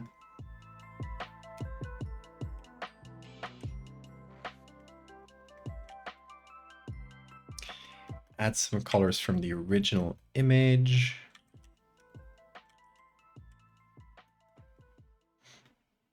There we go, so that it matches better. I like that, you know, originally the person had some kind of eczema, so their skin is already pretty dry, which makes for a really good base. And I feel like, you know, if we look at it next to the other one, where is it? This one here, whoa, don't go Photoshop. Don't escape. Wanted to move this. Yeah, like, I feel like we get that it's the same arm, the same place, just kind of extending. I dig that.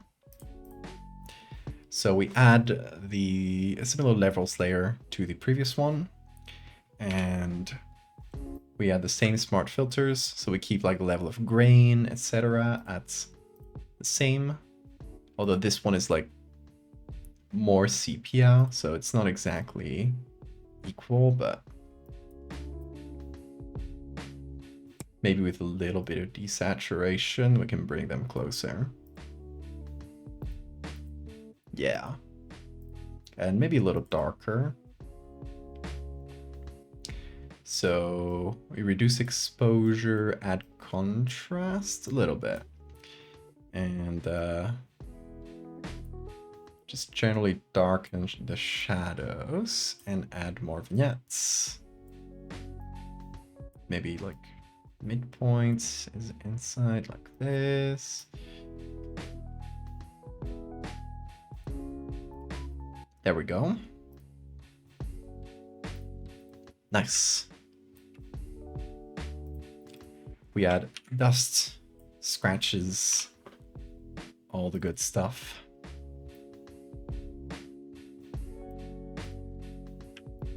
And that makes for a pretty good second image, I would say. Oh, I guess we should add larvae kind of running around in this one. That's one thing to add here. Let's do that real quick, because I think I got the pictures, but let's see if I can find them.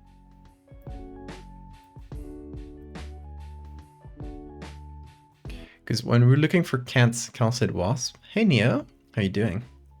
When we're looking for calcid wasps, so right here, we did find some larvae, didn't we? If we do life stage, larva, photo license, there we go, perfect. We do have some larvae.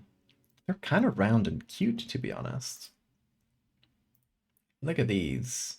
They are coming out of their host. Beautiful. Oh, that's what parasitic wasps do. Let's keep those a download. I'm gonna call this wasp larva. And we're just gonna save all of these.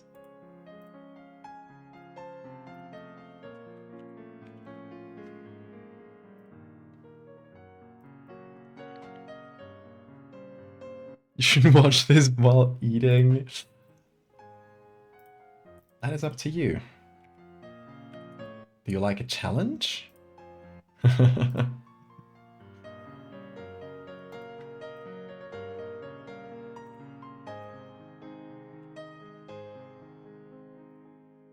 Okay, that's all our larvae. Back to Photoshop. And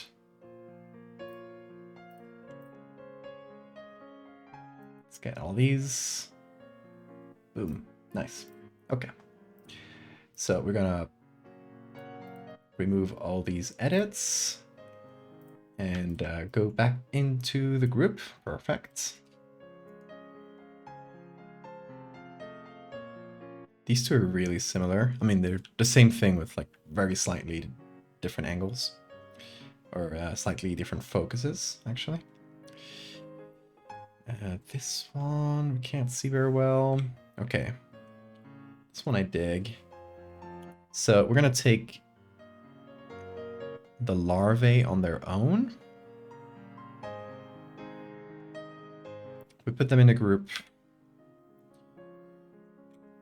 Gonna cut those edges.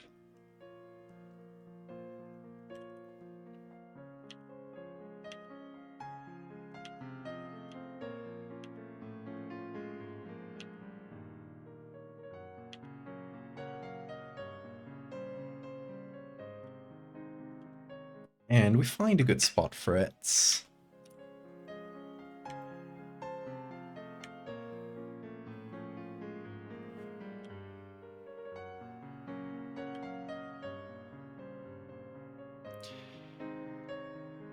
Refine the edge a little. I don't know what to do about the blurry ones. I think I might remove this one. The other one is like pretty deep in there and doesn't really bother me, but that one feels too blurry, so goodbye. And we keep the sharp boy.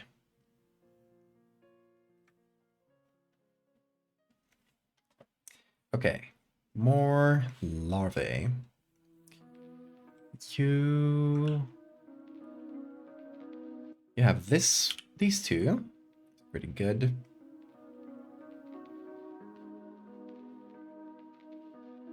We have this one, but let's get these two first.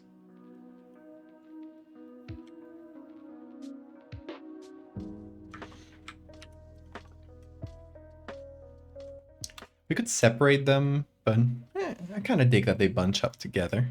Feels like they're, you know, up to something, right? Like, it doesn't feel like individual larvae kind of doing their thing. If you bunch them off together, it feels like, you know, they might be doing some task. They might be building or something. Building up the hive.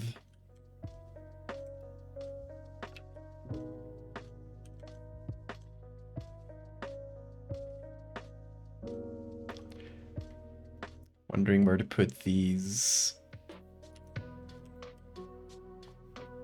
Maybe we should have some like inside.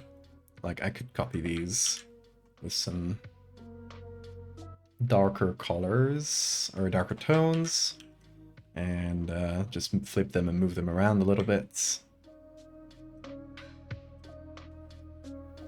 Me and my bestie crawling out of the hole to do some mischief. As one does. One of my favorite activities.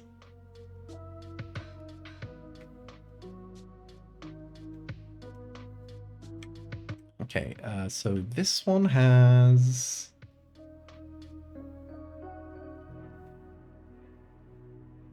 Actually, not a huge difference here. But we can get these two.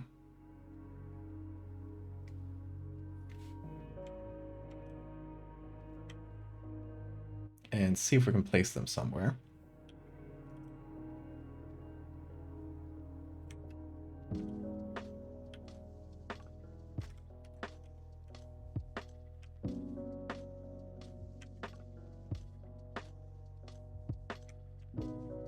Maybe there. All bunched up around the same area.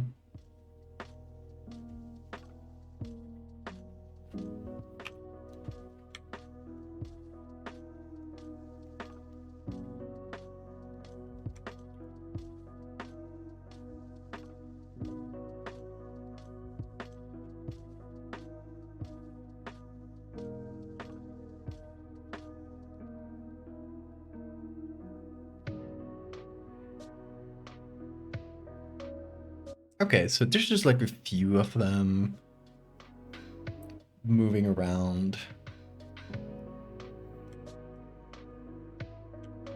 I'm gonna give this one, this layer here, a bit of a sharpen, I think.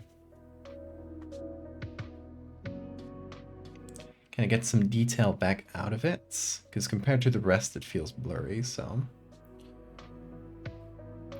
We give it a little detail.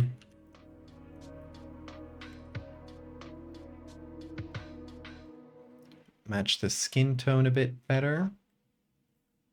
And we bring all these edits back into the final filters. And here's a difference.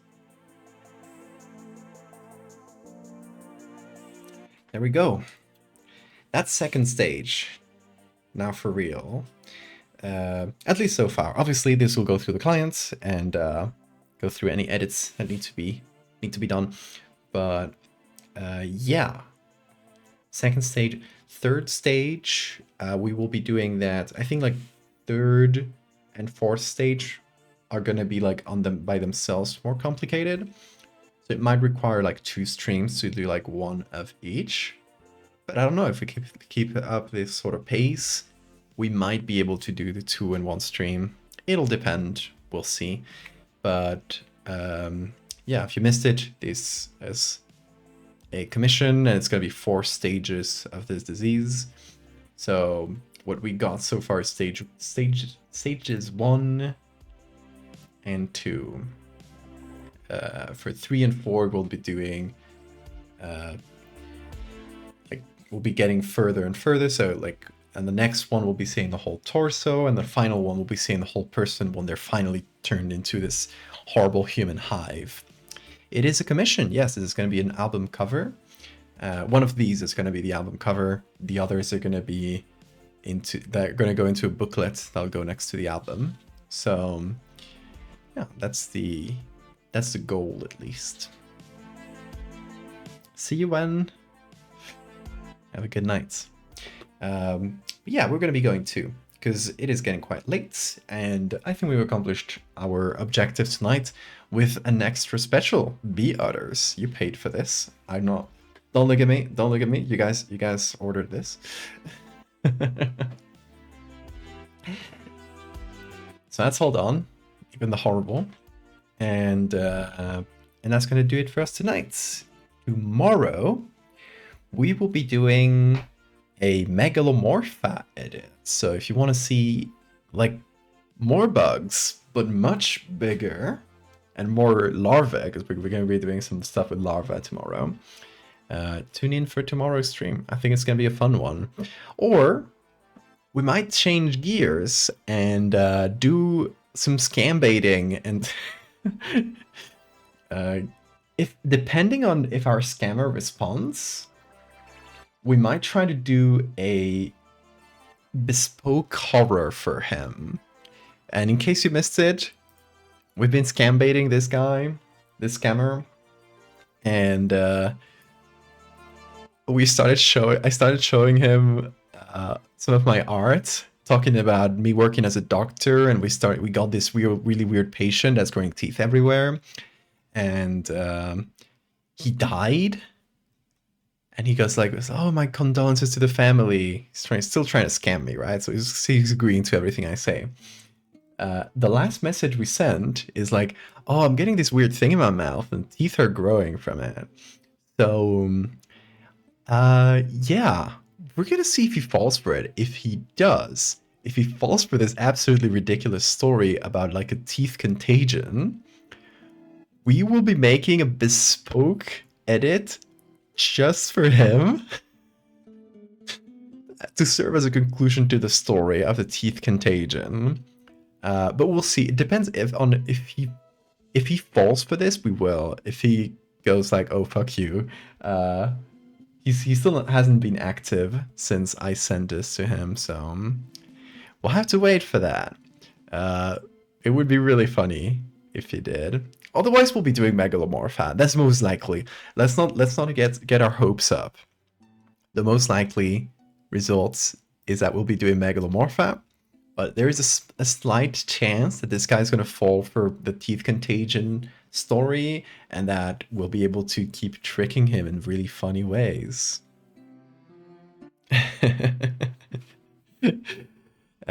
So yeah, you guys, thank you so much. We will be back tomorrow for whatever comes. So until then, have a good time zone. Take care.